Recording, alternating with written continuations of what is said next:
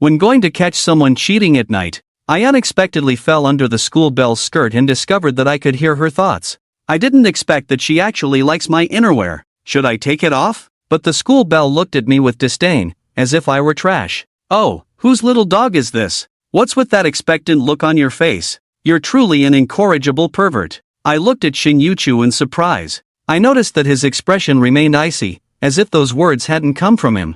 I wondered if I had written too much homework and was experiencing auditory hallucinations. Shin Yuchu, the recognized school belle of Bayan No. 1 High School, is extremely aloof towards outsiders. Very few people in the entire school can have a few words with him. I never expected that I would encounter Shin Yuchu right at my doorstep in the middle of the night. After a brief moment of surprise, I quickly got up from the ground and averted my impolite gaze. Shin School Bell, what are you doing standing at my door so late? At your door. Shin Yuchu slightly raised her eyebrows and glanced at the door in front of her. Isn't this 1003? Hi, the unit across is 1003. This is my home, 1001. I pointed to the door across from mine. With my guidance, Shin Yuchu nodded slightly. Oh, I must have gotten it wrong. Hee, I did it on purpose, otherwise, how could I talk to you? The door numbers are so obvious, how could I not know that the other side is 1003? Oof. I was taken aback and shook my head.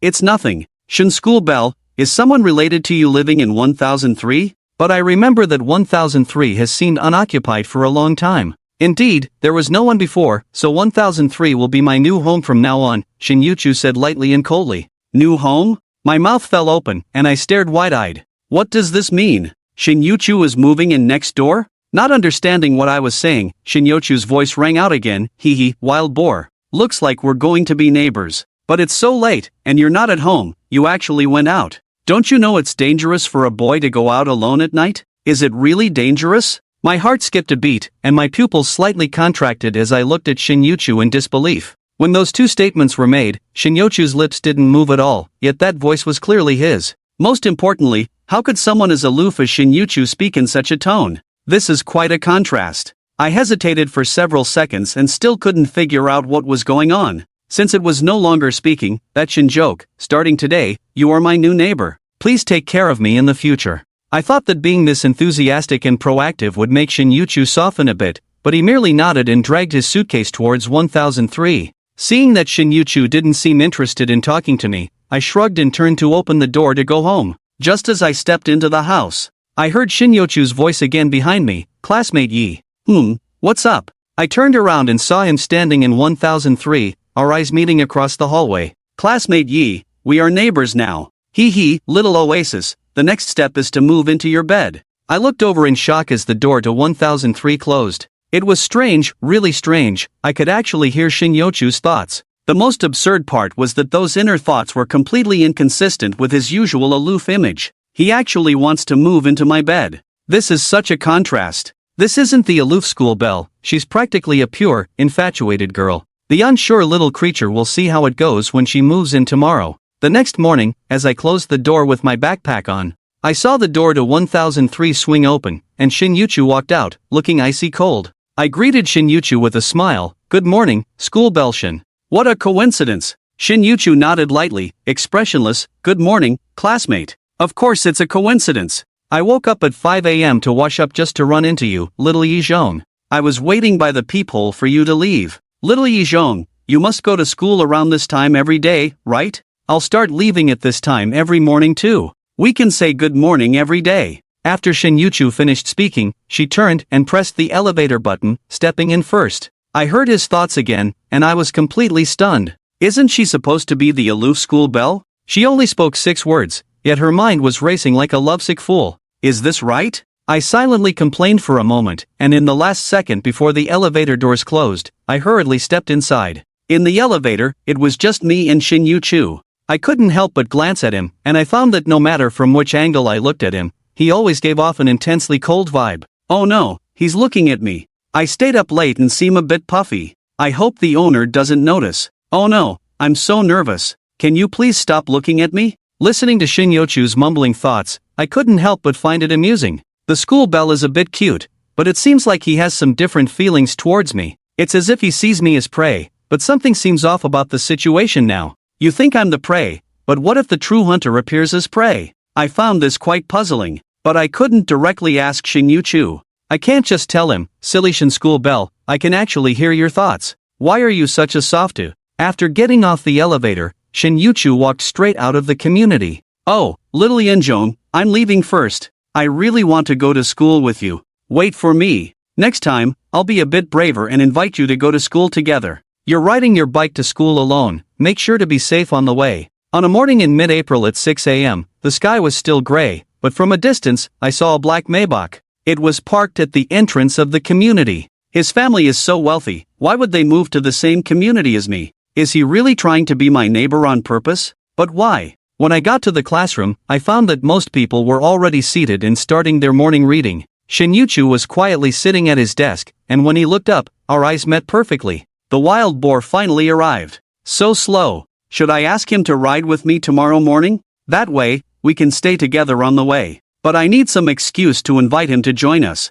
Ugh, so annoying. As expected, the next second, I heard Shin Yu-chu's chattering thoughts, and I completely forgot to maintain my indifferent expression. If others found out that Shin Yu-chu actually thinks like this, they'd be stunned. He might even be a bit too enthusiastic towards me, as I returned to my seat. At my own desk, my only best friend, Seon Kai, was lying on the desk, fishing. So I covered my face with a book, lowered my voice, and mysteriously said to Seon Kai, the school flower Shin moved in next door to me last night. Yeah, I received a guaranteed admission message from Beatty this morning. I widened my eyes in disbelief. What are you joking about? How could you possibly get guaranteed admission? You started this joke, Seon Kai, he said with a smirk. Come on, everyone knows the Shin family is loaded. How could Shin Yu-chu possibly move next to you? Believing you would be like believing the old Master Guan is the Jade Emperor. Seeing Seon Kai, I couldn't convince him otherwise, so I could only helplessly shrug my shoulders. The morning reading session quickly passed, and the first class on Monday was physics.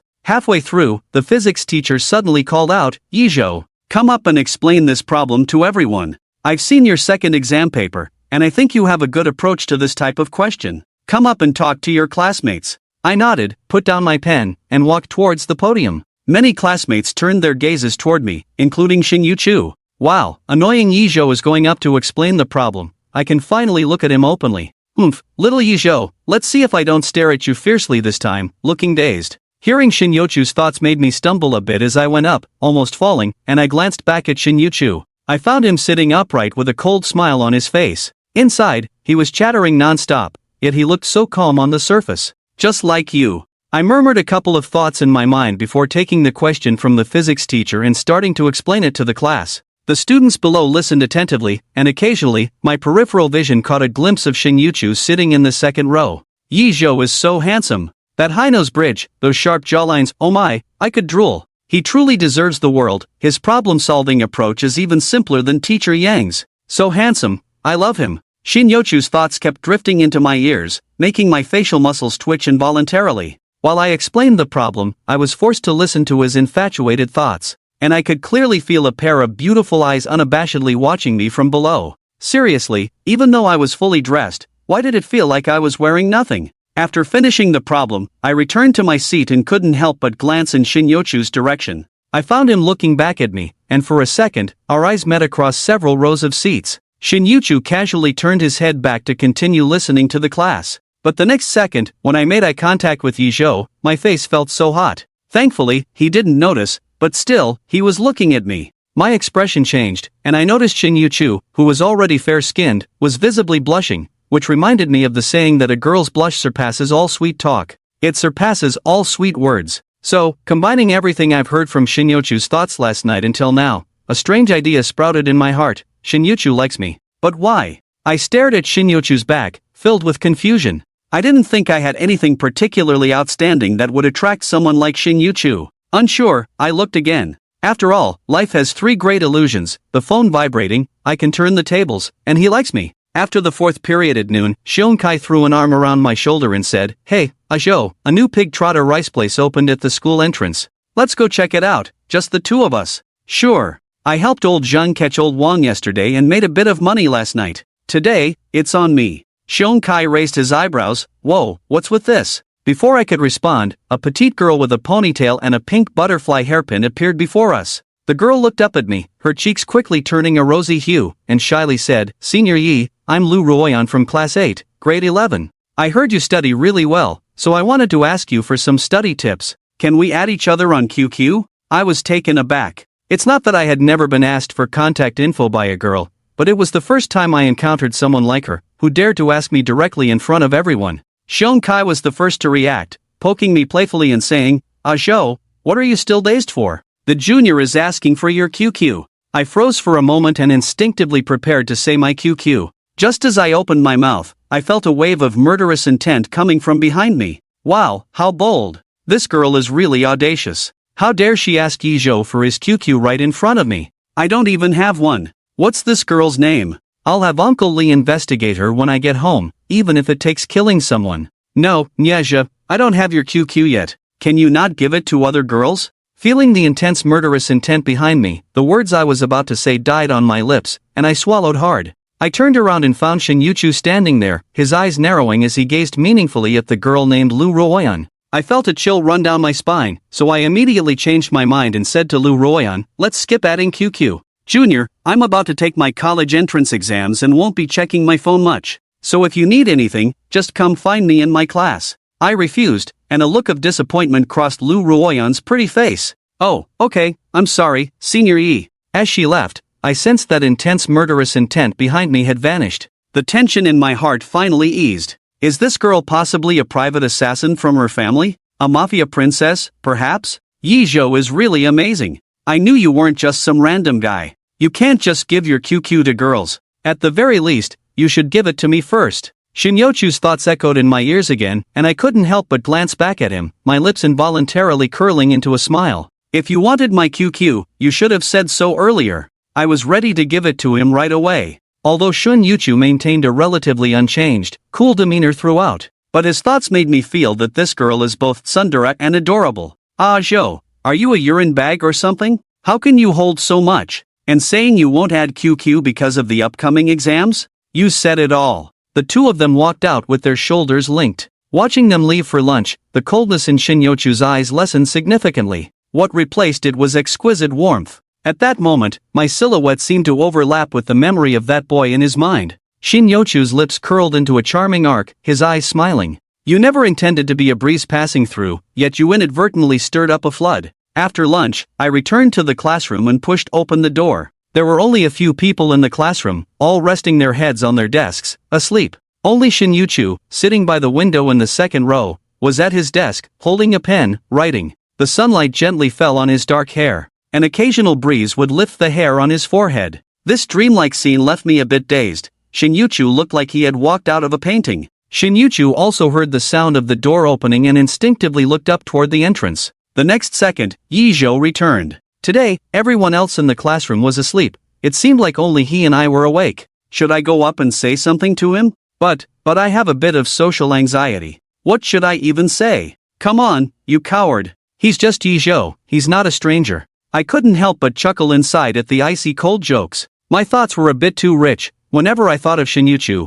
I only dared to whisper about him in my heart. So, I resolved to take the initiative and walk toward him. Seeing this, Shinyochu's expression slightly changed, and his brows furrowed. Why is Yi Zhou walking towards me? This is a good opportunity for Shinyuchu to talk to Yi Zhou. Be more proactive. Ignoring his thoughts, I took the initiative and said, after self-study tonight, I'll introduce you to Brother Zhang, who lives in room 1002. He should be at home resting well tonight. Shinyuchu nodded earnestly. He responded with a sound and returned to his seat to start writing. Just as I sat down, Shinyochu's thoughts began chattering non-stop. Yi Zhou took the initiative to talk to me. This should be the 7th time he's spoken to me since I transferred to the first high school. After evening self-study, he would introduce Brother Zhang to me. That's not the important part. What matters is that I can meet Yi Zhou alone after going home tonight. Hearing this, I couldn't help but look up and give Shinyuchu a strange glance. No way, he remembers how many times I've actively talked to him this clearly? The afternoon classes passed in the blink of an eye, and then the evening self-study incident occurred. A deafening clap of thunder broke the quiet atmosphere of the self-study session. The classmates in the class erupted in a chorus of wails. Shon Kai couldn't help but complain, "This is so annoying. I didn't bring an umbrella, and my uniform was just washed last night. If I get soaked in the rain again tonight, I'll have to wash it again." After waiting for a moment, Shon Kai thought I was busy solving problems. He turned to look at me and found that I was focused on staring at Shinyuchu ahead. Ah Zhou, what's up with you today? I've never seen you so interested in Shin Yuchu before. You're not falling for him, are you? I shook my head, denying it. I was just deep in thought, and I averted my gaze because of the sudden clap of thunder. It made me realize something I hadn't noticed before.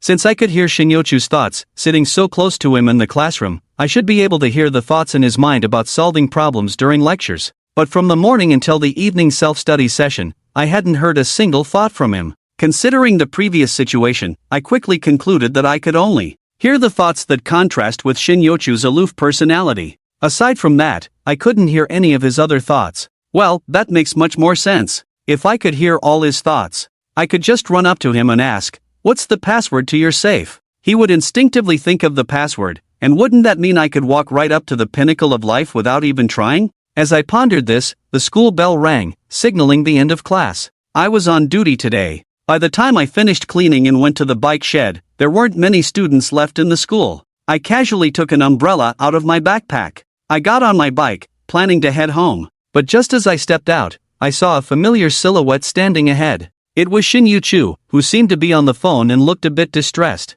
"Bai Shu, are you sure you can't make it?" "I'm really sorry, miss. The rain is too heavy tonight, and there have been several accidents on the road. I'm stuck in traffic and can't get through. Please wait a bit longer, I'll hurry to pick you up." "Please hurry, Uncle Lee. There aren't many people left at school, and I'm a bit scared being alone." After hanging up, Shin Yuchu looked up and saw me, appearing before him without my realizing it. A trace of surprise flashed in his eyes. "Classmates Xie, Yi Zhou, you finally came. I'm so scared being alone. With everyone else gone, standing next to your bike makes me feel a little less afraid. I'm sorry, but I heard your phone call just now. Is your family's driver unable to come pick you up?" Shin Yuchu nodded instinctively after straightening up. "Uncle Lee is stuck in traffic." I heard Shin Yuchu's whimpering thoughts. He was clearly very scared. After hesitating, I cautiously suggested, "Are you still going back to the apartment tonight? If the driver can't come for a while, I can ride my bike and take you back if you don't mind. I brought an umbrella.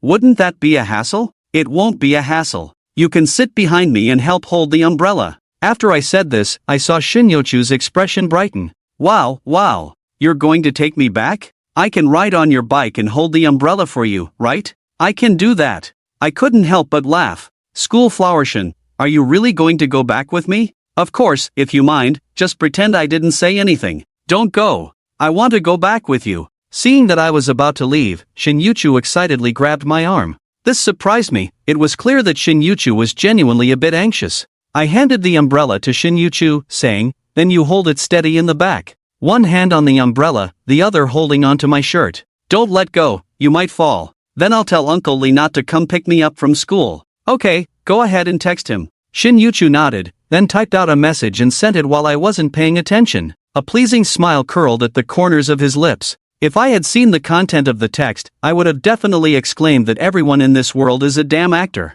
Uncle Lee is indeed offering to take me home. "You don't need to worry about me, he'll get me home safely." Boom, another muffled thunder sounded, and the rain showed no signs of letting up. Yi Chen rode his bicycle, with Shin Yuchu sitting sideways on the back seat, one hand carefully gripping his clothes while the other held the umbrella for him. From the perspective of a passerby, it was clear that the girl was worried about the boy getting wet, deliberately tilting the umbrella forward. Her clothes were already quite wet. Being so close to Shin Yuchu this time, the unique fragrance of a girl wafted into Yi Chen's nostrils. Yi Chen's heart fluttered, and he shouted over the sound of the rain, "Lin School Beauty, make sure to hold on tight. I can't afford to pay for any injuries if you fall." "Don't worry, I won't fall. Of course, I'm holding on tight. I even want to hug you directly. Falling wouldn't be a problem, then I'd have a reason to cling to you." "Can't afford it, huh? If you can't afford it, then you should just offer yourself to me." "Yi Chen, is there such a good thing?" Alright, if you say that, then I might just let you fall."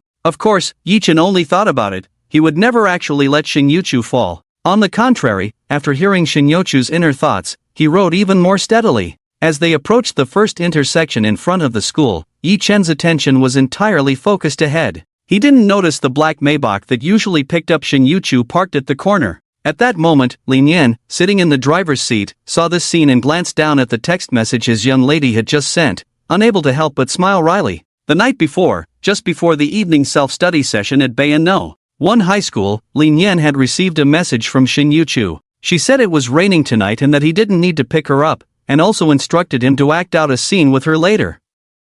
Thinking about how much effort his young lady had put in just to be able to go home with Yi Chen, Lin Yan couldn't help but sigh. "Miss, why go through all this trouble?" "Huff, Lin School Beauty, we're home." After riding back to the community, Yi Chen steadied the bike. Shin Yuchu nodded and got off, her gaze coolly directed at Yi Chen. "Thank you." Whoa, why did we arrive so quickly? Why does it feel like it took longer when Uncle Lee drove me here yesterday? I wanted to sit a little longer. It's not every day I can be this close to Yi Chen. Damn it, can it rain every day from now on? That way, I can ride Yi Chen's bicycle home every day. Yi Chen thought, if you ride my bicycle home every day and other boys from school see you, I'll be on the assassination list in no time. He smiled and said, "You're welcome, hurry upstairs, I'll introduce you to Brother Zhang." Okay. Yi Chen and Shin Yuchu took the elevator to knock on Brother Zhang's door at 1002. Ding dong! Ding dong! After pressing the doorbell several times with no response, Yi Chen couldn't help but hiss, "That's strange, Brother Zhang worked the night shift yesterday, so he should be off today.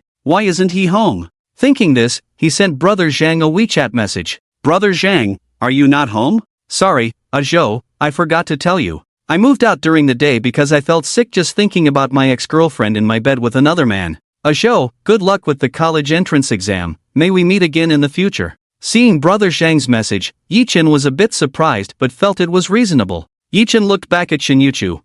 Brother Zhang has something to do, he moved out during the day, so I can't introduce you to him." Shin Yuchu's beautiful eyes brightened for a moment, then she nodded slightly. "Oh, that's fine, I'll head back then. Thank you for tonight." After Shin Yuchu finished speaking, she turned and walked towards 1003. And her inner voice came crashing in. "The tenant of 1002 has moved out, so that means it will just be me and Yi Chen left on the entire 10th floor? Awesome, awesome. I'll call Uncle Lee right away and have him rent out 1002 too. That way, no one will disturb me and Yi Chen anymore, and I can do whatever I want with him, hee. Yi Chen, hearing Shin Yuchu's jubilant inner voice, couldn't help but feel a headache. "Lin School Beauty, have you always been this bold?" Yi Chen returned home and started cooking for himself. Most students at school usually choose to eat in the cafeteria or outside at night, but with the little living allowance his aunt gave him each month, and with the college entrance exams approaching, he didn't have the energy to take on a part-time job. So saving a bit was better than nothing. He cooked his own dinner.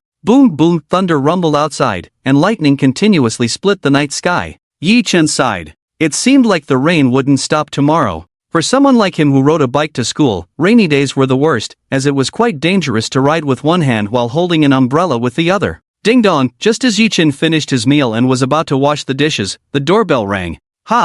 Who could it be at this hour? Yi Chen wondered as he went to open the door. As soon as he opened it, a pair of dazzlingly white legs came into view. It was Shin Yuchu. Shin Yuchu stood at Yi Chen's doorstep, wearing a light blue nightgown, with pajama pants that barely reached her knees. Those smooth, fair legs were exposed to the air without a care. Shin Yuchu's hair fell over her shoulders, and the dim yellow light in the hallway cast a beautiful, sculpted glow on her flawless face. In her usually cold eyes, there was a hint of unease, and her red lips parted slightly. "Yi classmate. Lin School Beauty, is there something you need? Are you free right now? It seems like my window is broken, I can't close it, and it keeps rattling in the wind. I'm a bit scared." Shin Yuchu bit her lip, and after saying this, a quick blush spread across her fair cheeks. "Shin Yuchu, you're so timid, Yi Chen must think you're a nuisance. But I really am scared, I keep feeling like something is going to crawl in through the window." Yi Chen shifted his gaze away from Shin Yuchu's legs. "It's probably just an old screw that's stuck.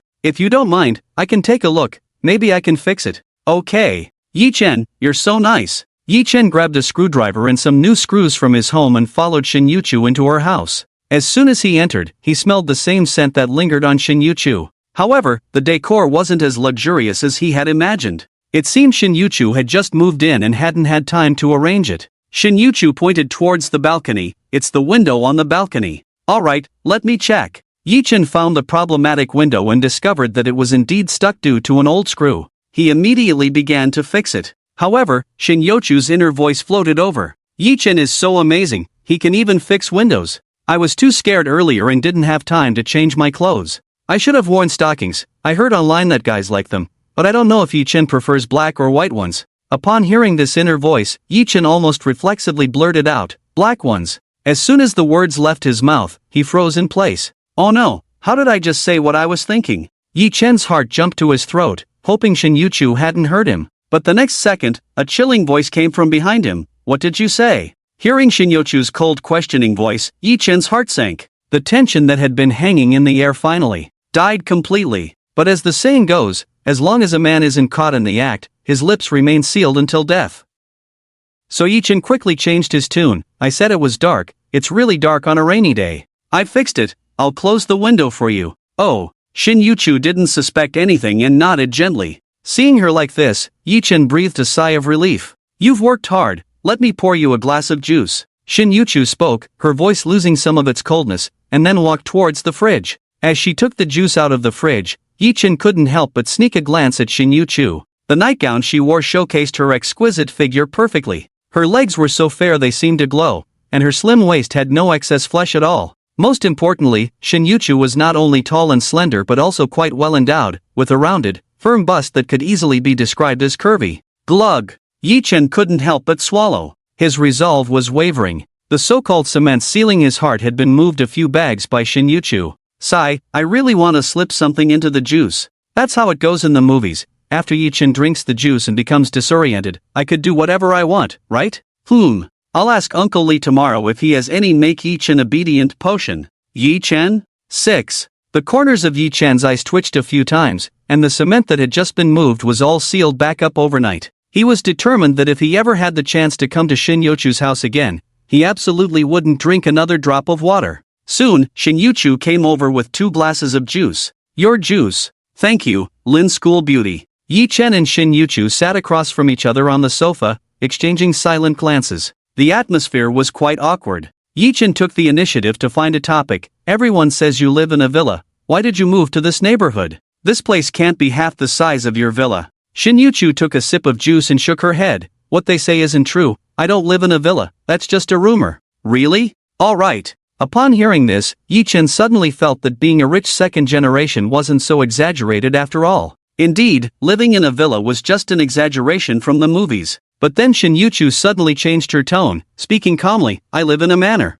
"Put." Yi-chen almost spat out the juice he had just sipped. All right, so a villa is too small, ha? Damn it, lice don't hurt, but the truth is a sharp knife. Ignoring Yi-chen's dumbfounded expression, Shin-Yuchu continued, "I live here because the college entrance examination is approaching, and it's closer to school, allowing me to rest a bit longer in the morning. On weekends, I still have to go back home. Good thing I had an excuse ready. I can't just tell you I moved here specifically for you, right?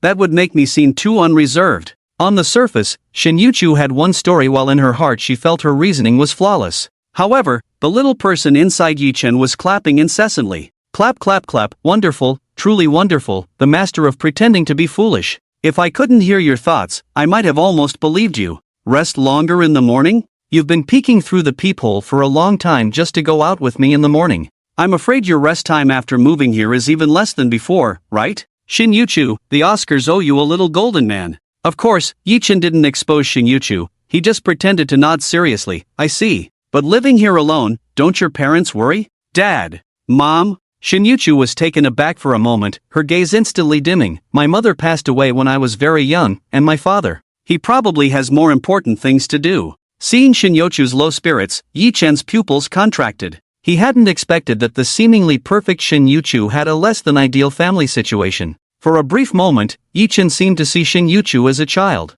With her mother gone and her father busy with work, she could only sit alone, hugging her knees in a room full of dolls. I'm sorry, Lin School Beauty, I didn't mean to, I didn't know about your mother. It's fine. Shin-Yuchu shook her head slightly, her expression quickly returning to her usual aloof demeanor. Yi classmate, I'm a bit tired. Oh, okay, then I'll head back first. We can add each other on QQ, and if something like the broken window happens again, you can message me. I don't have QQ. I'll register tomorrow and add you then. Yi-chen wasn't foolish. Hearing Shin-Yuchu's words, he tactfully got up to leave. During the day, Shin-Yuchu had wanted to add him on QQ, but now she said this, clearly indicating she was in a bad mood. However, as he reached the door, Yi-chen couldn't help but glance back at Shin-Yuchu. Strange. Ever since Shin-Yuchu mentioned her parents, he hadn't heard any of her inner thoughts. At that moment, did she have no contrasting inner voice? The next morning, Yi-chen still left for school at 6 o'clock. Sure enough, as soon as he opened the door, Shin-Yuchu, who lived in 1003 across the hall, also opened her door.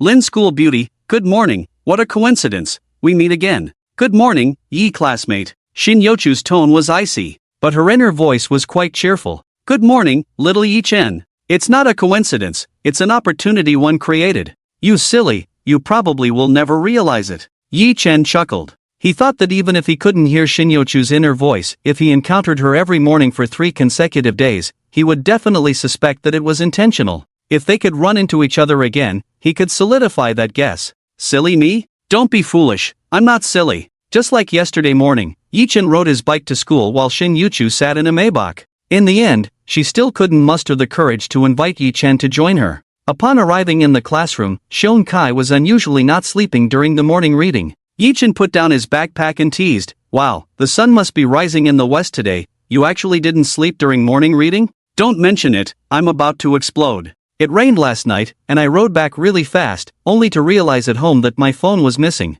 In a fit of anger, I went out in the pouring rain to look for it, and guess what? In a fit of anger, I got angry for nothing and found nothing." Shon Kai's face was filled with despair, and he looked completely defeated. Yi Chen chuckled, "Losing it is just right. The college entrance exam is coming up, so this will help you quit your phone habit and focus on studying." "No way, tomorrow is a holiday. I was planning to push for the national first level exam with Han Xin. Now without my phone, I'm completely done for." Yi Chen frowned. "Tomorrow is Wednesday, what holiday? I knew you would forget. Didn't the old class say last week that the first and second years have academic level exams this week? Our school is a testing site this year, and the third years get 3 days off." Hearing Shon Kai say this, Yi Chen finally recalled a bit. Seeing Yi Chen remember, Shon Kai continued to persuade him, "Joe, since my phone is lost, let's go play at the esports hotel tomorrow during the holiday. This time, it's on me." "Not going, I need to review." "That's not conflicting. We can go play in the morning and then study together in the afternoon. It's all about balancing work and rest."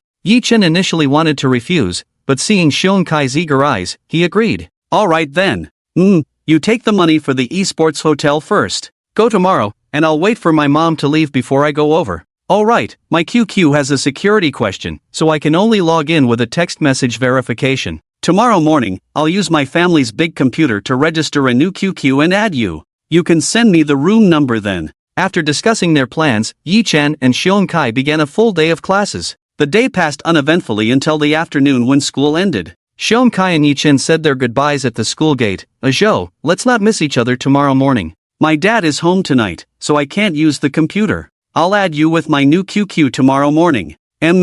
Just as Yi Chen finished saying goodbye to Shon Kai, Shin Yuchu walked up to him. Her eyes were clear and bright as she approached Yi Chen, her expression cool as she extended her delicate hand. "Give it to me." "Huh? What?" Yi Chen looked confused. Shin Yuchu frowned. "Your QQ number. You said last night you would add me on QQ. I'm going back to the manor today, and I have time to register and add you." "Oh, right. Remember this, 150 asterisk asterisk asterisk asterisk asterisk asterisk asterisk. Humph, finally got Yi Chen's QQ number. The bolder the person, the bigger the harvest. Today I dare to add his QQ, tomorrow I'll dare to pounce on him. Yi Chen, I don't believe it, unless you try pouncing on someone." After getting Yi Chen's QQ, Shin Yuchu turned and got into a Maybach and left. Watching the taillights of the Maybach, Yi Chen pinched his chin and muttered to himself, "No wonder so many people at school were asking about Shin Yuchu's QQ and got no response. It turns out she didn't have one at all. But, with so many people at school dreaming of adding the school beauty's QQ, I just stood here and got added?" Yi Chen went back and reviewed for the whole night, washing up and getting into bed early to rest. Before sleeping, he still hadn't received Shin Yuchu's friend request. She wouldn't have forgotten, would she? That shouldn't be the case. Yi Chen felt a bit puzzled but didn't think much of it and soon fell asleep. Early the next morning, he took the money Shon Kai gave him and headed to a Mumu hotel. Arriving at the hotel front desk, Yi Chen smoothly handed his ID to the receptionist. "Hello, I'd like to book a double esports room. Your room is on the 5th floor, room number 5010. Enjoy your stay." Yi Chen took the room card and whistled as he found his room. Opening his phone, he indeed found a friend request from a QQ account with a little penguin avatar, level 0. No need to think, it must be Shon Kai. Yi Chen accepted the request and quickly typed, "A Mumu Hotel, room number 5010. Meanwhile, at Shon Kai's home, Shon Kai saw that it was already 8 o'clock, time to go to work, but his mom hadn't left yet, and he was anxious. "Oh no, I need to quickly apply for a QQ number to add a Zhou, or I won't even know the room number." Shon Kai steeled himself, not caring that his mom was still at home, and sneaked into the study. He turned on the family's big computer, preparing to apply for a new QQ. However, as soon as the computer booted up, Seon-kai felt a sharp pain in his ear and couldn't help but scream, "Ouch, ouch, ouch. Mom, stop pulling my ear, it's going to come off." When Seon-kai turned around, he saw his mom squinting at him. His heart sank. This is bad. His mom wouldn't let go. Instead, she tightened her grip and scolded, "Seon-kai, you little brat, the college entrance exam is coming up, and you're still playing games? You lost your phone and can't play, and now you won't even leave our big computer alone? I think you're really hungry." "Mom, I made plans with Yi-chen to review together today. I just wanted to log into QQ to contact him." Don't use Yi-chen as an excuse. If you really cared about studying, even a dog wouldn't eat shit. Seon-kai's mom knew her son's nature too well and shot back without holding back.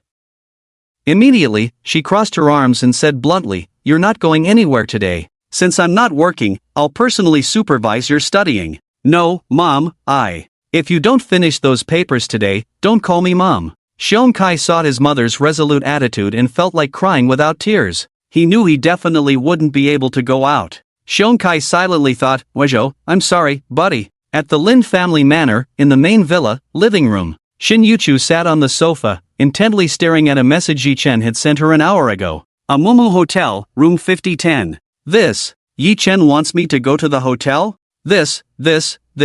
We just added each other on QQ, and our relationship hasn't progressed at all. Is this too fast? But he's Yi-chen, should I go or not? If I go, should I wear a little dress? The weather seems nice today, it shouldn't be cold. Maybe I should pair it with black stockings. Oh dear, but if I really go, will Yi-chen think I'm a very easy girl?" Shin Yuchu sat on the sofa, deeply conflicted, both happy and scared. She was happy that Yi-chen actually wanted to invite her out alone. She was scared because the place was a hotel. Although she didn't resist Yi-chen, they were still in high school. Thus, Shin Yuchu spent a full hour in turmoil, unable to decide whether to go or not. "Hello? What's going on? Did your mom catch you when you turned on the computer?" Yi-chen was stunned when he received a call from Seon-kai using his mom's phone. Seon-kai lamented, "Yeah, my mom insists that I finish the papers before I can go out. Today, I'm completely done for. Ajo, Beep beep beep." Before Seon-kai could finish, Yi-chen hung up. Seon-kai looked at his phone in confusion, thinking Yi-chen must be angry to hang up so quickly. But he didn't dwell on it, planning to treat him to a meal next time they met. What Seon-kai didn't know was that when Yi-chen realized he hadn't actually added him on QQ, he felt like the sky was falling. If that new account isn't Seon-kai, then it can only be Shin Yuchu. Damn, the sky is falling. The moment Yi-chen thought about the message he sent with the room number actually going to Shin Yuchu, his scalp tingled. He glanced at his phone, relieved that Shin Yuchu hadn't replied and hadn't actually come over. If Shin Yuchu's family found out she was going to a hotel with a boy, wouldn't she be killed in an instant, then sealed in a concrete barrel and thrown into the sea? Yi-chen quickly took out his phone and edited a message to Shin Yuchu. "Sorry, Lin School Beauty, don't take the message I just sent seriously, I sent it to the wrong person." This time, Shin Yuchu replied instantly. On the other end, Shin Yuchu, who had been looking infatuated and conflicted, suddenly turned cold. Yes, it wouldn't be an exaggeration to say it was absolute zero. Sent to the wrong person? So, Yi-chen originally intended to send this message to another girl? In that moment, Shin Yuchu no longer felt conflicted. She narrowed her eyes, her beautiful gaze filled with endless fury. "Alright then. Today, I want to see which girl dares to go." Shin Yuchu immediately took out her phone and called Lin Yan, her voice as cold as ice. "Uncle Lee, prepare the car, right now." Meanwhile, Yi-chen, sitting in the esports hotel, looked at Shin Yuchu's reply and quickly typed an explanation. "Lin School Beauty, I'm really sorry, Seon-kai had planned to play games with me at the esports hotel today, and I meant to send the room number to him, but I sent it to the wrong person. Please don't misunderstand, I really didn't mean to send that to you, I have no intention of inviting you to the hotel." After Yi-chen sent the message, he waited for a while and noticed that Shin Yuchu no longer replied. He let out a sigh of relief. Phew. It should be fine now, she definitely won't come, at most she'll think I'm too frivolous. I've really messed up this time. Yi-chen forced a bitter smile, then shifted his focus back to the computer.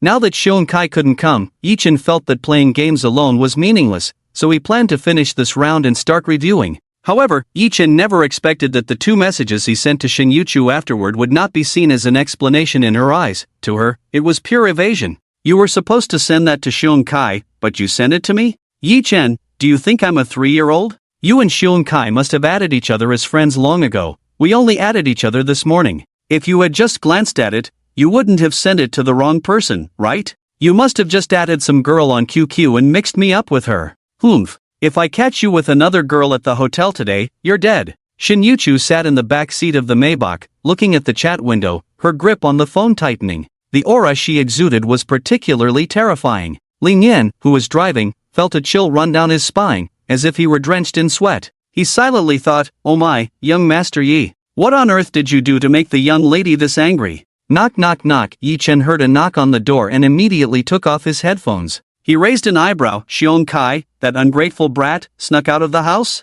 He's got some guts, not even afraid of his mom now. Yi Chen didn't doubt it and ran over to open the door, even glancing outside before quickly returning to his seat to continue playing the game. While playing, he said to Xiong Kai, "Alright, if your mom finds out, do you still dare to come to the hotel? If we get caught here, we're done for. You should go wash up first, you're pretty dirty." Yi Chen, are you trying to die? Did you really invite another girl to the hotel? And you're so calm, just telling her to wash up. Yi Chen, what kind of person are you? Hearing this piercing thought, Yi Chen trembled while playing the game, nearly sliding off his gaming chair. He turned his head in disbelief. There was no Xiong Kai at all. Standing right in front of him was Shin Yuchu, looking radiant, exuding an icy aura that was simply too cold. No. How did Shin Yuchu get here? Yi Chen stammered, Lin School Beauty, why are you here? You sent me a message asking me to come. I already explained, I sent it to the wrong person, I meant to send it to Xiong Kai. Shin Yuchu let out a cold laugh. If it was Xiong Kai, then why did you just say that if his mom caught him, he would be done for?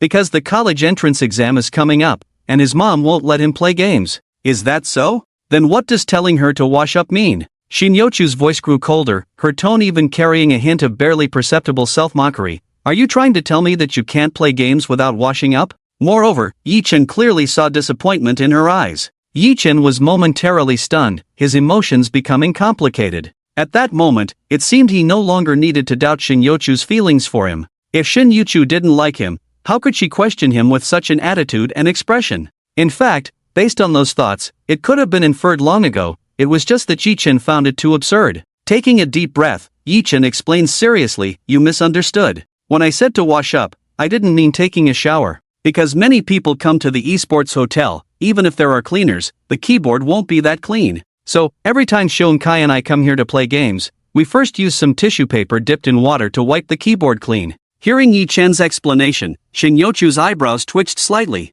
The oppressive coldness around her dissipated significantly. However, Shin Yuchu still felt half convinced. "But you must have added Xiong Kai as a friend for a long time. How could you confuse the two of us?" "That's easier to explain. Xiong Kai lost his phone the night before, and he needs SMS verification to log into QQ, so he had to apply for a new QQ account at home to add me. I had to send him the room number. As a result, when you added me as a friend in the morning, I thought it was Xiong Kai." After hearing this, Shin Yuchu squinted her eyes, looking down at Yi Chen, who was sitting in the esports chair. She seemed to be contemplating the truth of his words. The atmosphere in the room instantly fell silent. A minute later, "If that's the explanation, it doesn't seem to be a problem? It seems I misunderstood Yi Chen. My attitude and tone just now were basically questioning Yi Chen, but we're only classmates now. Wouldn't that make Yi Chen think I'm being unreasonable? Shin Yuchu, how can you forget the saying that impulse is the devil? So foolish. I was so angry just now that I rushed in without thinking. What should I say now? This is so socially awkward." Hearing Shin Yuchu's inner thoughts again, Yi Chen also realized. Hiss. Right. Shin Yuchu and I are just classmates, at most neighbors now. Even if she found out I really invited another girl to the hotel, it doesn't seem like anything terrible would happen. So why did I feel such a sense of urgency, like I was caught cheating and had to explain myself? Seeing Shin Yuchu's embarrassment as she fidgeted with her toes, Yi Chen took the initiative to break the silence. "Lin School Beauty, do you believe I sent the wrong message now?" I misunderstood. "Then, if there's nothing else, you can go back, Lin School Beauty. It wouldn't be good if someone saw you with a boy in a hotel." Yi Chen didn't dare to be alone with Shin Yuchu in the hotel room for too long. If the Lin family found out, he would be in big trouble. Shin Yuchu didn't leave. Instead, she looked around the entire room and finally fixed her gaze on another computer next to Yi Chen. She pointed at the computer with her fair, delicate fingers, her tone cold. "I also want to try playing games." "Go back? Little Yi Chen, you called me here. Now that I'm here, I definitely won't leave so easily. Hee hee, classic now that I'm here. Yi Chen muttered in his heart, then said, "You can play, but maybe don't play here? Why? Why can Xiong Kai play, but I can't? That big black egg can play with you, am I not prettier than him? Boo-hoo, did you really invite another girl?" Hearing her inner thoughts, Yi Chen felt a wave of darkness. Xiong Kai is a bit dark, but he's at most tanned. Calling him a big black egg might have some personal grudges involved. Alright, if you think it's fine, then go ahead and play. What games do you know how to play? I can play anything. Shin Yuchu raised her chin and said with a slightly proud tone. This expression surprised Yi Chen. It seemed Shin Yuchu was actually a hidden gaming addict. 10 minutes later, Yi Chen's face was completely dark. Lin Schoolflower, let me ask you if you can play LOL. You said you were very good, but when we got in, you couldn't even use your skills. You said it was a keyboard problem. Then we switched to PUBG, and when someone got close to you, you didn't even hold down the left mouse button to shoot. Even aimbots don't play that badly. You said it was a mouse problem. Now we're playing Plants vs. Zombies. Why did you plant the sunflower in the first row? You can't be telling me this is a computer problem, right? It's not a computer problem. Shin Yuchu paused for a moment, turning her head to look at Yi Chen. A hint of determination flickered in her cool gaze. This is to protect our brains from being eaten. 6. Yi Chen laughed in anger. Shin Yuchu was not a gaming expert at all. She was completely a novice who had never played computer games. Yet, she was both bad and loved to play. Forget it, Lin Schoolflower, let's not play if you're so bad. I'm not bad. Shin Yuchu was very dissatisfied with being called bad. With a serious expression, she asked, then why are you so good at it? Nothing special, just practice makes perfect. After hearing this, Shin Yuchu pouted, refusing to get up, insisting on continuing to play. With no other choice, Yi Chen found a minigame on 43.99 and Open Forest Fireman for her to play. This time, Shin Yuchu finally had a gaming experience. She focused intently on the screen, her slender fingers clumsily tapping on the keyboard. Her beautiful eyes gradually sparkled with joy. Yi Chen, what's the name of this game? Forest Fireman. Oh. Shin Yuchu nodded and then clicked to the next level. Seeing Shin Yuchu play the game like a child, Yi Chen couldn't help but laugh and began to observe her. Until today, Shin Yuchu had no QQ and had never played any games. It was clear that she seemed to have had very little online entertainment since childhood. Moreover, knowing that Shin Yuchu had no mother's love in her childhood and that her father worked away for long periods, she spent her time alone in a large house with only servants and a butler around. Yi Chen could easily guess that Shin Yuchu's aloof personality was forced to develop. She had little social interaction both in reality and online, making her cold and socially anxious a natural outcome. While Yi Chen was deep in thought, Shin Yuchu suddenly turned her head. This game has a 2-player mode, you should play with me. Isn't that a bit inappropriate? Why not? Whoa, it must be that I was too bad at the other games earlier, making Yi Chen unwilling to play with me now. Shin Yuchu, you really are so dumb. Even someone as simple-minded and physically strong as Xiong Kai can understand it, why can't you? Yi Chen's eye twitched, almost bursting into laughter. It turned out that Big Black Egg was just Shin Yuchu's nickname for Xiong Kai. Simple-minded and physically strong was the true understanding of Xiong Kai. Fair, correct, and to the point. Xiong Kai, who was frowning and doing his homework, suddenly sneezed twice in a row. He scratched the back of his head, his eyes clear yet foolish. Did I catch a cold from getting rained on the night before last? Facing Shin Yuchu's invitation, Yi Chen waved his hand. No, you play by yourself. I've been tired of these minigames since elementary school. There's no way I'm playing with you. 5 minutes later, Yi Chen sat beside Shin Yuchu, frantically pounding the keyboard, drenched in sweat, stuck on a certain level for ages. Shin Yuchu had already passed it, but he just couldn't get through. Yi Chen cursed under his breath. This isn't scientific. Why can you pass the level, but I can't? Shin Yuchu raised an eyebrow, as calm as ever. Nothing special, just practice makes perfect. Her words were like Garen's light words, silent yet breaking through defenses. Yi Chen's face instantly turned red. He didn't expect to be retorted by Shin Yuchu so quickly. The two sat together playing for half an hour, and the time approached nearly 11 o'clock. Lin School Beauty, how about we call it a day? But I haven't had enough fun yet. Shin Yuchu showed a rare expression of dissatisfaction. Yi Chen couldn't help but smile wryly. She was really getting addicted to the game. However, he and Shin Yuchu had already been alone in the hotel room for an hour, and he wasn't sure if the driver waiting downstairs would report this to the Lin family. So Yi Chen lied, let's play another time, it's getting late, and I need to start reviewing. You should head back soon. You review your stuff, and I'll play mine, I won't disturb you. But this isn't a place for studying. Yi Chen was determined to leave the hotel today. Shin Yuchu squinted her eyes, Are you trying to chase me away? After being exposed, Yi-chin wasn't flustered at all. Of course not. Look, my backpack is over there, filled with practice questions and test papers. I had originally agreed with Shion Kai to play the game and then review. Oh. Seeing the backpack not far away, Shin Yuchu stopped insisting on continuing the game. She got up and walked outside. Time flies, I haven't had enough fun with Yi-chin yet. But I have to let it go, he needs to review, and I can't disturb him. To ensure Shin Yuchu would really leave the hotel, Yi-chin pretended to pick up his backpack and left the room with her. He planned to return to the room to study after she left. Maybe Shion Kai could sneak out to play a bit in the evening. But Yi-chin miscalculated. As they passed the front desk, Shin Yuchu, who was walking in front, suddenly stopped. Why aren't you checking out? Just as I thought, Yi-chin just wants to chase me away. Then when I leave, he'll call another girl over. Yi-chin took a deep breath and directly went to check out. If I don't check out this room in front of her, I won't be able to shake off the accusation of calling another girl to the hotel. When Yi-chin returned after checking out, he indeed noticed that the cold aura around Shin Yuchu had lessened a bit. I really misunderstood little Yi-chin. He really just wanted to play games with Shion Kai, now I can relax. After leaving a Momo hotel, he bid farewell to Shin Yuchu. Yi-chin simply chose the nearby city library, planning to review there in the afternoon. He found a quiet corner on the second floor, then took out his practice questions and placed them on the table, ready to go all out.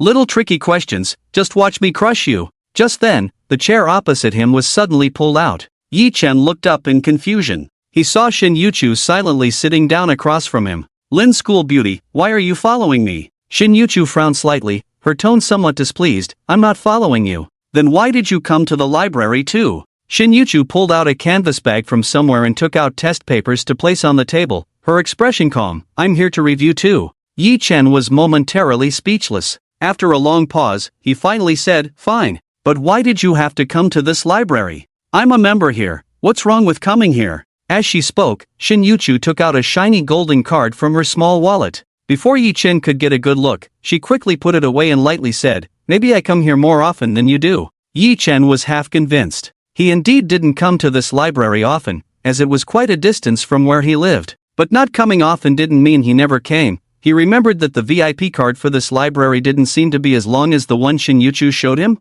Shin Yuchu couldn't be just casually waving a card to fool him, could she? Lin School Beauty, that's not right. I remember the city library's VIP card isn't that long. Classmate Yi, you've disturbed my studying. Shin Yuchu didn't even look up, directly interrupting Yi-chin. Oh dear. Yi-chin, you're so annoying. If you keep asking, I might just slip up. I just wanted to spend a little more time with you. But it seems Yi-chin likes to review in the library. I'll have to come here more often to run into him. When I get back, I'll have Uncle Lee help me get a VIP card for every library in Bayan. Next time, I definitely won't slip up. Yi-chin. Although he knew Shin Yuchu's family was quite wealthy, he still wanted to say he was sorry for the disturbance. To run into him, she was willing to spend a fortune to get a membership card for every library in Bayan.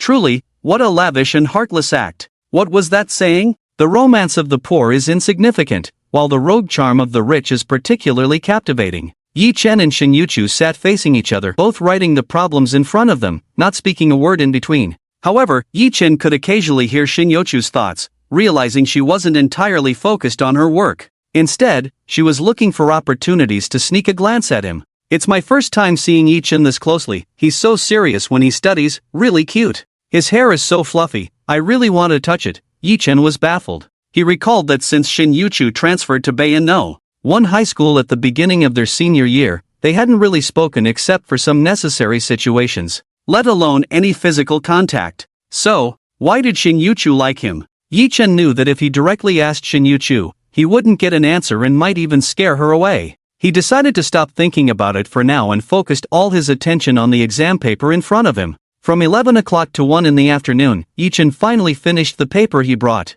He sat up straight, stretched lazily, and smoothly capped his pen, like a dragon soaring into the sky. Clingy exam paper, I've filled your tricky questions with answers. I'll take this knowledge and will send you my grades later. Alright, you're useless now, so roll off my desk. Yi-chin muttered to himself, satisfied as he put away the exam paper. He looked up at Shin Yuchu sitting across from him. Lin School Beauty, I'm done. Me too. After a pause, Shin Yuchu added, I'm planning to head back. Sigh, although I feel a bit reluctant, there's no choice. I've been with Yi-chin since morning, and just now I deliberately came to study with him. If I make up another excuse to cling to him, I'll definitely be found out. I don't know when the next opportunity like this will come. Yi Chen's gaze dropped slightly, suddenly changing the subject. Lin, school beauty, it's just about mealtime. If you're not in a hurry to go back, how about we grab a meal together? Shin Yochu's eyes instantly lit up. She quickly grabbed her canvas bag and stood up from her chair with a whoosh. But the next second, she saw Yi Chen's astonished expression.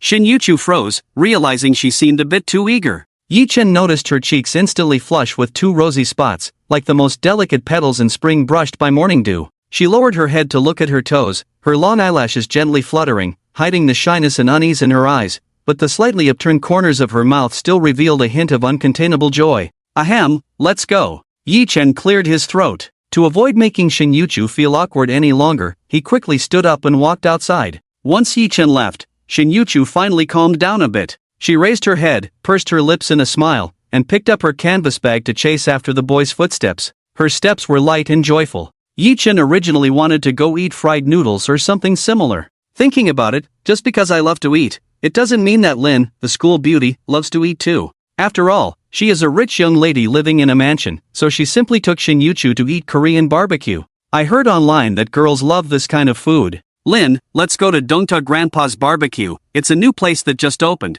and the reviews online say it's quite good. With Shin Yochu's agreement, Yi Chen prepared to call a Didi on his phone. But soon, a black Maybach smoothly stopped in front of them. Shin Yochu smiled slightly. No need to call, let's take my family's car. Hee, little Yi Chen, this time I can finally trick you into my family's car, right? Yi Chen raised his eyebrows, his tone very displeased. What do you mean? Is having a car something to be proud of? Just because you have a Maybach, you look down on Didi? Saying this, he opened the car door and sat down, seriously stating, today, I want to see what's so great about this Maybach. In fact, as soon as Yi Chen sat in the car, he almost let out a comfortable sigh. Damn! This Maybach S680 is indeed quite comfortable. The Maybach is truly impressive. Shin Yochu smiled and also got into the car. The driver, Lin Yan, turned around with a smile and asked, Miss, young Master Yi, where are we going? To Dongta Grandpa's barbecue. Okay, miss. Lin Yan nodded, and the car quickly drove off. But Yi Chen instantly furrowed his brows. His expression became particularly vigilant, and he looked sharply at Lin Yan.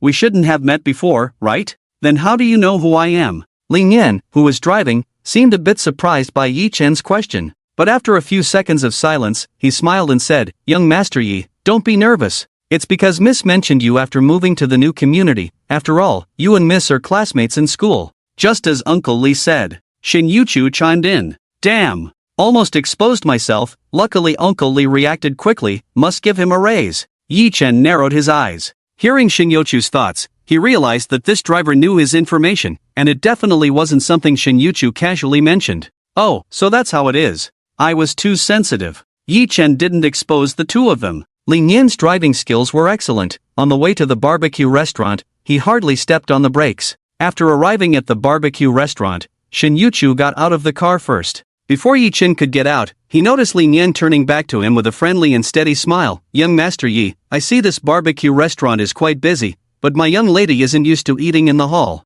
So, could I trouble you to take my young lady to a private room later?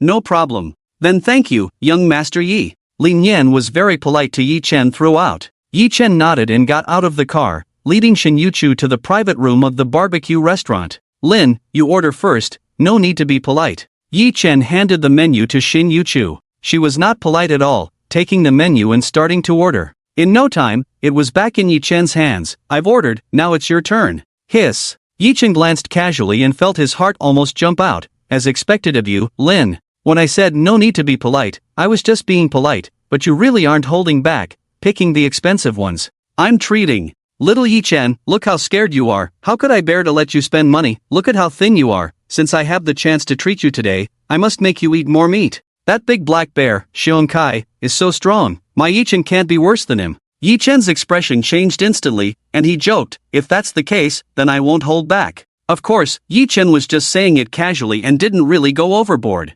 Shin Yochu had already ordered a lot. He only symbolically pointed at a few items before handing the menu to the waiter. Yi Chen silently thought to himself that after the college entrance examination, he would definitely treat her to a meal. He didn't like owing anyone anything, especially not girls. Damn it! Miss Lin, who taught you to just throw such a big piece of meat on the grill like that? Be careful when you put the meat on the grill, it might burn you and leave a scar. And also, don't use the chopsticks that touched raw meat to pick up cooked meat. What if there are meat worms or something? After they started eating, Shin Yochu's clumsy handling left Yi Chen dumbfounded. Well, not only was she bad at games, but she was also a bit of a mess when it came to eating. In helplessness, Yi Chen simply took over the entire table by himself. Each time he grilled the meat, he would use the serving chopsticks to hand it to Shin Yuchu. This scene made Shin Yuchu feel a bit embarrassed. She spoke with a hint of apology. Sorry, Yi Chen. I rarely eat out. Usually, when I eat similar things, it's the servants at home who help me, so. Whoa, Yi Chen, don't be mad at me. I'll work hard to learn when I get home. I'll fire all the servants when I get back. I absolutely can't let Yi Chen think I'm some useless little waste anymore. But Yi Chen looks so handsome and gentle while grilling the meat. I'm already a bit full before we even start eating. Hee. Is this what they call a feast for the eyes? Slurp. Yi Chen suppressed the urge to laugh and said with a straight face, It's fine, let's eat while it's hot. Thank you. And so, Yi Chen was in charge of grilling the meat while Shin Yuchu was in charge of eating. After that, neither of them spoke. Yi Chen felt the atmosphere was awkward but didn't know what to say. TSK. You have so many thoughts, yet you don't say a word. Yi Chen couldn't help but complain inwardly. Unexpectedly, just as this thought crossed his mind, Shin Yuchu took the initiative to speak. Yi Chen, the college entrance exam is coming up soon. Which university do you want to go to? Yi Chen didn't answer immediately. He wanted to hear Shin Yuchu's thoughts. But in the next few seconds, Shin Yuchu didn't say a single word. Strange, really strange. In shock, Yi Chen had no choice but to answer, Bayan Jiatong University, I guess. Upon hearing this answer, Shin Yuchu's eyes slightly lowered, perfectly concealing the surprise that flashed in her eyes. She calmly took a sip of water. Why did you choose this university? Just because, mainly because it's the best double first-class university in Bayan. Actually, it doesn't matter which school, as long as it's far from that so-called home. Yi Chen paused, his expression slightly changing. Speaking of which, I seem to have made a promise with someone when I was young to go to Beijing University, but it was so long ago that I can't remember it clearly now. A promise? What kind of promise? Creak. Before Shin Yuchu could finish her sentence, the door to the private room was pushed open. Ling Yin rushed in with an anxious expression, his tone urgent. Miss, the master is back. I need to take you back to the manor immediately. But Uncle Lee, I haven't finished eating with Yi Chen yet. That's true, but you know the master's temper. If we don't go back now and he finds out I let you sneak out, I'm afraid. As Ling Yin spoke, he glanced at Yi Chen and didn't continue. Shin Yuchu frowned, showing an extremely reluctant expression. I don't want to go back.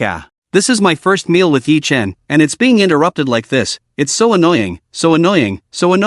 Why does Dad have to come back now? Today is clearly a weekday. Seeing Shin Yuchu silent, Ling Yan awkwardly said to Yi Chen, I'm really sorry, young Master Yi. My master returned unexpectedly today, so I have to take the young lady back right away. You can rest assured to continue eating here, young Master Yi, but I've already bought for the young lady and you. Yi Chen was taken aback for a moment, and without much thought, he quickly replied, Alright, Lin School Beauty, if there's a next time, I'll treat you to a meal, order whatever you like. MHM. Shin Yuchu nodded without much expression and then left with Lin Yen. However, as soon as they stepped out of the private room, her cheerful voice floated back to Yi Chen's ears. There will be a next time, that's great. Next time, we have to eat barbecue. But by then, it will be my turn to help Yi Chen grill it. After Shin Yuchu left, Yi Chen felt full after just a few bites. Since it was still early, he decided to put on his backpack and find a quiet place nearby to review. Until the evening, Yi Chen received a call from Xiong Kai using his mom's phone. Hello? Ajo, I finally finished the paper my mom assigned, it was torture. Welcome back, Dragon King. Pa, don't associate me with that crooked-mouthed Dragon King. Just wait for me at the Wanda over by Deepening Palace. I need to buy a little phone, otherwise, we won't be able to contact each other later. Hurry up, I'm nearby. After hanging up, Yi Chen packed his things and headed to Wanda Plaza. Wanda Plaza, ladies' watch counter. Chen Shi and her good friend Su Miao stood in front of the counter. Chen Shi, the former school beauty of Bayan No. One high school, along with being a dance art student, shone brightly throughout her 3 years in high school. However, after Shin Yuchu transferred in during their senior year, her spotlight was somewhat overshadowed. Chen Shi's family lived in the same community as Yi Chen's aunt, and when Zhao Lan learned that both Yi Chen and Chen Shi were applying to Bayan No. One high school, she spared no effort in getting them to build a good relationship. Xiaoxi, the last time you liked that one over 700, it was indeed a bit expensive, so it's normal for your mom not to want to buy it for you. I think this one for 388 is also quite nice. You can buy this one to wear for now and get a new one after the college entrance exam. Chen Shi looked at the watch Su Miao mentioned and nodded slightly. I think this one is pretty good too, but I just called my mom, and she didn't answer. She's probably busy. Let's wait a bit until I can ask my mom for the money, and then I'll buy it directly. Mei Chem, you're so pretty. Wearing it with a suitable little dress will definitely look great. Facing her best friend's praise, Chen Shi was very happy. She asked Su Miao, by the way, Miao, did you try on the dress I gave you for your birthday last week? Not yet. Today my dad is at home. I can't even dare to put on makeup. I'm afraid my dad might take an interest in me. Chen Shi looked surprised. How could that be? That's your dad. How could he possibly? What's impossible? Xiaoxi, think about it carefully. The possibility of such things happening is very high. After all, aside from the fact that he is my father, he is just an ordinary middle-aged man. But that's just your guess. Your dad hasn't done anything like that, right? Su Miao shrugged, her tone light. So what? The sales assistant standing at the counter listened to the entire conversation between Chen Shi and Su Miao. His facial muscles twitched uncontrollably. No. What kind of outrageous statement is this? The sales assistant suppressed the urge to slap Su Miao and forced a professional smile. Ladies, our counter will be restocking tonight, so we will close early at 7. If you want to buy this 388 Burberry watch today, you might want to hurry. Closing at 7? Chen Shi was slightly taken aback. There were only 10 minutes left until 7 o'clock, but her mother still hadn't called back. After thinking it over, Chen Shi was reluctant to make another trip here tomorrow. It would be such a hassle. So she looked at Su Miao with a pleading gaze. Miao, how about you lend me some money first? When my mom sends me the money later, I'll pay you back. But I don't have that much on me right now. If it really doesn't work, I can help you. Hey, look at those two guys outside. Isn't that Yi Chen and Xiong Kai? Following Su Miao's pointing finger, Chen Shi indeed saw the familiar figures. It really is Yi Chen. That's perfect. Isn't Yi Chen's aunt always trying to curry favor with your parents? You can call him over and have him pay for the watch. Besides, he secretly has a crush on you. He must be eager for a chance to give you a gift. Faced with Su Miao's suggestion, Chen Shi hesitated. Xiaoxi, don't hesitate. There are so many boys at school who like you, they would jump at the chance. But you're only giving Yi Chen this opportunity. It's an honor for him. He should be thanking you for this chance. And you've had him buy things for you and run errands before. This time is just a bit more expensive. After a pause, Su Miao said earnestly, to see how much a boy likes you, you have to look at how much he's willing to spend on you. Miao, I think you're right. Chen Shi, influenced by Su Miao's words, stopped hesitating. This was a perfect opportunity to test how much Yi Chen liked her. So, Chen Shi linked arms with Su Miao and walked towards Yi Chen. Yi Chen and Xiong Kai had just run into each other and were about to head to the phone store when they were blocked by two graceful figures. Chen Shi crossed her arms and approached Yi Chen with a proud expression. Yi Chen, I want to buy a watch, but I don't have enough money. Can you lend me some first? Su Miao chimed in. Yi Chen, hurry up. That store closes in 10 minutes. If you like Chen Shi, you should rush to buy it for her. Before Yi Chen could respond, Xiong Kai exploded. What's wrong with you two? Can't you buy what you want yourselves? Why are you looking for Yi Chen? Why are you so worked up? I'm not asking you to buy it. Chen Shi rolled her eyes and turned back to Yi Chen. Yi Chen, since I went for the school exam, we haven't seen each other for a month. It's only fair to let you give me a gift upon our reunion, right? Yi Chen didn't say anything, just looked in the direction they had come from, the ladies' watch counter. TSK. Chen Shi must be planning to buy the Burberry watch her aunt mentioned on the phone last time, right? Seeing Chen Shi acting cute with Yi Chen and that he hadn't immediately refused, Xiong Kai became anxious. Previously, Chen Shi would often have Yi Chen run errands and give her small gifts during holidays. Xiong Kai had scolded him many times for this, but Yi Chen remained silent, offering no rebuttal. Xiong Kai gradually believed the rumors. Yi Chen really liked Chen Shi.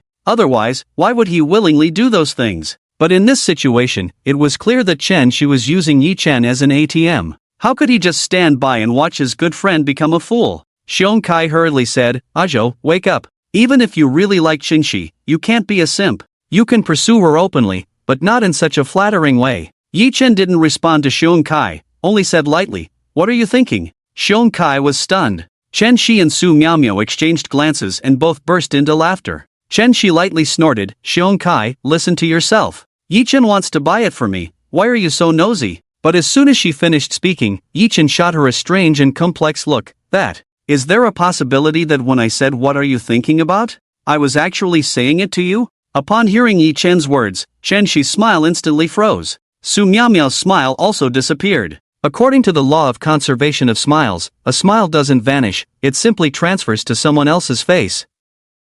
For example, Xiong Kai was laughing uncontrollably. Wow, ha, a show, you just scared me. Turns out you were saying that to them. Chen Shi and Su Miao were both dumbfounded. If it weren't for Xiong Kai's reaction, they could hardly believe their ears. Yi Chen's "what are you thinking about?" was actually directed at Chen Shi? Has he gone mad? Chen Shi couldn't believe it. Yi Chen, who had unconditionally run errands for her since the first year of high school and even took the blame for her, dared to curse at her today? No, he must be joking. Yi Chen, stop joking with me. Hurry up and buy that watch for me. I really like it, and the store is about to close. Just because you like it, do I have to buy it for you? Yi Chen replied indifferently, then continued, in any case, I don't have a single cent, but I can give you a way to earn enough money in 10 minutes. What way? Chen Shi asked instinctively. Yi Chen pointed to the mall entrance, where people were constantly coming and going. There, you can set up a bowl and ask passers-by for money. It's a quick way to make money. Then wouldn't I be a beggar? Chen Shi's face showed anger. But Yi Chen just laughed lightly and said word by word, then you coming here and asking me to buy it for you, isn't that also begging? Chen Shi was anxious. How could she be a beggar? She immediately prepared to retort, but when she opened her mouth, she didn't know how to respond. Upon careful thought, it seemed like Yi Chen was actually making sense. But how could Chen Shi admit her mistake? She was the school beauty, high and mighty. She was always right, even when wrong.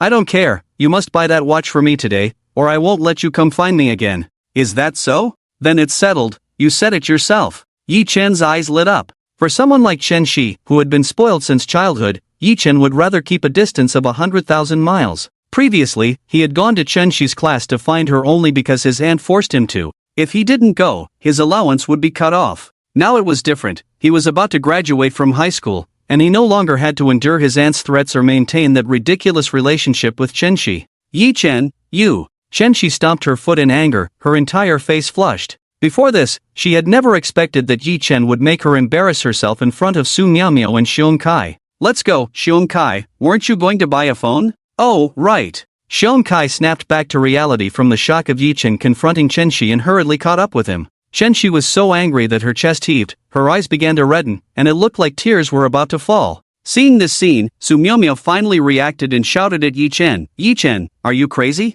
How dare you talk to Chen Shi like that? You better come back and apologize to her. The loud shout attracted the attention of many passers-by. Yi Chen waved his hand, it's fine, everyone don't mind. Someone like her usually has problems over at the old grave. Zhou, what's wrong with you today? Although it felt great to see you confront Chen Shi and Su Miao, weren't you nice to Chen Shi before? Xiong Kai walked a distance with Yi Chen, unable to contain his curiosity. Yi Chen's expression remained unchanged. That's because my aunt insisted on pleasing Chen Shi's parents. To keep getting my living expenses, I had no choice but to do that. Then why today? There's just over a month left until the college entrance exam. I've saved enough for next month's living expenses, and after going to university, I'll be able to earn money, so I won't have to live by looking at others' faces anymore. Xiong Kai's eyes widened instantly. Zhou, I always thought you endured your aunt and Chen Shi because you were afraid or embarrassed to resist. I didn't expect you to have been deliberately putting up with them all these years? Otherwise? Starved to death on the street? Yi Chen let out a bitter laugh. Xiong Kai gave Yi Chen a thumbs up. Awesome. Yi Chen's gaze shifted from the giant window of the mall to the outside. The stone that had weighed on his heart for over a decade was finally moved aside. An unprecedented sense of ease washed over him. At the same time, Chen Shi saw Yi Chen leave without looking back. Tears as big as beans fell down her cheeks. She felt extremely wronged. Meow, why does Yi Chen have the right to talk to me like that? Boo hoo hoo. Putting aside the fact that I asked him to buy me a watch, doesn't he have any fault at all? Su Miao hadn't had the chance to say comforting words to Chen Shi when Chen Shi's phone rang. Seeing that her mother finally called back, Chen Shi answered the phone with a particularly aggrieved tone. Boo hoo hoo, Mom. Shi? Why are you crying? Who bullied you? Yang Shouwan heard her daughter's crying voice on the other end of the line and immediately became anxious. Shi, I was just talking to your Aunt Zhaolan. I didn't hear the phone. What's wrong? Aunt Zhaolan? Upon learning that her mother was with Yi Chen's aunt, Chen Shi cried even harder. Boo hoo hoo, it's Yi Chen who bullied me. I was just short of money while shopping and happened to run into Yi Chen. I asked him to lend me money, and not only did he refuse, but he also scolded me. Yi Chen? Yang Shouwan was on speakerphone, so Zhao Lan beside her also heard this. Zhao Lan was taken aback and quickly said, Shishi, I'm your Aunt Zhao Lan. Are you mistaken? Yi Chen has always treated you well. How could he do such a thing? But Yi Chen did just that. He even said I was like a beggar. Boo-hoo-hoo. Hearing this, Yang Shouwan's face darkened instantly. She looked coldly at Zhao Lan. Zhao Lan, how has Yi Chen turned into this? Director Yang, please don't be angry. Yi Chen has always been good to Shishi. Something must have gone wrong today. I'll apologize on behalf of that brat to you and Shishi. I'll call a car to Bayan right now. I will definitely give Shishi an explanation. She must not be wronged. Zhao Lan spoke to Yang Shouwan in a flattering tone. Inside, she was already cursing Yi Chen. Yang Shouwan's expression was icy. Hurry up. The college entrance exam is coming soon. I don't want this negative emotion to affect Shishi's exam. Don't worry, Director Yang, about what happened with my old Chen just now, you see. Let's put that aside for now. Shishi's emotions are the most important. Yes, I understand. Upon hearing this, Zhao Lan felt like she could kill Yi Chen. After all her effort to humbly ask Yang Shouwan to help her husband find a good job, it hadn't even been settled before that little brat Yi Chen messed it up. Zhao Lan left Yang Shouwan's house. She immediately called her husband, her tone filled with extreme anger. Chen Guozheng, book me a train ticket to Bayan right now. That little bastard Yi Chen, I must skin him alive. This old-fashioned phone model, just 78 yuan, will last me until the college entrance exam is over. Xiong Kai finally chose a supersized button old-fashioned phone. At first glance, he looked like an old man despite his young age. After saving Yi Chen's phone number, Xiong Kai threw an arm around Yi Chen's shoulder and said, Come on, Zhou. To celebrate your fierce retort to Chen Shi and to help you shake off that vampire aunt of yours, today it's on me. Alright, we can just eat at a roadside stall. Now that your physical exam is over, your mom probably didn't give you that much pocket money, Yi Chen replied. Xiong Kai chuckled, that's true, I'm a bit short on cash. In the end, the two found a roadside stall at the night market to eat before heading home. For the next 2 days of the holiday, Yi Chen went nowhere and stayed at home to study. He paid no mind to the commotion outside. It wasn't until the afternoon of the last day of the holiday that things changed. After finishing his last exam paper, Yi Chen stretched lazily, his eyes dimmed with a hint of melancholy. Other kids at this age received various forms of care from their parents, who prepared all sorts of nourishing foods for them. For example, son, don't put too much pressure on yourself. It's okay, son. As long as you try your best, even if you don't do well, your mom and I are here for you. Take a break, son. Your mom made you some pork rib soup, go drink some. Yi Chen had never experienced anything like that. On the surface, he seemed unaffected, but every night when he returned home from school, seeing the brightly lit windows along the street, none of which were lit for him, loneliness would quickly engulf him. He longed for care, for love. Ding dong, the sudden sound of the doorbell pulled Yi Chen out of his gloomy thoughts. He paused for a moment before getting up to open the door. Shin Yuchu was back. Today, she wore a light beige long dress paired with a simple white shirt. This combination not only highlighted her aloof demeanor but also added a touch of the unique gentleness of a girl. Yi Chen stared, momentarily forgetting to speak. Seeing this, a subtle cunning flashed in Shin Yuchu's eyes. Hee, it seems my careful dressing today has worked. Little Yi Chen's eyes are glued. Why not come over here? Yi Chen, are you busy right now? Not busy. Upon hearing that Yi Chen wasn't busy, Shin Yuchu revealed a rare smile. Then come to my house and let's play Forest Fire and Ice. Yi Chen's head buzzed, thinking he must have misheard. What the heck? Did Shin Yuchu just invite me to her house to play 4,399 games? Forest, Fire and Ice? Yes. Shin Yuchu nodded seriously, not sensing anything amiss. Whoa, looking at Yi Chen, why does it seem like he doesn't really want to play with me? But I specifically had Uncle Lee set up a computer for me so I could play with Yi Chen. Seeing Lin's school beauty so earnest, Yi Chen found it hard to refuse. Alright then. The kid had finally learned a game, how could he not play with her? Okay then. Yi Chen entered Shin Yuchu's house for the second time. Unlike last time, her home had gained quite a bit of furniture, all of which looked more expensive than Yi Chen's life. In the corner of the living room stood a brand new computer desk, and the monitor and ocean view host left Yi Chen dumbfounded. Wow! RTX 4090D, i9-14900K. Wait, you're using such high specs just to play 4,399 games? Your graphics card is going to catch a cold. Yi Chen began to complain. Forget it, who told her to be rich? Amidst his shock, Shin Yuchu had already sat down in front of the computer. She turned to Yi-chan and patted the empty seat beside her, her eyes revealing a hint of longing. Can we start now? Come on, Yi-chan, I can't wait any longer. Hurry up, I can't wait to play with you. Play the game. Yi-chan tugged at the corner of his mouth and sat down next to Shin Yu-chu. Just like that, a very strange scene was born. Two 18-year-old high school students sat in front of computers worth tens of thousands, playing 4,399 mini-games. Because they were sitting very close together, and the two-player game shared a keyboard, Yi-chan could clearly smell the fragrance emanating from Shin Yu-chu. It was a bit intoxicating. Moreover, he would occasionally accidentally brush against Shin Yu-chu's arm. The soft texture of her skin made Yi-chan's heart race continuously. But after playing for a while, Yi-chan gradually sensed something was off.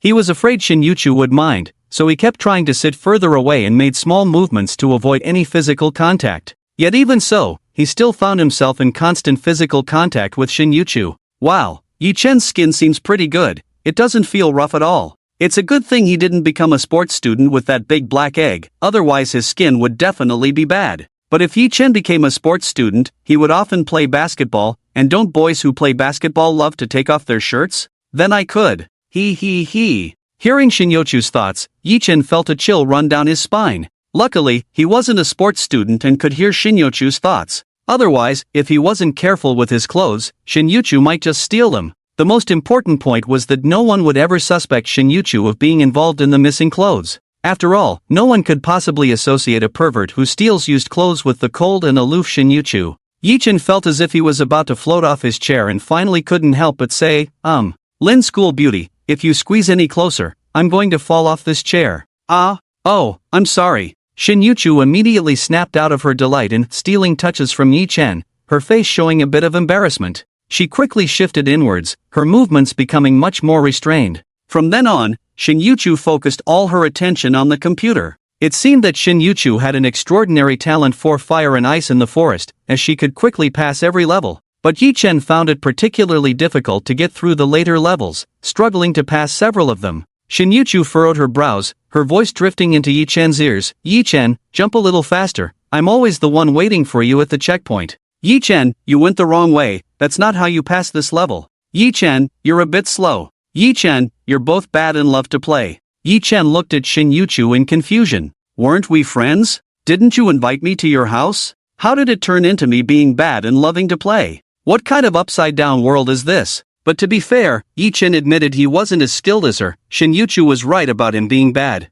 Even so, the two of them played from 6 in the afternoon until after 8. Yi-chan's stomach could no longer hold out, so he tentatively asked, shall we go eat something? Okay. Oh no, I was so focused on playing that I lost track of time. Shin Yu-chu nodded lightly, turned off the computer, and went out with Yi-chan. There was a moderately sized night market near the community, and the residents living nearby particularly loved coming here to eat at night. Yi-chan walked through the night market with Shin Yu-chu, attracting a 99% rate of head turning. Shin Yu-chu seemed very unaccustomed to such a scene, instinctively lowering her head and hiding behind Yi-chan. Why are there so many people here? I want to go back. No, Shin Yu-chu, you need to be a bit braver. Just think of them as cabbages and little radishes. It's just a bunch of cabbages and little radishes looking at you. Don't be nervous. If you don't even have this little bit of courage, Yi-chan will definitely look down on you.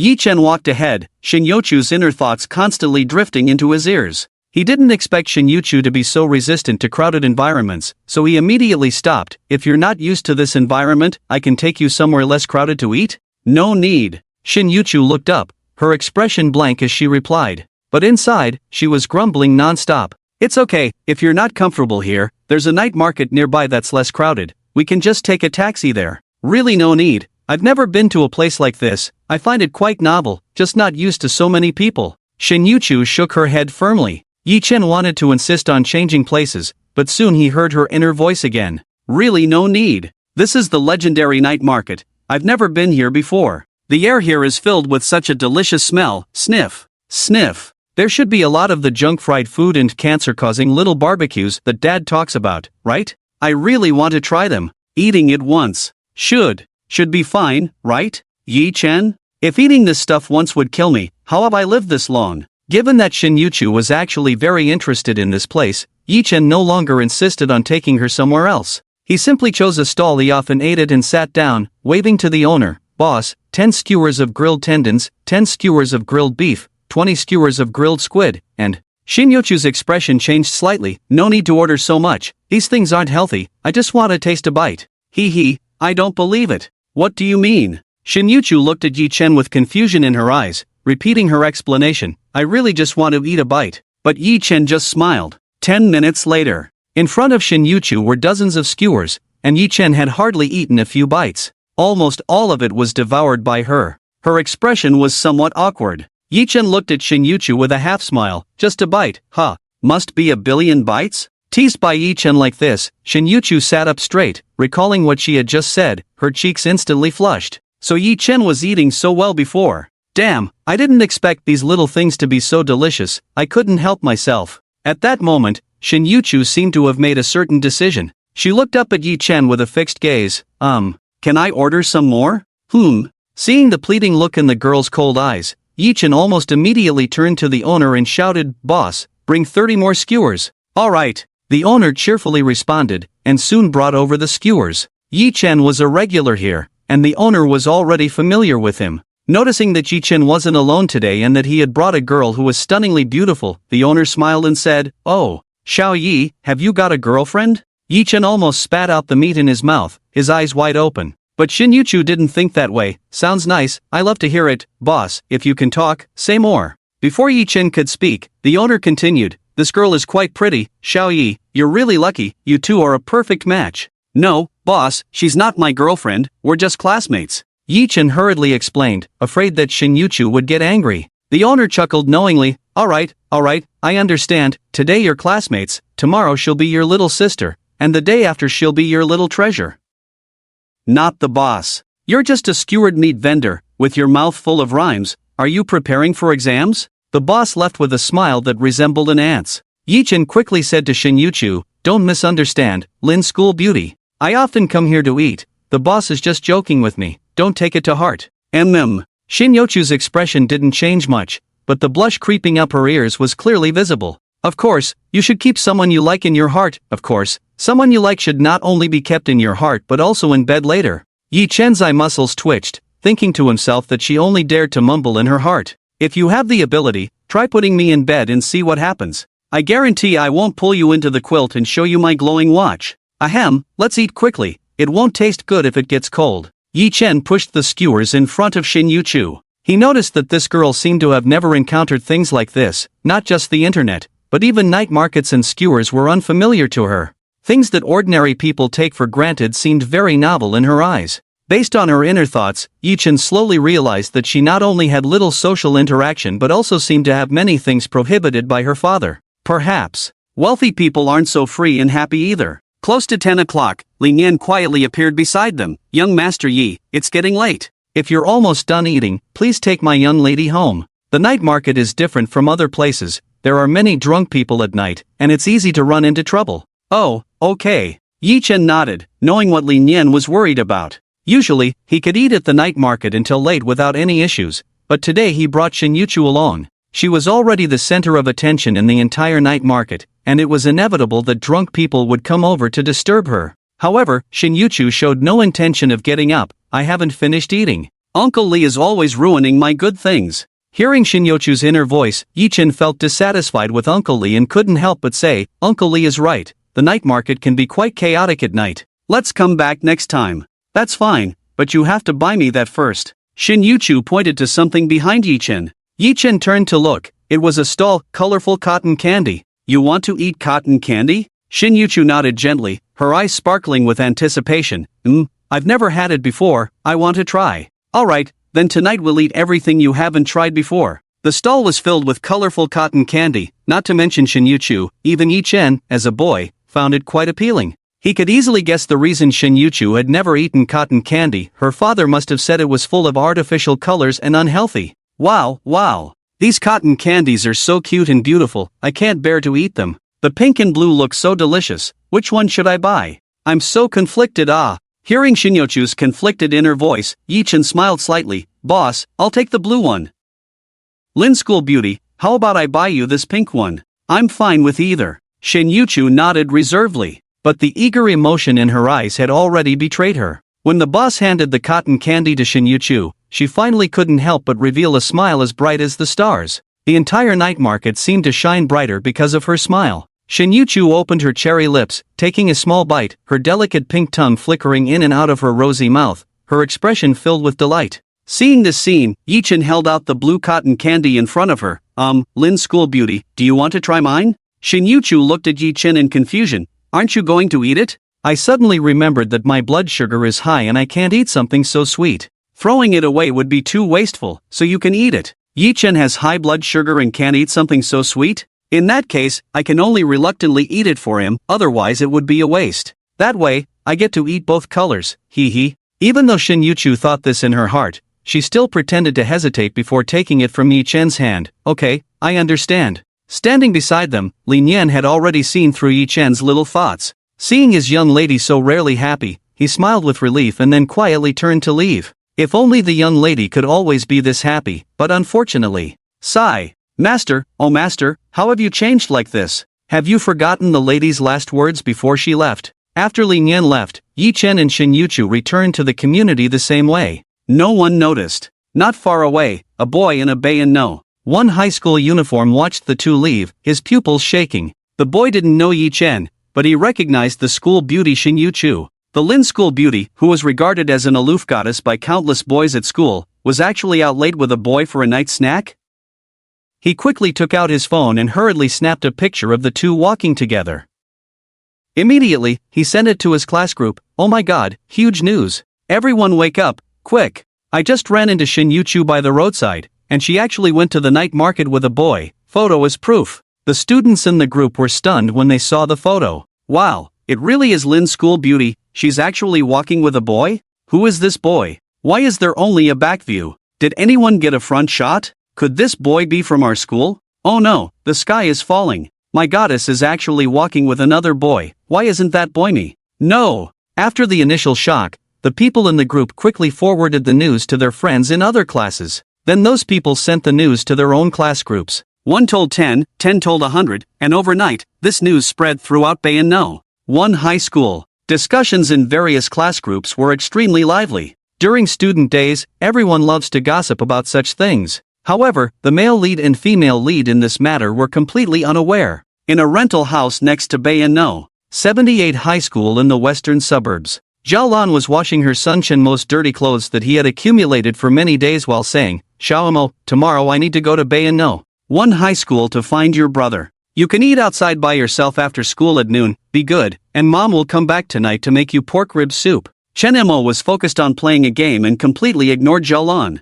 It wasn't until he lost that round that he impatiently stood up. Why are you going to find that waste? I had already discussed with Aunt Yang about arranging your dad's job, but that little bastard made Chenshi cry, and now this matter is up in the air. Aunt Yang wants Yi-chen to apologize to Chenshi before she's willing to continue arranging your dad's job. When Zhao Lan mentioned Yi-chen, her tone was filled with disgust. Chen Mo snorted coldly, that waste, besides being a parasite in our house, what else is he good for? He can't even curry favor with anyone properly, truly a waste. If it weren't for his parents' compensation, our family wouldn't have to deal with that bastard. Mom, that waste turned 18 last month, according to the plan we can stop caring about him now. Anyway, we've already spent all the compensation money, so it's fine to tear our faces with him now. Zhao Lan nodded, indulgently saying to Chen Mo, Xiao Mo, you're right, but for now, we need to handle your dad's work situation. Once this matter is settled, whether the little bastard Yi-chen is dead or alive will have nothing to do with us. Hee hee, that's true, we should squeeze out his last bit of value.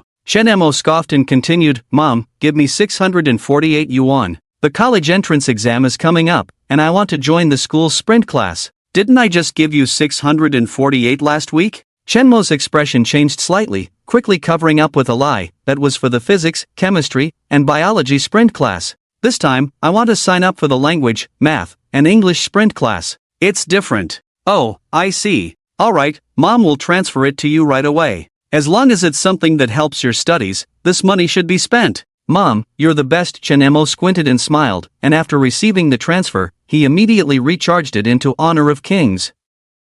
The next morning, Yi-chen pushed his bicycle through the school gate and noticed groups of 2 or 3 people excitedly discussing something along the way. Yi-chen was puzzled. Usually, there are small groups entering the classroom, but most of them, having arrived too early, are basically indistinguishable from a zombie squad with no energy. They wouldn't be gathered together today, animatedly chattering. So, what's the new gossip? Just then, Yichin spotted Bai Xianming sitting in the right guardian position below the podium in the classroom. This guy is famously known for being a gossip expert at the school, nicknamed the Years of No. One High. Yichin quickly called out, "Right guardian." Cough, Bai Xianming. Bai Xianming hurriedly ran over to Yichen's side. "Hey, good morning, Jogo. What can I do for you? What's everyone talking about? Is there some new gossip at school?" "No way. The gossip that shook the entire No. One High last night, and you didn't know, Jogo? Stop wasting time, just tell me." Yi Chen was impatient. A gossip that shook the entire Bay and No. One High? It must be earth-shattering. Bai Xianming quickly pulled out his phone, opened a photo, and handed it to Yi Chen. "Last night, a sophomore took a picture of our Linda school beauty having dinner with a boy at the night market. The boys in our school were heartbroken last night." Yi Chen looked down at the photo. In the picture, it was indeed the back of him and Shin Yuchu walking together last night. And it was damn high definition. "Oh no. The gossip has landed on me." Back in the classroom, Yi Chen found that many people in his class were not discussing this matter at all. After all, the person in the photo, Shin Yuchu, was right there in the class, and such behavior, which felt a bit like gossiping behind someone's back, wasn't very honorable. However, Yi Chen was relieved that the photo was focused specifically on Shin Yuchu, making his own figure look quite blurry. Plus, since he only had the chance to wear a school uniform at school, no one would recognize him as the boy in casual clothes in the photo, even if they were classmates. As soon as Yi Chen sat down, Xiong Kai immediately blocked himself with a book, speaking in a very low voice. "Zhou, you must have heard about it on your way here, right? About Shin Yuchu having dinner with a boy at the night market last night? Yeah, it's really surprising. I thought Lin's school beauty wouldn't interact with boys privately at all. I'm really curious what kind of conditions that boy has to be favored by Lin's school beauty," Xiong Kai said with a face full of emotion. Yi Chen looked skeptical.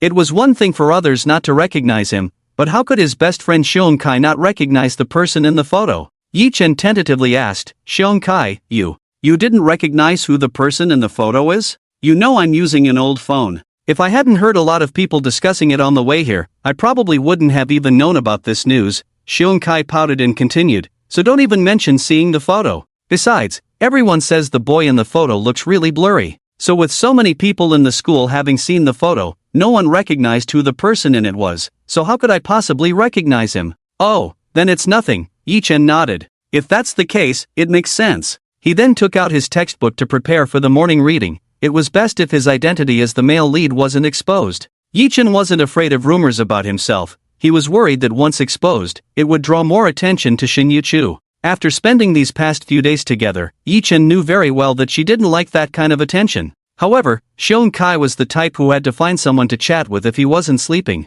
He rolled his eyes and poked Yi Chen meaningfully. "Zhou, I heard the night market where Shin Yuchu hangs out is right next to your house. The way you asked me just now, you're not trying to show off that the boy who went to eat with Shin Yuchu is actually you, right?" "I didn't. Not a bit believable. Just a couple of days ago, you told me Shin Yuchu moved next door to you. You just want to use this opportunity to show off, don't you? Come on, I'll help you," Xiong Kai said with a teasing tone. Then he made an exaggerated expression. "Oh my gosh, Zhou, you really are Shin Yuchu's neighbor. The person who went to the night market with her last night is really you. That's amazing. Brother Zhou, hold a class and teach me how to chase the school beauty." "Brother Zhou, why aren't you talking? Give me some advice." Xiong Kai leaned close to Yi Chen's ear, pretending to be shocked and chattering non-stop. Seeing that Yi Chen completely ignored him, he quickly lost interest, muttering boring before lying down on the desk to sleep. Ding ding ding, the bell for the end of morning reading just rang, and Bai Xianming hurriedly ran over to Xiong Kai. Brother Xiong, I heard you lost your phone and are using an old one now?" "Yeah, I lost it. What's it to you?" Xiong Kai was grumpy and spoke impatiently to Bai Xianming. Bai Xianming grinned, glanced back at Shin Yuchu's seat, and lowered his voice. "So you must have only heard about the news of Lin the school beauty eating with a boy, but you definitely haven't seen the photo. I absolutely won't allow anyone in my presence to not see the photo." Bai Xianming winked proudly, quickly pulled out his phone from his pocket, and showed the photo to Xiong Kai. Although Xiong Kai was very sleepy, he was indeed curious about what the boy who went to the night market with Shin Yuchu looked like. He rubbed his eyes and leaned over to take a look. The next second, all his sleepiness vanished, and his eyes nearly popped out. His face turned pale at a visible speed. He was stunned by the photo for a full 5 seconds. Because with just one glance, Seon Kai recognized who the boy standing next to Shin Yuchu was. To be precise, he could recognize that person even if he turned to ashes. Who else could it be but my brother Yi-chen? Seeing Seon Kai's shocked reaction, Bai Xianming wanted to say something, but out of the corner of his eye, he caught sight of the head teacher passing by the classroom door.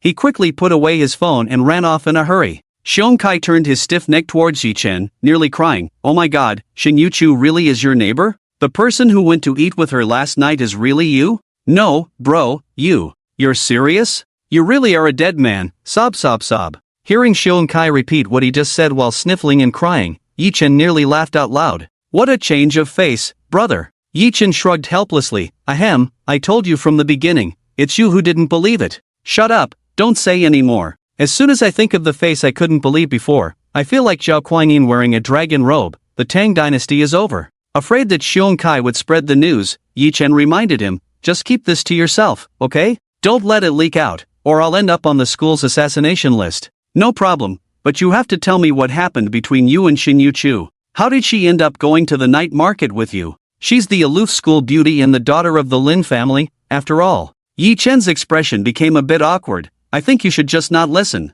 I'm afraid you won't be able to handle it." "Impossible, I have a strong capacity for acceptance." "Alright, that day we agreed to go to the esports hotel to play games together, but you didn't show up in the end. Shin Yuchu came, and then..." Seon Kai felt as if he had been pierced by 1,000 arrows. Before Yi-chen could finish, he despaired, "Don't say anymore. I admit I raised my voice a bit just now. Just thinking about you being neighbors with the school beauty makes me envious. It's certainly painful to face one's own failures, but it's even more heart-wrenching to see a brother succeed." Hearing the class bell ring on time, Yi-chen patted Seon Kai's shoulder earnestly. "It's okay, you're tall and strong. Once you get to university, you won't have to worry about attracting girls." "Really?" Yi-chen nodded seriously. "Of course it's true. Gold will always shine, right, buddy?" After 2 classes, it was time for the big break to do calisthenics. Old classmate Wang Yao received a phone call, and his brows immediately furrowed. After hesitating for a moment, he waved to Yi-chen. "Yi-chen, come here for a moment." Yi-chen quickly walked to Wang Yao's side. "Teacher Wang, is there something wrong?" Yi-chen, your aunt is here to see you. She's waiting for you in the security office." Hearing that Zhao Lan was waiting for him in the security office, Yi-chen was extremely surprised. He nodded immediately. "Got it, teacher. I'll go over now." "Yi-chen, wait a moment." Wang Yao pressed his lips together, concern evident in his eyes. "The security guard told me that your aunt seems very angry. Did she make things difficult for you again? If it's really bad, I can go with you." "Thank you, Teacher Wang, but I can go alone." Yi-chen declined Wang Yao's kindness, smiled slightly, and turned to run towards the security office. Watching the boy's departing figure, Wang Yao sighed, "What a good kid, but unfortunately, he has such a family." Before Wang Yao could collect his thoughts, Shin Yuchu, who was sitting in the front row, suddenly walked up to him. Shin Yuchu glanced indifferently in the direction Yi-chen had left, her expression unchanged. "Teacher, I'm not feeling well. I want to go back to the classroom to rest." In 3 years of high school, Zhao Lan had come to Bayano, one high school only a handful of times. In fact, she had never attended any of Yi-chen's parent-teacher meetings. Coupled with what the old classmate just said, Zhao Lan looked very angry. Yi-chen quickly guessed that Zhao Lan must have come today because Chun-Shi had stirred up the incident after he confronted her. However, Yi-chen was puzzled. According to his aunt's temperament, even if she was angry, she would only call to scold him. This time, she had come in person and made such a fuss. Yi-chen thought as he quickly arrived at the security office. Bang! Before Yi-chen could push the door open, Zhao Lan pushed it open first. Zhao Lan's face was clearly filled with anger.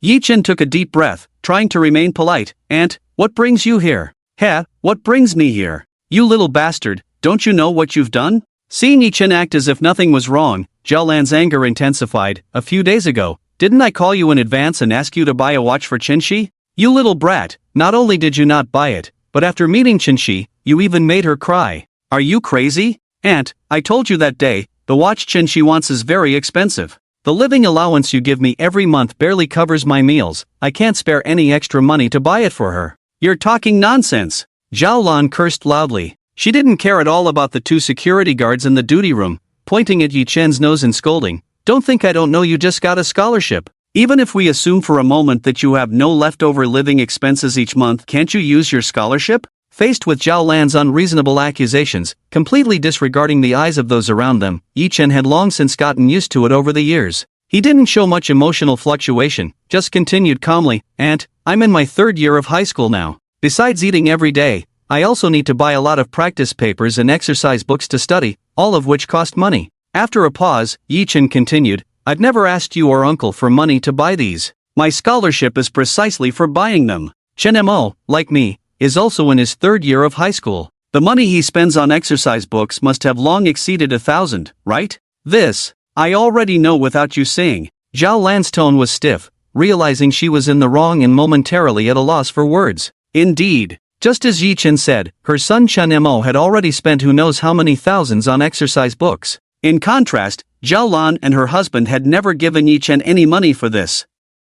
But someone like Zhao Lan, even if she realized she was wrong, would never admit her mistakes. Zhao Lan placed her hands on her hips, adopting an even more aggressive stance. "Even so, you shouldn't have that attitude towards Chen Shi. Your uncle and I have been trying to please the Chen family for years to make your and your brother Chen Mo's lives better. Don't you know that? Your uncle has been unemployed since the new year, and I asked Chen Shi's mother to arrange a job for him. That day she finally agreed, but because you little bastard bullied Chen Shi, this matter was put on hold." Zhao Lan's voice was sharp and piercing. Her words came out in a rapid-fire manner, each sentence filled with strong accusations and disgust. Yi Chen tried to interject and explain, but Zhao Lan didn't give him a chance and continued, "Who do you think you are? If it weren't for me and your uncle raising you since you were little after your parents died, you wouldn't even know where to beg for food right now. Always thinking too highly of yourself, acting like a high-minded person, you're simply an ungrateful wolf." The more Zhao Lan spoke, the more agitated she became, her voice rising higher and higher, causing the few security guards in the duty room to glance over. Watching Zhao Lan vent her baseless resentment all over him, Yi Chen felt completely chilled. Over the years, he had seen it all correctly. Yi Chen no longer bore it like he used to. He raised his head, his gaze fixed sharply on Zhao Lan. "Aunt, you say you and uncle have been trying to make my and Chen Mo's lives better these years by lowering yourselves to please the Chen family?" Zhao Lan was startled by Yi Chen's icy gaze but still stood tall and angrily replied, "Isn't that so? Ha! But all these years, the one who has been trying to please the Chen family has only been me. The benefits gained from pleasing the Chen family have only ever been enjoyed by you, uncle, and Chen Mo. So, this so-called pleasing the Chen family over the years has only made your lives better." Yi Chen smirked slightly, continuing to stare at Zhao Lan and retorted, "Uncle is unemployed, why should I have to please Chen Shi and then benefit uncle? Why isn't it Chen Mo who goes? Anyway, no matter how much uncle earns, the living allowance you send me every month is only 600 yuan. Giving me an extra penny seems like a great sin to you. As for saying I won't be grateful, Aunt, ask yourself, in all these years, have you three ever done any housework or cooked a meal when I was at home?" Yi Chen vented all the suppressed and enduring words he had held inside for over a decade. Zhao Lan looked at Yi Chen in shock. He actually retorted? "Yi Chen, you bastard, ungrateful wretch, little wild child. Do you really think I have no temper? Since you think 600 yuan is too little, from now on, I won't give you another penny."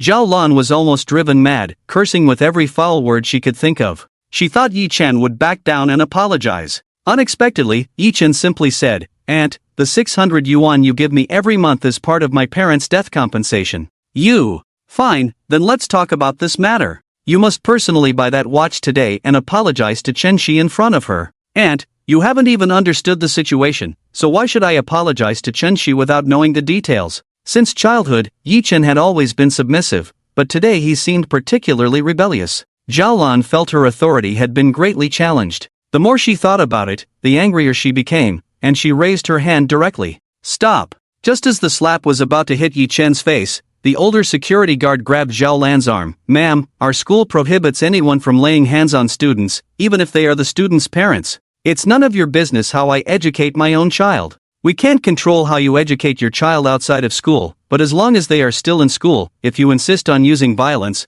we will have to call the police," the security guard said coldly. Zhao Lan glared in anger. "All right, Yi Chen, you really are something, just like your deadbeat parents. If you don't apologize to Chen Shi today, then you better bring me 1,000 yuan, or you can forget about attending school today. I don't have that much money. Do you really think I'm easy to fool? Don't think I don't know that since you started high school, you've been renting a place outside. If you have money for rent, how could you not have 1,000 yuan? Consider this a repayment for the 3 years of high school accommodation fees I paid for you." Yi Chen laughed in anger. How dare she? Tuition, accommodation, living expenses, and even half of the money used to buy a new house were all from his parents' death compensation. Yi Chen looked at his aunt, who was starting to act unreasonable, with a blank expression. I just don't have the money, believe it or not. If you don't give me the money, I'll stay here today. When class is over, I want all your classmates to see what kind of ungrateful wretch you really are. Zhao Lan glared fiercely at Yi Chen. Yi Chen frowned, not expecting her to be so difficult. Always calm and composed, he finally felt the pressure of the situation. For a moment, the atmosphere was suffocating. Suddenly, a cool voice came through. 1,000 yuan, is it? I'll pay for Yi Chen. Yi Chen turned around abruptly, discovering that Shin Yuchu had appeared behind him without him noticing. In late spring of 2018, a sudden wind, carrying the impending summer heat, tousled the boy's hair. It also stirred the boy's heart. Shin Yuchu's appearance brought a sweet current into the suffocating atmosphere. Aunt, you wanted money, right? Here's 1,000 yuan, I'll pay for Yi Chen. You'll pay for Yi Chen? Who are you? Zhao Lan had mentioned 1,000 yuan just to deliberately make things difficult for Yi Chen, because she had already figured out that the money Yi Chen used to rent a place was earned from his part-time jobs during holidays. So Zhao Lan was certain that with the college entrance exam approaching, Yi Chen had no extra time to work, and it was impossible for him to have that much money on him. Unexpectedly, a girl suddenly appeared out of nowhere. Facing Zhao Lan's question, Shin Yuchu smiled politely. Hello, auntie, my name is Shin Yuchu, and I am Yi Chen's classmate. Classmate? I don't want that. You give Yi Chen the money, and what if he tries to back out on me later? I only want Yi Chen's money. Zhao Lan snorted coldly. Despite Zhao Lan's tough attitude, Shin Yuchu did not back down. She maintained a faint smile and spoke calmly. Auntie, I understand your concerns. However, this money is what Yi Chen lent me before, so it counts as Yi Chen giving it to you. Not Lin Xiaohua, no, I. Seeing that Shin Yuchu really wanted to give him money, Yi Chen immediately spoke up. But before he could finish, Shin Yuchu gently pressed down on his arm and said softly, Yi classmate, don't worry. Yi Chen opened his mouth, clearly wanting to say something more. Yet no matter how hard he tried, he couldn't get the words out, his nose feeling painfully sour. Zhao Lan looked at Shin Yuchu's determined eyes and then at the money in her hand, her eyes shining. After all, the situation before her was indeed quite unexpected. She only intended to give Yi Chen a warning, but she didn't expect to actually get a free 1,000 yuan. This was unexpected wealth. All right. Zhao Lan pretended to hesitate but eventually nodded. In that case, give me the money. Shin Yuchu directly handed the money to Zhao Lan. Zhao Lan immediately stuffed the money into her pocket, afraid that Shin Yuchu would change her mind. Yi Chen watched the entire process, a warm current rising in his heart. Zhao Lan took 2 steps back and glared fiercely at Yi Chen. Ungrateful wolf, I'll let you off today, but once I finish my business, you'll see. After saying that, Zhao Lan pushed past the guard blocking her way and quickly left Bayan No. 1 high school. The guard, seeing this, returned to the duty room, leaving only Yi Chen and Shin Yuchu. Yi Chen sniffed, watching Zhao Lan's departing figure, feeling no strong emotions. 1,000 yuan? When the day of reckoning comes, you'll have to pay back more than just 1,000 yuan. Just wait and see how I throw evidence in your face and complete the annihilation. Soon after, Yi Chen returned to his usual self, smiling at Shin Yuchu. Thank you, Lin Xiaohua, but you really didn't have to give my aunt money. She was just deliberately making things difficult for me.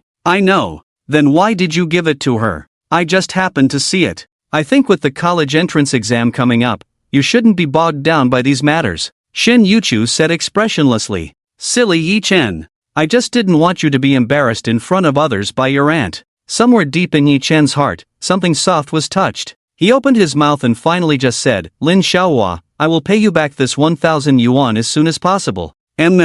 From today on, I am your creditor. But, well, with me as your creditor, you've hit the jackpot. On the way back to the classroom, Yi Chen's mood improved a lot, and he joked, by the way, you actually carry so much cash at school, are all rich people this extravagant? Shin Yuchu tidied her bangs and smiled lightly. It was just a coincidence. I usually don't carry this much cash. That was indeed a coincidence, huh? Oh no. Ajo, what did the old teacher say to you during morning exercises? I saw you hurried off right after, you didn't even do the exercises. In the 3rd period, Xiong Kai poked Yi Chen under the desk. My aunt came. What? The sun rose in the west? What does that old vampire want with you? She came to suck some blood. Seeing Yi Chen's deep gaze, Xiong Kai realized something, but unfortunately, he was at a loss for words on how to comfort him. In the end, he could only say, alright, don't take it too much to heart. Come to my house this weekend, and let our mom make a big meal for us. Okay. Yi Chen did not refuse. As for Zhao Lan, It would be soon, after the college entrance examination. She would no longer have the chance to act spoiled in front of him. Over the years, Yi Chen had kept plenty of evidence of how Zhao Lan's family had taken over his parents' pension. The day of reckoning would be after the college entrance examination. The hunting moment had arrived. In the third class of the morning, Yi Chen unusually did not pay attention to the lesson. His focus was entirely on Shin Yuchu. He increasingly wanted to know where Shin Yuchu's feelings for him truly came from. Just as the third class of the morning ended, the classmates in the class cheered. Because the last class was the physical education class that only happened once every 2 weeks. Finally, it's time for PE class. I'm going to play basketball hard this class. Calculating, this should be our second to last PE class in high school. Yeah, time really flies. The crowd discussed as they grouped together and headed towards the playground. Just before reaching the playground, the old class teacher stood at the entrance, waving to Shin Yuchu. "Shin-yu, come to the office with me, the teacher has something to say to you." Seeing Shin Yuchu being called away, Xiong Kai breathed a sigh of relief. "You scared me. I saw the old class teacher standing at the door and thought he was coming to ask me for my homework. I didn't write a single word of it yesterday. But speaking of which, why did the old class teacher call Lin the school flower to the office?" With the college entrance examination approaching, the school usually conducts one-on-one psychological counseling for students who are likely to enter prestigious universities, to prevent any issues with their mindset at the last moment. Oh, then you should also be called in for a talk, right? I should be. Yi Chen nodded. However, he felt it was unnecessary at all. After class started, Xiong Kai rushed straight to the basketball court with a basketball. Yi Chen originally planned to sit down and rest for a while, but then he saw a familiar yet unexpected person at the back wall of the playground. Curiously, he walked towards the back wall. "Li? Uncle Li? Oh, it's young Master Yi. Is this your PE class?" Li Nian turned around, surprised to see Yi Chen. Yi Chen nodded. "Yes, Uncle Li, what are you doing here?" Li Nian scratched his head awkwardly. "It's a long story. This morning, when you were doing the radio calisthenics, the young lady suddenly called me, sounding quite anxious, asking me to bring several thousand yuan in cash to the school, and I wasn't allowed to enter through the front gate. So, I could only climb in from the back wall. But once I got in, it was hard to climb out from inside, and I've already delayed a whole class without getting out. Just as young Master Yi arrived, could you give me a hand?" Yi Chen was stunned. Suddenly, the cement that had sealed his heart began to loosen a bit. This time, he didn't want to cover it up anymore. P.S. Later, there will be a confrontation with Auntie. Yi Chen's retreat is intentional. You fathers are really not toxic. Phew. Finally made it up. That was not easy. Young Master Yi, thank you. You're too polite, Uncle Li. Yi Chen smiled and waved goodbye to Li Nian. After Li Nian disappeared over the wall, he still stood there motionless. So it turns out, it wasn't just a coincidence that he brought so much cash. But just now, face to face, you didn't express a single heartfelt thought about this matter. So, this way of doing things is not a contrast at all. Yi Chen felt ripples in his heart. Zhao Lan used the money Shin Yuchu gave her to find several shopping malls and finally bought a Burberry watch worth over 700 yuan. That little bastard Yi Chen actually dared to talk to me like that today. He'll have a hard time later. I really don't know who raised him, taking care of him like a baby, and now he's turning against me? Zhao Lan cursed and then bought an exquisite gift box to wrap the watch. Although she didn't know why Yi Chen was acting out of character today, one thing was certain, there was no way to persuade him to apologize to Chen Shi in person today. But the apology couldn't be delayed. Otherwise, the arrangement she had finally made with Chen Shi's mother for her husband's job would fall through. So, Zhao Lan called Chen Shi, planning to apologize on Yi Chen's behalf. "Hello? Is this Shi? It's your Aunt Zhao. Aunt Zhao, what's the matter? A few days ago, didn't Yi Chen bully you? I specially came to the school today to teach him a lesson, and he immediately realized how excessive he was and wants to apologize to you in front of you. We're right next to your school now. If it's convenient for you, come over and pick up the gift. You'll definitely like it." Apologize? Chen Shi was having lunch with Su Miaomia when she heard that Yi Chen wanted to apologize, and her eyes instantly lit up. That dead Yi Chen, he made me so angry last time, he deserves to be taught a lesson by his aunt. To avoid letting Yi Chen think she was so easy to appease, she deliberately refused. "Aunt Zhao, let's forget it. I don't think it's necessary. I won't forgive Yi Chen." "Oh, Shishi, just consider it a favor for your aunt. As for forgiving or not, you can think about it after you get the gift." Chen Shi paused for a moment. "Alright then, aunt, you came all the way from Yulin, it wouldn't be appropriate for me not to meet you." Yes, Shishi is thoughtful." After hanging up, Chenshi smiled at Su Miao Miao. Miao Miao, Yichin got taught a lesson by his aunt, and now he wants to apologize to me. Su Miao Miao quickly said, I knew it. Yichin must have been out of his mind that day, otherwise, how could he have that attitude towards you? But, Shishi, are you planning to forgive him later? Humph, I'll see the gift first. If the gift isn't good, who would want to forgive him? That's true. The two girls quickly finished their meal and rushed to the place Zhao Lan mentioned. As they got closer, Chenshi saw Zhao Lan standing there from a distance. Zhao Lan approached with the gift. Oh, Shishi, long time no see, you become even prettier. Chenshi looked around and didn't see Yichen, frowning. Aunt, where's Yichen? Ah, it's like this. You know, boys care about their pride. Yichen felt he was too excessive last time and was really embarrassed to apologize to you in person. So he asked me to pass the gift to you. He also said he hopes you can continue to be good friends in the future and that he will definitely not bully you again. Chenshi's expression darkened. He won't even apologize to me in person, that's too insincere. I won't forgive him. After saying that, she pulled Su Miao Miao and turned to leave. Zhao Lan hurriedly stopped her, shoving the gift into Chenshi's hands. Shishi, don't be in such a hurry. Look at the gift Yichen bought for you, he took a lot of time to choose it. Yeah, Shishi, why don't you open the gift and take a look? Su Miao Miao winked at her best friend. Then she lowered her voice. Shishi, did you see the tag that's exposed? That seems to be a Burberry tag. Chenshi's expression changed slightly, and only then did she take the gift and unwrap it. Upon seeing the gift inside the box, she was instantly overjoyed. It was indeed a Burberry watch, and most importantly, it was the 799 model she had liked the most from the very beginning. Shishi, it seems Yichen is really sincere in apologizing to you. He didn't buy you the 388 model, he went straight for your favorite 799 model. But, I never mentioned that this is my favorite, did I? She showed a hint of confusion. Su Miao Miao chuckled lightly. It must be that Yichen went to the counter we visited last time and asked the staff about it. We didn't just go once, the staff must remember you. Zhao Lan was taken aback and followed Su Miao Miao's words. Yes. Your classmate is right, that's exactly it. Alright, since Yichen put in so much effort, I'll forgive him. Chenshi squinted and smiled, feeling quite pleased. She didn't expect that just being a little angry could lead to getting a watch that even her mother wouldn't buy for her. This method is really good. I'll use it again in the future. Seeing Chenshi relent, Zhao Lan immediately beamed with joy. That's more like it. Shishi, that aunt has something to do and is leaving now. Remember to tell your mom that you've forgiven Yichen later, so she won't worry. Got it, Aunt Zhao. Drive safely. After Zhao Lan left, Su Miao Miao spoke to Chenshi with an envious tone. Shishi, I was curious about why Yichen suddenly had that attitude towards you. Now it seems I finally understand. Chenshi was puzzled. Understand what? You went for the school exam, and Yichen hadn't seen you for a long time. It's normal for him to argue as soon as he comes back. Everyone says that arguments are just a way of expressing longing. Wanting to buy osmanthus flowers while carrying wine, it's never like the youthful wanderings. The author of this article quoted a line from the Song Dynasty poet Lu Guo's poem Tang Duoling, reed leaves covering the shore, in the last paragraph.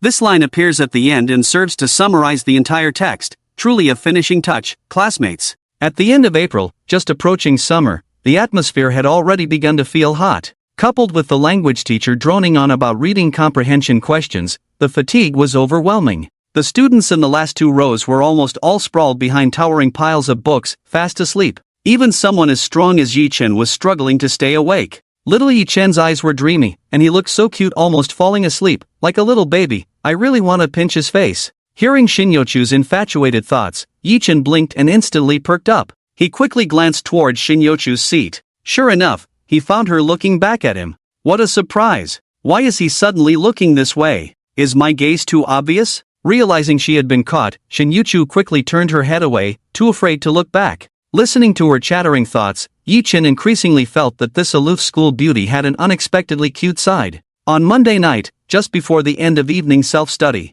class teacher Wang Yao entered the classroom with a very serious tone. Let me remind everyone again, the second mock exam is in the last 2 days of this month. Excluding today, there are only 4 days left until the exam. I've emphasized many times that the second mock exam is very important, and I hope everyone takes it seriously. Dingling, just as the class teacher finished speaking, the bell rang for the end of class. Originally, everyone was in high spirits because school was about to end. But after the teacher's words, the good mood dissipated significantly. Xiong Kai looked utterly defeated, lamenting, I really want to know which genius leader came up with this exam schedule? Who in their right mind schedules a mock exam right before the May Day holiday? Isn't that just asking for trouble? It's very normal. The May Day holiday is the last holiday in high school. If I'm not mistaken, after this exam, the results will probably be released quickly. The purpose is to make students feel anxious after seeing their scores, so they won't slack off during the holiday and will study hard instead. Yi Chen had long seen through the nature of the exam arrangements at each stage. Xiong Kai sighed, alright then. Foster father, I'm on duty today, can you help me out? Sure, you can ride me back tonight, and then come pick me up tomorrow morning. It's quite tiring. Isn't that a bit too much to ask? Alright, complained. Neither of them noticed that their conversation was overheard by Shin Yuchu, who happened to be passing by. After finishing the cleaning, there weren't many people left in the school. Yi Chen and went to the bike shed together. Just as they reached the school gate, a figure approached them. Lin Yan wore a constant smile on his face and politely said, "Young Master Yi, the young lady invites you to ride back with her." Yi Chen and were both surprised. Especially the latter, who looked at Yi Chen in disbelief. "Ajo, has your relationship with Lin the school flower developed to the point where you can ride back in her car?" "I don't know either." Seeing Yi Chen say this, felt a bit more at ease. Then, he confidently looked at Lin Yan. "Uncle, I'll take Lin the school flower's intentions on behalf of Yi Chen. I think she underestimates the bond between us brothers. So, please ask Lin the school flower not to test our brotherhood in this way. How could we possibly withstand such a test? Besides, compared to a Maybach, I believe Yi Chen would prefer to ride my bicycle." "Wait, Ajo, when the hell did you get in the car?" Seeing Yi Chen already opened the door and sat inside, he was completely dumbfounded. "Not bro, you just started at 0 frames? What happened to the brotherhood in your heart? Turns out it really only exists in the heart." Yi Chen grinned at, "It's not that my bro can't withstand the test, it's just that I want to challenge my own limits." Lin Yan watched this scene with an even broader smile. He turned around, got in the car, and stepped on the gas to drive away. Looking at the tail lights of the Maybach, stood at the school gate feeling a bit disheveled. Damn! Truly, grapes and fine wine in the nightlight, 1 cup for the cattle and horses, 1 cup for me. Lin the school flower, thank you for driving me home. It's nothing, we're neighbors, it's on the way. Shin Yochu's tone remained as cold as ever. In reality, her inner thoughts were, living next to Yi Chen, having the identity of a neighbor makes everything much more convenient. I must make good use of this neighbor identity. Yi Chen's lips twitched. You really are something. Not sure if it was his illusion, but Yi Chen noticed that Uncle Lee seemed to be taking a detour. He couldn't help but say, "Uncle Lee, why not take Technology 4th Road? It should be much faster that way." "Oh, that area is under construction, it's not convenient to go that way. This route is safer. But we don't have to take this road, isn't this just going in a big circle?" "Sorry, young Master Yi, the car is out of gas, I came this way to refuel." "I remember there's a gas station not far from the community?" Lin Yan broke into a sweat. Young Master Yi, you may not know, but the Maybach needs 95-octane gasoline, and that gas station doesn't have 95. Yi Chen understood. All this talk about construction, the car being out of gas, and not having 95-octane gasoline was just a ruse. It was already quite obvious that Shin Yuchu had instructed him in advance. Yi Chen gave a meaningful glance at Shin Yuchu, who was sitting beside him, arms crossed and expressionless. "Oh dear. Yi Chen, why did you ask so clearly? Just sit in the car obediently." In the end, the journey that usually took Yi Chen 20 minutes by bike took a full 30 minutes by car. After arriving home, Yi Chen followed his usual routine and first made himself dinner. After eating, he diligently completed a set of comprehensive science exercises. Soon it would be the second mock exam, and at this time, one must not let their guard down. In fact, Yi Chen's current grades were already sufficient to meet his goals. However, he continued to work hard to perform well in the college entrance examination, because when the results came out, as long as he ranked among the top 3 in Bayan No. 1 high school and successfully received an admission notice from a double first-class university, the school would reward him with a scholarship ranging from 5,000 to 20,000 yuan. Time quickly passed to 11:30. Just as Yi Chen planned to wash up and rest, his phone vibrated. QQ notification, you have a message to check. Yi Chen opened QQ and was surprised to find a message from Shin Yuchu. Yi Chen, tomorrow morning, take my family's car to school together. After a few days, Shin Yuchu had changed her QQ profile picture from the default little penguin. She also had a new nickname, Lin Jian Xianyue. Yi Chen replied, "Okay, thanks, Lin School Beauty. But to be honest, your new online name is a bit low. It gives off a vibe of real name surfing the internet. Surfing the internet more might give you more topics to talk about with those around you, and make you seem more approachable." What is surfing the internet? It generally means browsing web pages, obtaining information, or entertaining oneself online. all of this falls under the category of surfing the internet.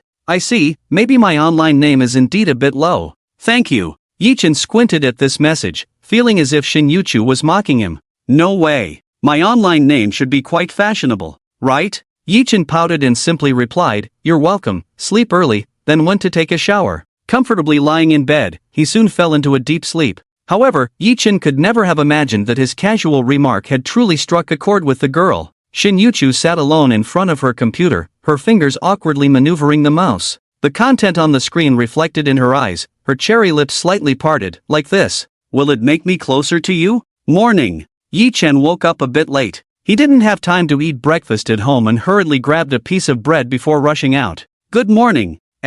Yi-chan was startled. Looking up, he saw Shin Yuchu standing at the door with a pink backpack. Only then did Yi-chan remember that he had said last night he would take her family's car to school. Ahem, sorry, I woke up late. You've been waiting for me for a while, right? No, I just left not long ago. No need to rush, Uncle Lee drives fast. Shin Yuchu glanced at the piece of bread in Yi-chan's mouth and said lightly. She turned around and pressed the elevator button. The bread in Yi-chan's mouth looked so delicious, I want to take a bite. A sudden thought crossed Shin Yuchu's mind, causing her lips to curve slightly upward. The elevator door slowly opened, and Shin Yuchu stepped inside. Yi-chan hurriedly swallowed the bread in his mouth and quickly followed her in. The elevator door closed again, and in the small space, their breaths seemed to become distinctly audible. Shin Yuchu secretly glanced at Yi-chan. Yay, Yi-chan has a little tuft of hair sticking up. It's a bit cute. Her gaze was fixed on the unruly tuft of hair on Yi-chan's head, and her lips couldn't help but lift. Tuft of hair?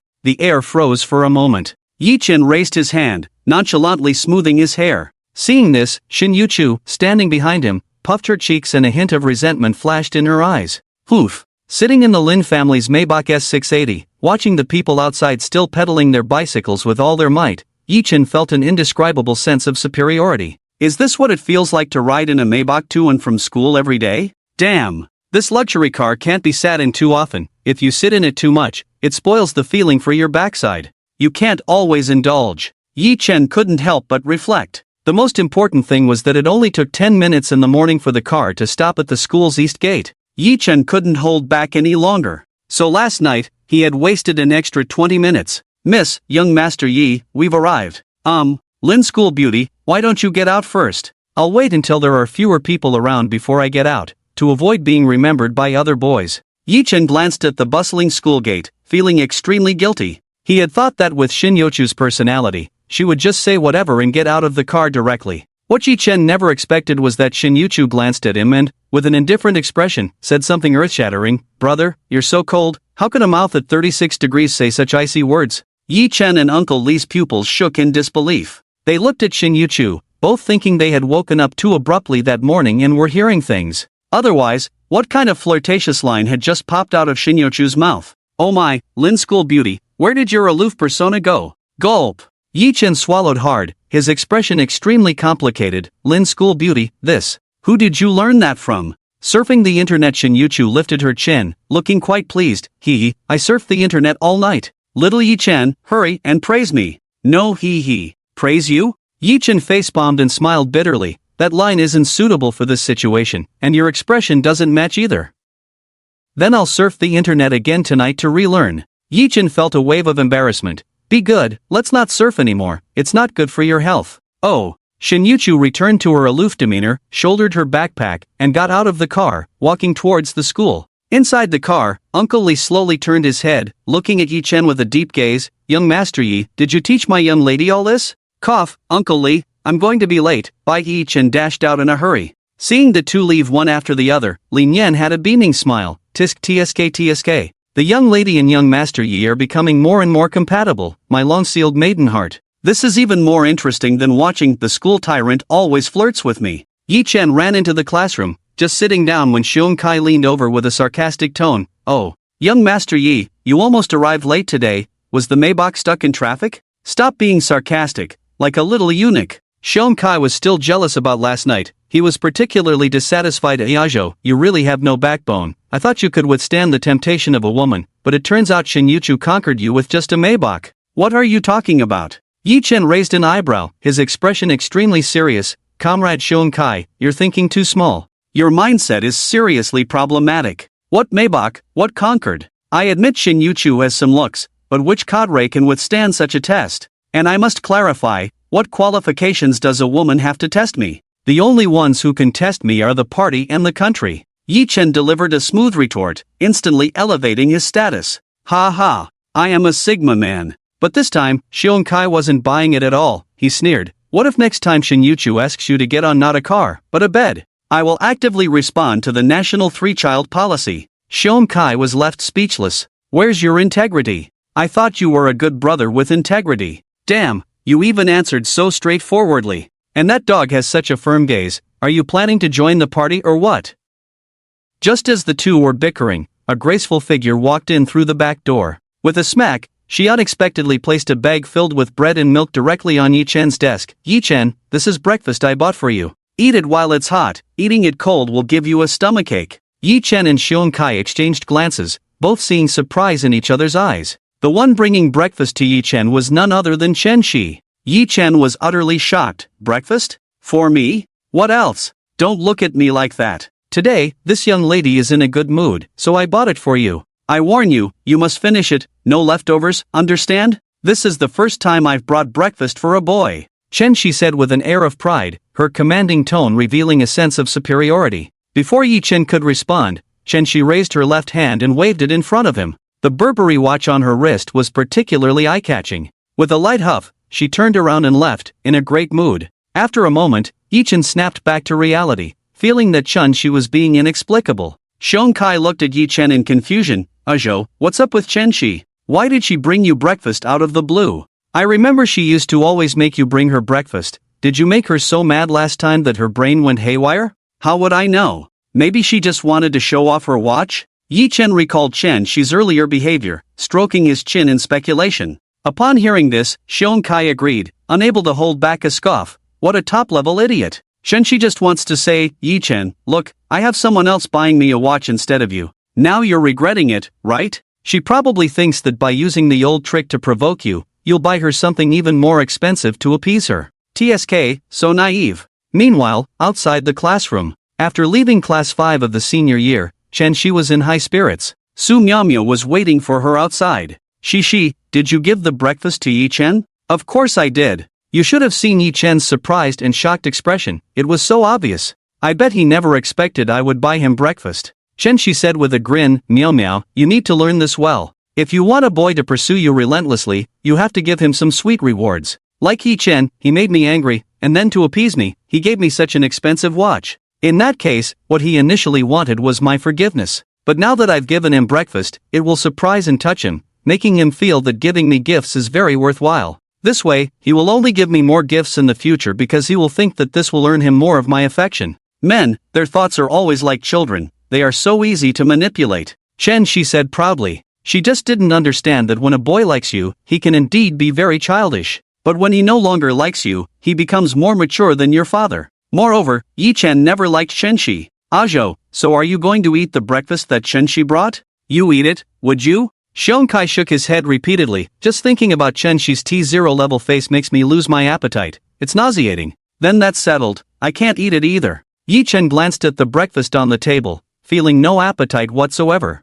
His reason for not eating wasn't because he found Chen Shi's face so disgusting like Xiong Kai did. After all, it was free breakfast, why not eat it? However, the reason he didn't want to eat this time was that he didn't dare to. From the moment Chen Shi placed the breakfast on the table, Shin Yochu's inner voice had been ringing nonstop. Chen Shi? What does she want with Yi Chen? Is she going to boss my little Yi Chen around again? Yi Chen, she's a bad woman, don't have any more contact with her. Chen Shi seems to have come to deliver breakfast to Yi Chen? How bold. I haven't even delivered breakfast to Yi Chen. What right does she have? Yi Chen, you must not eat the breakfast of a bad woman. If you dare to eat it, I won't play forest fire and ice with you anymore. Whoa, I was just joking. Shin Yuchu, you have no backbone. Even if Yi Chen eats the bad woman's breakfast, you would still play forest fire and ice with him. Shin Yochu's rich inner thoughts made Yi Chen want to laugh. Not daring to say threatening words out loud is one thing, but to say them in her heart with such a lack of confidence? Lin Xiaohua, your quality needs to be lowered.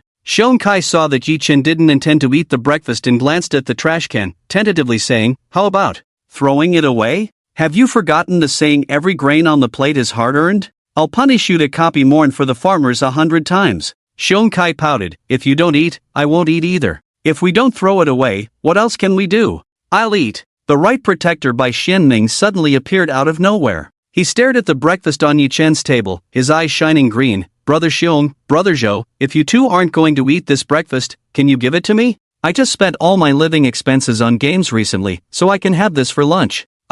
Fine, it's yours. Father Yi Chen, I bow to you, your son by Xianming. Yi Chen rolled his eyes. In the human world, you're like Lubu. In the horse world, you're like Red Hair. With the Fong Tianhua halberd, you just poke your father, right? Hee. Anyway, thanks. Brother Zhou by Xianming took the breakfast that Chen Shi bought and happily ran off. You can't imagine how delighted he was. Sitting in the front row, Shin Yuchu saw the breakfast in by Xuanming's hands, her beautiful peach blossom eyes narrowing slightly. I knew little Yi Chen definitely wouldn't eat the bad woman's breakfast. By Xianming, you're a good person. So from today on, you're a member of the Zhoiwei party. Yi Chen heard Shin Yuchu's inner thoughts and felt a headache coming on. Alright, learning to surf the internet really makes a difference. She even knows about things like XX parties and has learned to come up with CP names, huh? At noon after school, most of the classmates had left, and only then did Yi Chen put down his pen and wake up Xiong Kai, who was sleeping on the desk. It's time to eat. Xiong Kai stretched lazily. Zhou, what are we having for lunch? Let's go to the cafeteria today. I heard the ant serving food recently stopped shaking. Alright, it's been a long time since I had the school's sweet and sour pork. Just as the two got up, Shin Yuchu quietly appeared in front of them. Yi Chen was a bit surprised. This was the first time she had actively sought him out since they became neighbors. What's wrong? I heard you guys say you were going to the school cafeteria for lunch. Yeah. Shin Yuchu bit her lip, her gaze shifting to the window, her voice softening. I want to go too. Shin Yuchu, you're really brave, you said it out loud. Everyone says the cafeteria food is super delicious. I definitely want to try it this time. With Yi Chen together, it definitely won't be like last time when I hesitated at the door. Xiong Kai was dumbfounded. Shin Yuchu actually took the initiative to suggest going to the cafeteria with Yi Chen? This isn't right. Teacher Lu hasn't released a new work yet, so what kind of sci-fi masterpiece is this? But after the shock, Xiong Kai was filled with trust in his good brother. Xiong Kai cleared his throat. Lin Xiaohua, Zhou was able to ride in your Maybach home last night because you two are neighbors. But today he definitely won't take you to the cafeteria. After all, if the other boys see you, Zhou will surely end up on our school's assassination list for boys. Lin School Flower. You wouldn't want your relationship to be discovered by others, right? Is that so? Shin Yuchu looked at Yi Chen, her tone revealing her unhidden disappointment. Yi Chen could easily imagine that Shin Yuchu really wanted to go to the cafeteria, but because there were too many people, she didn't dare to enter even at the door. Thinking of this, he straightforwardly said, of course. Not at all. Don't listen to Xiong Kai's nonsense. If you want to go, I'll take you with me. If I remember correctly, you haven't been to the cafeteria since you transferred to No. 1 high school. Since there's a chance today, let's go together. Thank you. Shin Yuchu's eyes sparkled with anticipation. Hooray, hooray. Yi Chen is the best. Xiong Kai, you big oaf with a simple mind and strong limbs, I will definitely not give you the Zhoiwei party CP card. Yi Chen secretly gave a thumbs up. Very good, Xiong Kai, you have been expelled from the party. Xiong Kai, with a dark face, said to Yi Chen, Zhou, you sat in a Maybach last night, saying it was to challenge your limits. Don't tell me you're challenging your limits again now. Of course not, it's just that after last night's challenge, I found out my limits have sunk to the Mariana Trench. Xiong Kai's face turned red with anger, and he stretched his neck to ask Shin Yuchu, alright, but what kind of relationship do you have that allows you to eat together? Shin Yuchu raised her chin. Is it unreasonable for neighbors to eat together? Reasonable. Xiong Kai was speechless and could only compromise and take Shin Yuchu along. Not saying it out loud, but in his heart, he was extremely jealous. Cunning Shin Yuchu has actually started to become arrogant. Yi Chen and Xiong Kai had already gotten their meals and quickly found a spot to sit down. However, Shin Yuchu was still getting her food. Seizing the opportunity, Xiong Kai began to complain, Zhou, isn't Lin School Flower taking too long to get her food? Understand her, it should be her first time eating in such a big cafeteria. It's normal for her to be slow in line. Yi Chen took a bite of his food and replied casually, besides, Shin Yuchu usually only appears outside the classroom when going to and from school. It's rare for her to be in such a public place. Those hungry wolves see her and can't help but get close to take a look, so the speed of getting food will definitely slow down. That's true. Just now, after Lin's school flower entered the cafeteria, many people's eyes were drawn to her. Xiong Kai nodded in agreement. Meanwhile, at the entrance of the cafeteria, Chen Shi and Su Miaomiao walked in, linking arms. Miao Miao, there are so many people in the school cafeteria. Why did you suddenly want to eat here today? Su Miaomiao's cheeks flushed slightly, feeling a bit shy. I heard. The captain of the basketball team eats in the cafeteria every Tuesday, and I wanted to come see him. Oh, so that's it. Chen Shi smiled knowingly, making Su Miaomiao very shy. After the two girls got their meals, while looking for an empty spot in the cafeteria, Su Miaomiao suddenly brightened up.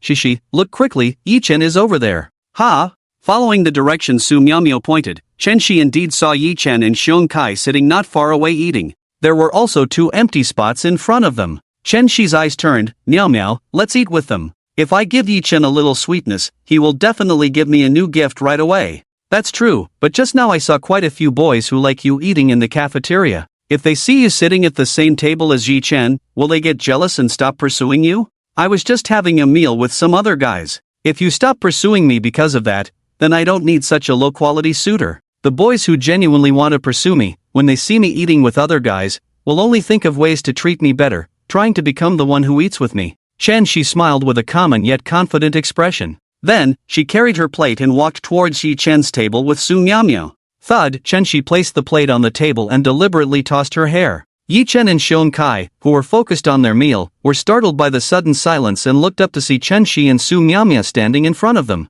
Their appetite was almost gone. Xiong Kai spoke first. Wait, why are you two here again? Didn't you say at the mall last time that Yi Chen shouldn't look for you anymore? So what? If Yi Chen isn't looking for you, then you came looking for him? It seems Yi Chen didn't tell you anything. Seeing Xiong Kai's unfriendly tone and his emphasis on the mall incident, Chen Shi rolled her eyes at him. TCH. Your good buddy has long since run over to apologize to me. Xiong Kai, upon hearing this, looked at Yi Chen in confusion. Ajo, what are you hiding from me? Yi Chen looked bewildered. I didn't do anything. Seeing this, Chen Shi and Su Miaomiao exchanged glances. They both thought that Yi Chen hadn't told Xiong Kai about the watch apology because he couldn't bring himself to do it in front of his good buddy. After all, Yi Chen had been very firm in his attitude at the mall. If Xiong Kai found out he privately sought Chen Shi to apologize, wouldn't that be losing face in front of his buddy? Chen Shi waved her hand, her posture extremely proud. Alright, some things don't need to be said so clearly. In any case, I'm having lunch with you today.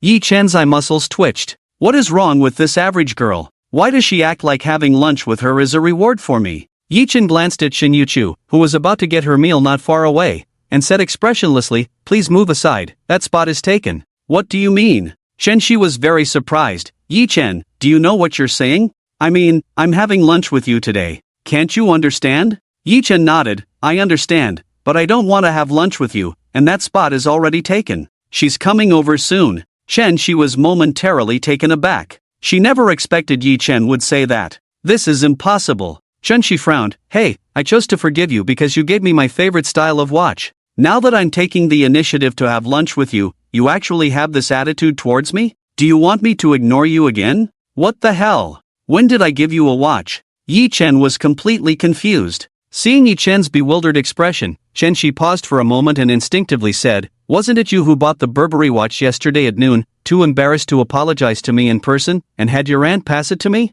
Put. Upon hearing Chen Shi's words, Yi Chen almost burst out laughing. He finally understood. Goodness. It turned out Zhao Lan had borrowed his name to apologize to Chen Shi so that she could get her mother to help arrange a job for her husband. Yi Chen suppressed his laughter and said, I was wondering why you were acting out of character wanting to have lunch with me. So you thought that watch was a gift from me? I don't know what your aunt told you, but I never gave you a watch.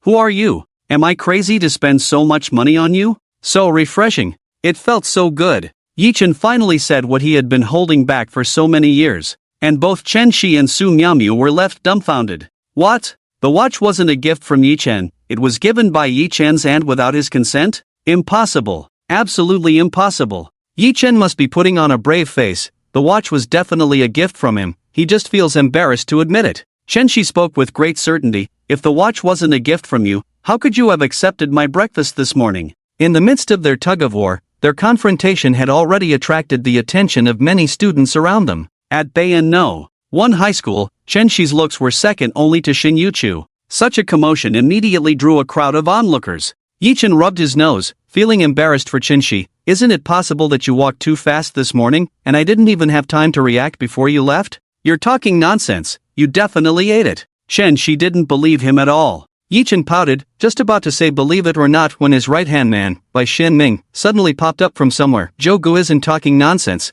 This morning he told Seung-gu that even dogs wouldn't eat that breakfast and was wondering whether to throw it away. Hey, guess what? I'm a dog, so I came over to plan on having it for lunch. Look, I haven't finished it yet. Saying this, he pulled out a convenience bag. It was exactly the one Chen-shi had given to Yi-chan that morning. When Bai Xianming took out that convenience bag, Chen-shi broke down. She recalled how she had proudly delivered breakfast to Yi-chan that morning, deliberately showing off her watch in front of him. She remembered how she had arrogantly sat directly across from Yi-chan just now, saying she wanted to have lunch with him. Thinking of all this, Chen-shi's face turned beet red with anger. In a fit of rage and embarrassment, she snatched the convenience bag from Bai Xuanming's hands and slammed it to the ground, tears welling in her eyes. This is what I bought for Yi-chan. Who told you to eat it? Yi-chan, you bastard, you make me so mad. Yi-chan innocently spread his hands. Little did he expect that his attitude would only infuriate Chen-shi further. She pulled Su Miao Miao down to sit beside her and angrily said, fine, even if the watch wasn't a gift from you, I'm going to sit here and eat lunch today.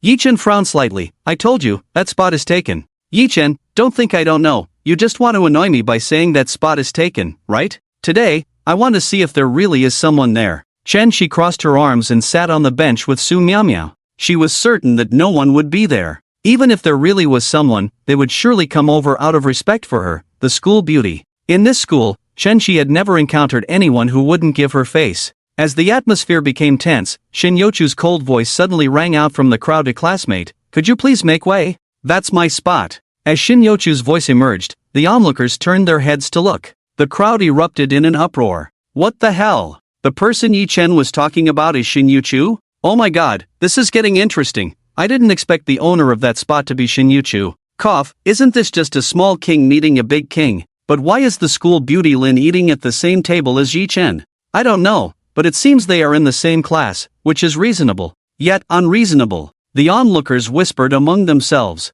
Shin Yochu's appearance in the cafeteria today was already surprising enough. They didn't expect to see her in a situation with Chen-shi. This meal was definitely not a waste. At this moment, Chen-shi also looked at Shin Yochu in disbelief. She had imagined 1,000 possibilities for who the owner of that spot could be, but she never thought it would be Shin Yochu. How could this be? Didn't Shin Yochu never come to the cafeteria to eat? Moreover, how could she be sitting at the same table as Yi-chen? Chen-shi was momentarily stunned, looking at Shin Yochu with an extremely complicated expression. You're sitting here? Shin Yochu held a tray in her hands, looking down at her with an expressionless face. Upon hearing Shin Yochu admit it again, Chen-shi's expression became particularly complicated. She had never liked Shin Yochu. Before Shin Yochu transferred to Bayan No. 1 high school, she was the school belle adored by thousands. But ever since Shin Yochu arrived, her fame at school had been overshadowed significantly. Most importantly, Shin Yochu's conditions were indeed much better than hers. She was beautiful, excelled in her studies, and came from a wealthy family. There was simply no aspect in which Chen-shi could compete.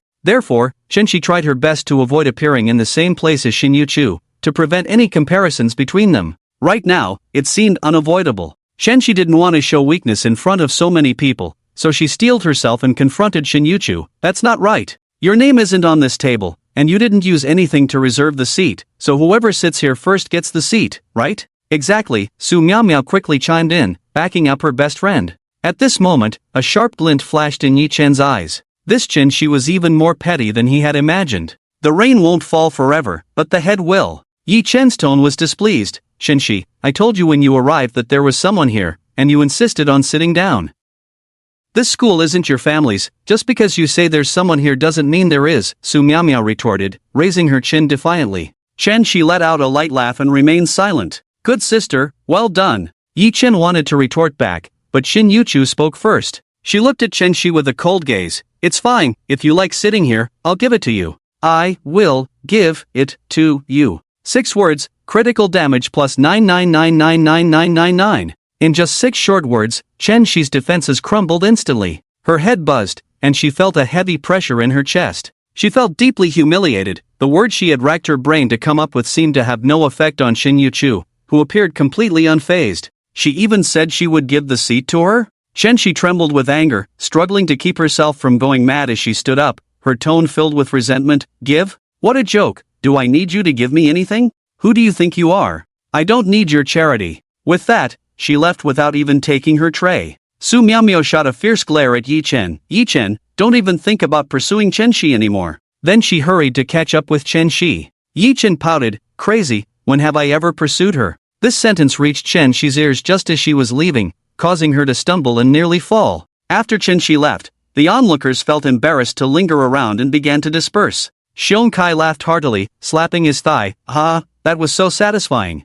I didn't expect you, Lin School Bell, to be so fierce. Those 6 words almost made Chenshi spit blood. I didn't do it on purpose, Shin Yuchu said, swallowing her food lightly. Of course, I did it on purpose. Humph. Bad woman, let's see if I can make you mad. This seat was saved for me by Yi Chen. I can't let you take it. Bad woman is truly vulnerable. If she dares to provoke me again, I must have Uncle Lee investigate her thoroughly. Yi Chen's lips twitched slightly. The investigation you mentioned is equivalent to an assassination, right? Heh, Chenshi almost made it onto the Lin family's assassination list. But on the other hand, Yi Chen also didn't expect Shin Yochu's combat power to be this terrifying. She perfectly grasped Chenshi's jealousy and competitive nature. TSK. This must be what it means to crush someone intellectually, right? Yi Chen pressed his lips together and reminded Shin Yuchu, next time, go easy on her. Making someone so angry is against the law. Shin Yuchu nodded. Got it. I know I was wrong. Next time, dare you, hee hee. At this moment in the cafeteria, many students were secretly observing Yi Chen, Shin Yuchu, and Xiong Kai, feeling utterly shocked. Don't say it's just the boys. Lin the school beauty probably hasn't eaten with any girls either, right? Today, she actually sat with 2 boys for lunch. Indeed. What's interesting is that the top student Yi Chen actually doesn't like Chenshi. It seems all the rumors before were just false. Of course. Isn't Lin the school beauty more attractive than Chenshi? Yi Chen and Lin are in the same class, only a fool would like Chenshi. Hey, that's not the point. Don't you think? Yi Chen's back looks a bit like the guy who went to the night market with Shin Yuchu? Damn. Don't say it, but you might be right. The first class in the afternoon was math with the old teacher. Anyone who has been to school knows how deadly the first math class in the afternoon can be. The old teacher was droning on at the front, while the students below were dozing off. Many simply laid their heads on the desks and snored. Seeing this scene, the old teacher sighed heavily. He put down the chalk, cleared his throat, and tapped the blackboard. Ahem, let me say something off topic. Off topic. As soon as these 3 words were spoken, those who had already started dreaming were instantly jolted awake. They perked up completely. Yes, the current state of students in class, who cares about the topic? Gossip. I won't rest until I understand this gossip. The old teacher earnestly said, I know that with the college entrance exam approaching, everyone studies late into the night, and with the weather getting hotter, it's hard to focus in the afternoon classes. So I decided that after the results of the second mock exam come out, I will rearrange the seating. As for the rearrangement method, you can choose according to your preferences. Once this decision was announced, the previously quiet classroom instantly became lively. After all, with this method, they could sit next to someone they had a good relationship with. Seeing the atmosphere shift, the old teacher's tone changed. However, those who choose their seats must meet one of 2 conditions, either be in the top 20 of the class or have improved by more than 30 points in the first mock exam. Despite this prerequisite, everyone still felt excited. In an instant, no one was dozing off anymore. They all began to listen attentively. After all, as they were about to graduate, who wouldn't want to sit next to the person they liked before leaving school? And the cost was just the effort for one exam. Yi Chen smiled and couldn't help but say, the old teacher really knows how to play the game. He completely understands the psychology of the graduates. At that moment, a familiar voice floated into Yi Chen's ears. Little Yi Chen, this time you can't escape. Do you want to sit with me, or with Shin Yuchu, or with your neighbor? Hearing Shin Yuchu's thoughts, Yi Chen couldn't help but smile. This girl, in the eyes of others, was completely an unattainable beauty. If outsiders knew how rich her inner thoughts were, and that she sometimes acted like a possessive girl, they would probably be shocked. If we become deskmates, not only would we have another layer of relationship, but, being so close every day, I should be able to hear more of her thoughts, right? While Yi Chen was lost in thought, Xiong Kai nudged him with his elbow. Ajo, let's just stay in our current seats, shall we? Why? Xiong Kai pouted. You're the one I get along with best in class,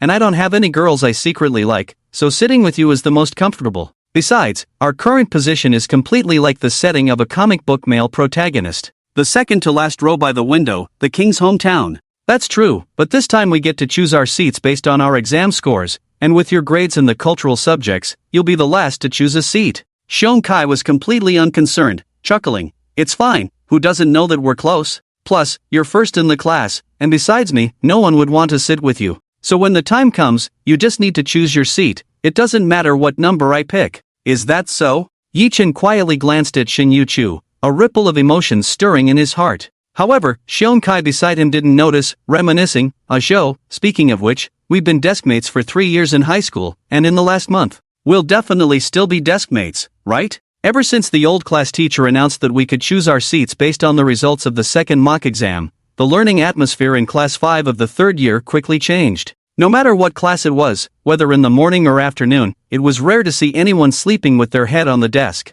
Of course, this excluded Seong Kai, who had already achieved his goals and had no desire to choose a seat. 3 days passed quickly. It was the eve of the second mock exam. That day, Yi Chen finished the last evening study session before the exam. He rode his bicycle home. Today, he didn't plan to do any exercises before bed. It was better to rest properly before the exam, as this would make the next day's test easier. Ding dong, while Yi Chen was making dinner for himself, the doorbell rang. He opened the door to find Shin Yu-chu standing at the entrance, holding textbooks and looking as cold as ice. Yi Chen, are you busy right now?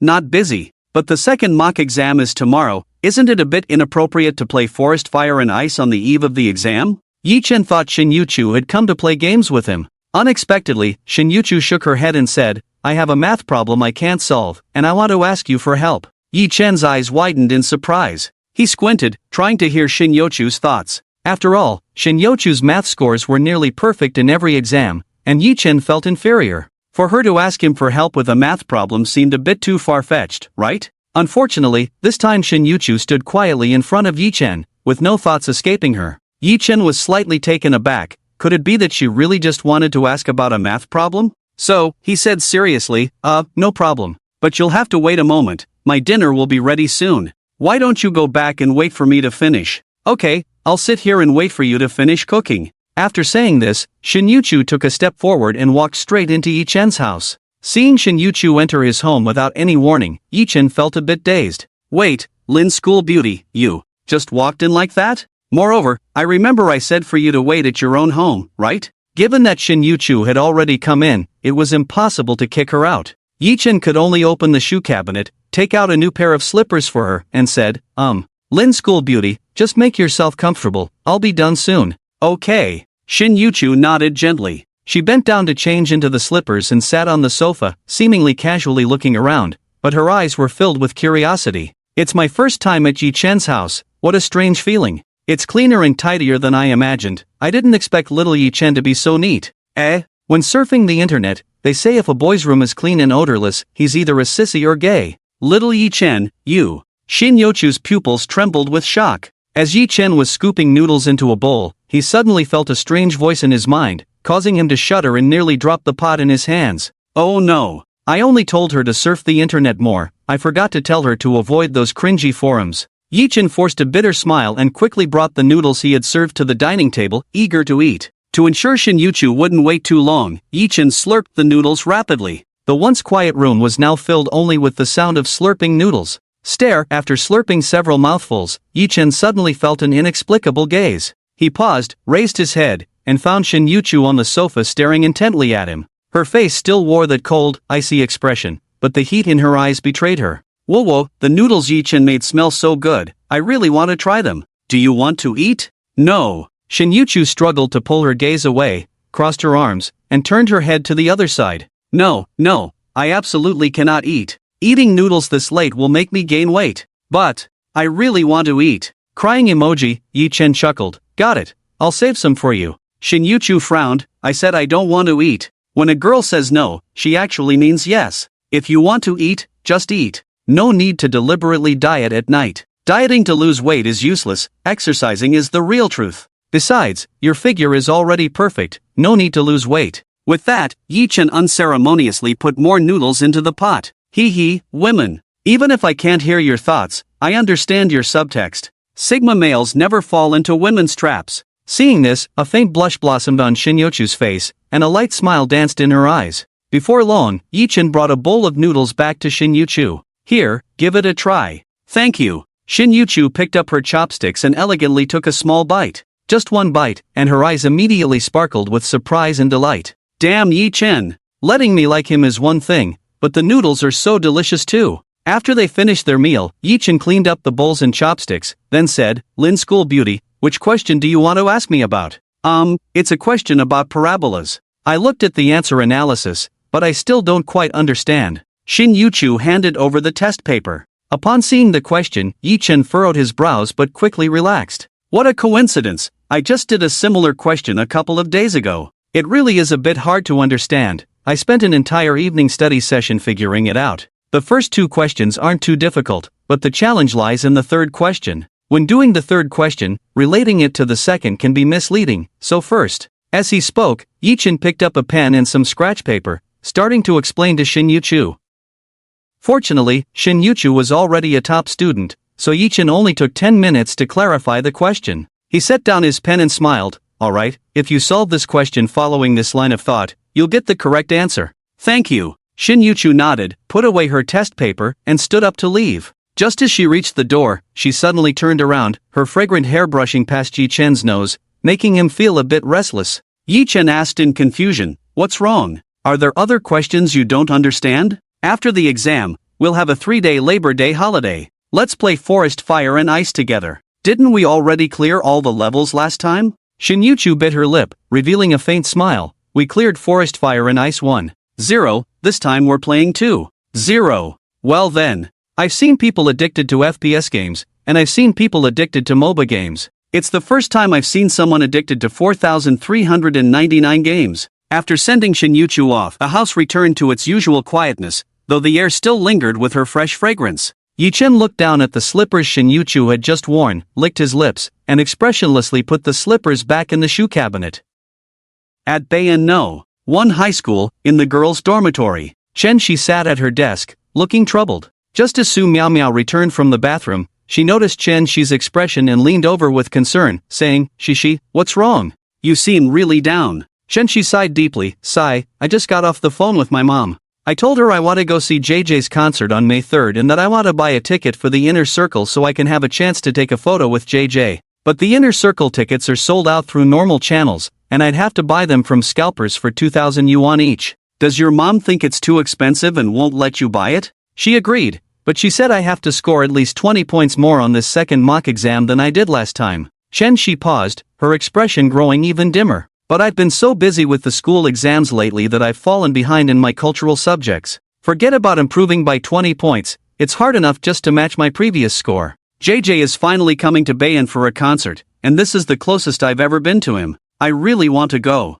Seeing her best friend about to miss the concert of her favorite star, Su Miao Miao thought for a moment, her chin in her hand. Suddenly, her eyes lit up. Shishi, do you remember this morning when we checked the distribution list for the exam rooms? Yeah, what about it? Yi-chan just happens to sit right in front of you. If you want to do well, you could have him help you with the answers. Yi-chan scored 3rd in the grade last time. Hearing Yi-chan's name again, Chen-shi immediately recalled the humiliation she had suffered in the cafeteria a few days ago. She snorted coldly, there's no way I'm copying his answers. If it weren't for him, I wouldn't have embarrassed myself in front of Shin Yu-chu. Besides, with the way Yi-chan treats me, how could he possibly let me copy his answers? However, Su Miao Miao's expression turned serious as she earnestly analyzed the situation for Chen-shi. Shishi, I think Yi-chan's behavior towards you in the cafeteria was actually intentional. Ultimately, it's his male pride at play. Ha? Why? Even though Yi-chan refuses to admit that watch was a gift from him, if we assume it really was,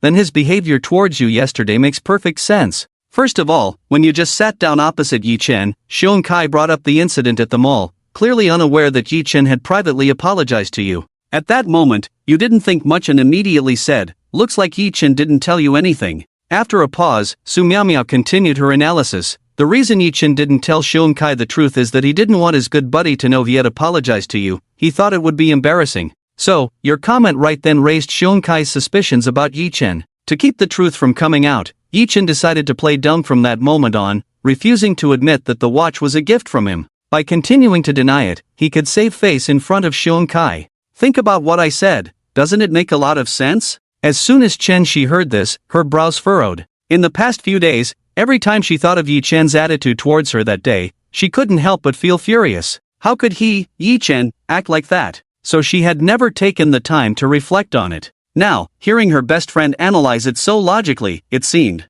really reasonable. Yi Chen really likes me. She nodded. It does seem to make a lot of sense, but why did Yi Chen deny that he ever liked me back then? Su Miao smiled confidently and said, this is even simpler. Cici, didn't you say that boys are always like children? So think about it. Yi Chen has been secretly in love with you all along but never dared to admit it. However, there were more people present at the time, not just Xiong Kai, but also Shen Yuchu and so many onlookers. Yi Chen's childish pride must be at play, which is why he won't admit he likes you. If he really didn't like you, then why did he willingly buy you things and run errands for you before? No one forced him. Upon hearing this, Chen Shi's eyes brightened. The logic was closed, completely reasonable. She slapped her thigh and suddenly realized, so that's how it is. No wonder Yi Chen had that attitude towards me back then. Humph. It's all just ridiculous pride at work. Really, is it such a shameful thing to like me? Su Miao saw her best friend finally sorting out her thoughts and immediately beamed with joy. It's not hard to understand. After all, Cici, you are the school beauty. What other advantages does Yi Chen have besides being good at studying? So, deep down, he must feel unworthy of you, which is why he only dares to have a secret crush and not admit it.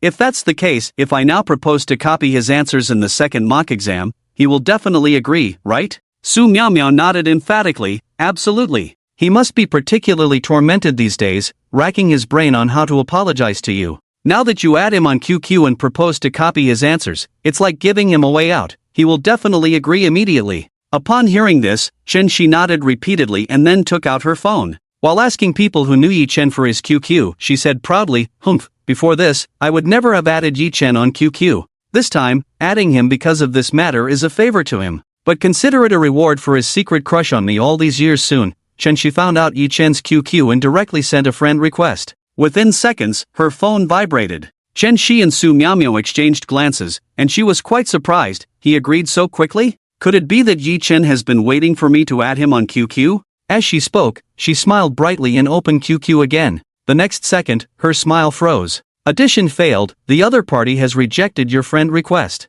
Rejected? What? Chen Shi stared blankly at the system prompt, her mind going blank. Yi Chen actually rejected it? Could it be that all my speculations with Su Miao just now were mere fantasies? Chen Shi's expression was complicated. Miao, what? What is going on? This. Su Miao was bewildered. Su Miao was confused. Su Miao suddenly figured it out again. I got it. Cici, when you sent the friend request to Yi Chen, you didn't indicate your identity in the verification message, did you? Ah, right, I didn't think that much. Hearing Chen Shi say this, Su Miao immediately snapped her fingers. So that's it, we've solved the case. You see, in the past, Yi Chen had no right to add you as a friend, so he could never imagine that one day you would actually take the initiative to add him. So when you didn't indicate that you were Chen Shi in the verification message, he thought it was a stranger's QQ and simply rejected it, never considering that this person was actually you. Chen Shi suddenly realized again. The heart that had died reignited.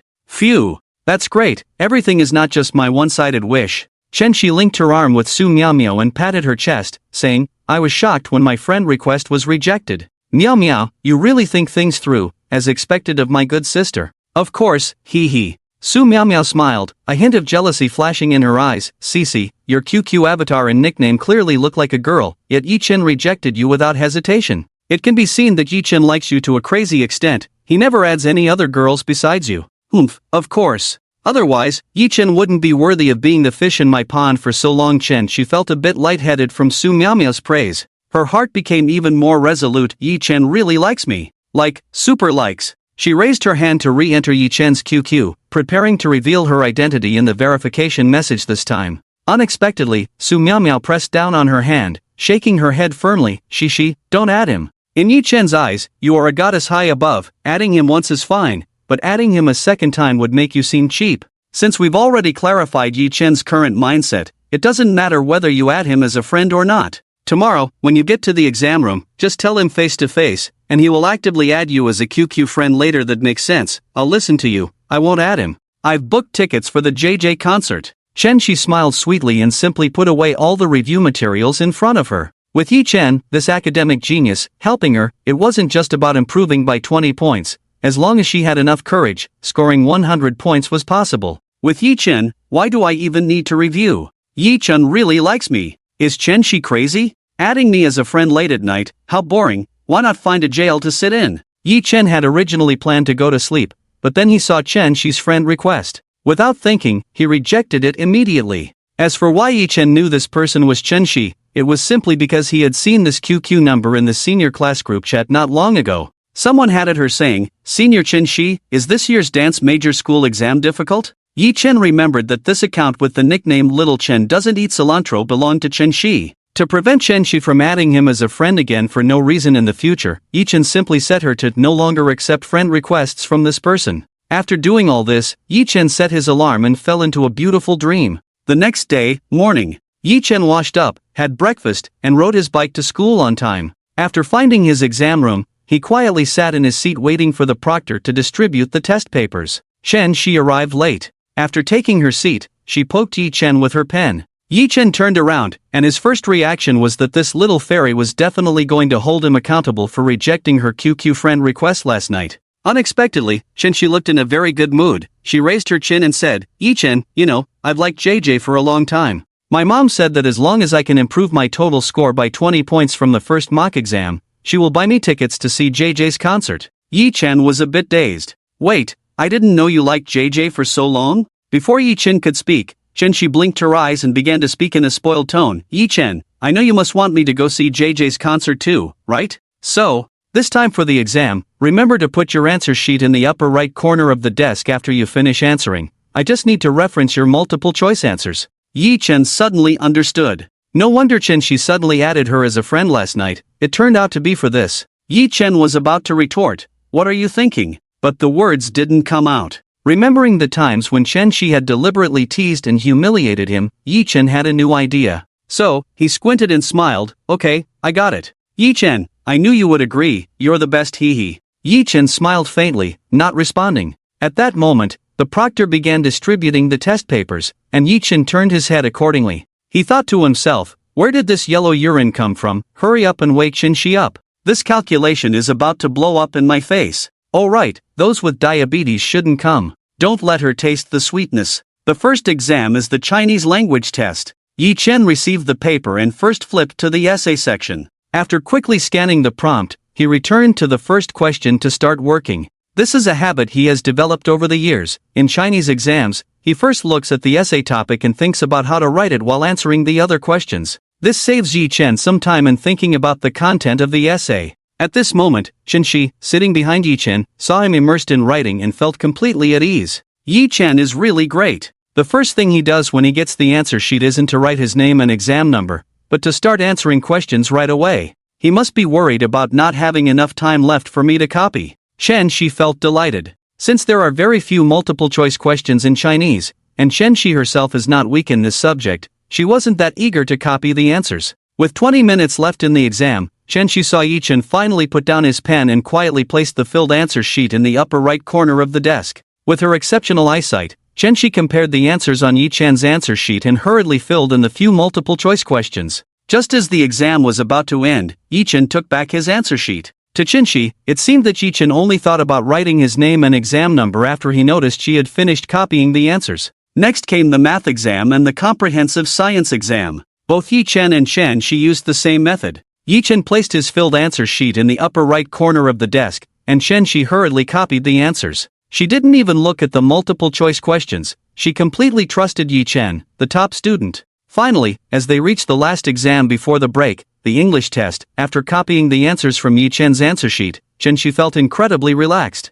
70% of the English exam consists of multiple-choice questions. This means that as long as she copied Yi-Chen's answers, even if she didn't write the error correction and grammar fill-in-the-blank questions, considering all the multiple-choice questions and her guaranteed 10 points for the essay, Chen-Shi's English score would definitely be over 110. Great! Now I can score at least 50 points higher than before. I can go see the JJ concert. Honey, I'm coming, Chen-Shi kept fantasizing, unable to stop the smile from spreading across her face. At that moment, the supervising teacher on stage glanced at the watch and reminded them as usual, there are 10 minutes left in the exam. Students who haven't finished the paper, please hurry up. She looked around the exam room with pride, her eyes flashing with disdain at some students still scribbling away. But just as she shifted her gaze, she saw a scene that puzzled her. Yi Chen was erasing all the answers to the multiple-choice questions on his answer sheet with an eraser, then grabbed a 2B pencil and quickly rewrote the answers while comparing them to the exam paper. She was stunned, unable to help but murmur, what's going on? Why did Yi Chen erase all the answers on the answer sheet? She stared at Yi Chen's exaggerated movements, her mind in a daze. By the time she came to her senses, Yi Chen had already filled the answer sheet again and placed it in the upper right corner of the desk. There were only 3 minutes left in the exam. Wait. This isn't right, is it? After seeing the answers on Yi Chen's answer sheet again, She's beautiful eyes widened in panic. Because this time, the answers on the answer sheet were completely different from the ones she had just copied. To be precise, almost none of the answers matched the previous ones. Could it be that Yi Chen wrote the wrong answers on the answer sheet and then waited until the end to correct them to the right answers? He shouldn't do that, right? She panicked. To calm herself down, she decided to find 2 questions that she usually wouldn't get wrong to verify her inner suspicions. However, when she compared her answers after writing them down, her mind buzzed, and a chill ran through her body. They were different. The answers she copied were completely different, but they matched exactly with the answers Yi Chen had corrected. This showed that Yi Chen had intentionally written the wrong answers on the answer sheet for her to copy. Yi Chen, you madman, what are you doing? Realizing she had been tricked, she felt a mix of anger and fear. She had no time to dwell on this issue, as there were only 2 minutes left before the papers were collected. If she didn't correct the wrong answers on her paper, it would all be over. She hurriedly erased all the wrong answers and began frantically copying the new answers from Yi Chen's answer sheet. Unexpectedly, Yi Chen seemed to have noticed this. He deliberately shifted to the right, blocking his answer sheet with his body. This action made Shi, who was already extremely anxious, break into a cold sweat. Yi Chen, move aside. She said in a low voice. However, Yi Chen seemed to not hear her at all and refused to budge. Now she was completely panicked. There was only 1 minute left. Her voice trembled with desperation. Yi Chen, please move aside. I beg you, let me copy. Oh. This time, Yi Chen moved aside. She didn't care about anything else and quickly picked up her pen to copy. Just as she finished correcting a few small questions, the bell signaling the end of the exam rang. Ding, ding, ding. 3 rings of the bell made Shi's head throb. Even so, she still dared not stop her actions, frantically correcting her answers, but soon the teacher came to Yi Chen's desk to collect his paper. Then it was Shi's turn. Watching her paper being taken away with 60% of the answers still uncorrected, Shi instantly broke down in tears. It was over. All over. Based on the answers on her English test paper, let alone the 110 points she had hoped for, she might not even score 50 points. This was all because of Yi Chen. Once she realized this, Shi, with red eyes, glared at Yi Chen, who was packing his things. Yi Chen, you bastard, you deliberately wrote the wrong answers on the English answer sheet for me to copy, and then changed all the answers in the last few minutes. You just wanted me to do poorly, didn't you? Yi Chen's expression was indifferent as he replied calmly, I didn't. Then why did you do that? What did I do? I just realized that my first answers were wrong and corrected my mistakes in the last few minutes. Is there a problem with that? Shi was trembling with anger, pointing her finger at Yi Chen's nose as she scolded. How could correcting mistakes possibly change all the answers on the English answer sheet? You definitely did it on purpose to mess with me. Facing the furious Shi, Yi Chen was not angry at all. He shrugged and said, alright, I'll come clean. I did it on purpose. But you clearly promised to let me reference your answers. Now I've messed up my English exam, and I would have done better if I had written it myself. My overall score will definitely drop, boo-hoo. Hearing Yi Chen's admission, the little pearls of tears fell down uncontrollably. But Yi Chen looked at her expressionlessly. I only promised to move the answer sheet to the upper right corner. I never promised to let you copy. As for you choosing to copy after seeing my answer sheet, that's your business. Besides, if you had done a few questions yourself, you would have noticed the problems with the answers on the answer sheet long ago. But you didn't notice, which clearly shows you were too lazy to even look at the questions. Is it really unfair to get this score? You. Shi was left speechless, appearing awkward and helpless. Just as Yi Chen had said, if she had done a few questions herself from the start, she would have definitely noticed that the answers he wrote on the English answer sheet were problematic. But out of trust in Yi Chen, she hadn't even glanced at the questions, let alone attempted them herself. Realizing she was in the wrong, Shi wiped her tears and spoke with a stubborn tone. So what? Now that things have turned out this way, I don't believe I'm the only one at fault. Can't you reflect on yourself? Don't you have any mistakes? Yi Chen was taken aback by Chen Shi's words, stunned for a full 10 seconds. Well, no wonder she was a ninth dan in tea ceremony. This punch could probably knock even the Monkey King down. Seeing Yi Chen silent, Chen Shi immediately felt justified. She regained her usual proud tone and said, "Forget it, since we both made mistakes, I'll let go of the fact that you deliberately filled in the wrong answers on the English answer sheet, considering you've helped me with the previous exams. At least I hope my total score can be 20 points higher than last time." Yi Chen touched his nose and nodded. "Yeah, I have something to do, I'm leaving, bye." Just as he reached the door, Yi Chen suddenly turned around with a bright smile. "Oh right, Chen Shi, I need to correct something. It's not just the English answer sheet I filled in wrong on purpose, I also deliberately filled in the wrong answers on the Chinese, math, and science answer sheets from the start." What did you say? Chen Shi was instantly dumbfounded. It suddenly struck her that in the last few minutes of each exam, Yi Chen seemed to always take the papers back. At that time, she naively thought he was waiting for her to finish copying the answers before filling in the exam information. Now, recalling Yi Chen's actions, it seemed almost identical to the action of correcting answers just now. However, compared to the English exam, the movements were less exaggerated and didn't blatantly show in front of her. So, the multiple-choice questions she copied in each exam were all deliberately filled in with wrong answers by Yi Chen? By the time Chen Shi realized this, Yi Chen had already disappeared without a trace. It was over. Completely over. Not just English was ruined, this time, all her other subjects were ruined too. Forget about scoring 20 points higher than before, now she was probably going to score nearly 100 points lower than her last exam. Chen Shi sat down on the bench, her face devoid of color. Clearly, I had figured out Yi Chen's psychology with Miao Miao the night before last. Why did he treat me like this? As Yi Chen walked out of the exam room, he couldn't help but feel secretly pleased at the sight of Chen Shi's defeated expression. What a refreshing and satisfying breakthrough. For the past 3 years, Chen Shi had taken advantage of Zhao Lan's desire to curry favor with her parents, often teasing him on purpose. Finally, he had returned the favor to Chen Shi. Yi Chen hopped on his bike, planning to head home. Coincidentally, he ran into Xiong Kai, who had been waiting for him at the school gate. Xiong Kai waved excitedly at Yi Chen. "Zhou, I've been waiting for you forever. Why are you only just coming out? I got held up for a bit. Aren't you going back after the exam?" Xiong Kai licked his lips and grinned mischievously. "It's precisely because the exam is over that we can't go back. This is the last holiday before the college entrance exam. Let's go to an internet cafe for an all-nighter tonight. I finally convinced my mom." "No, you go ahead.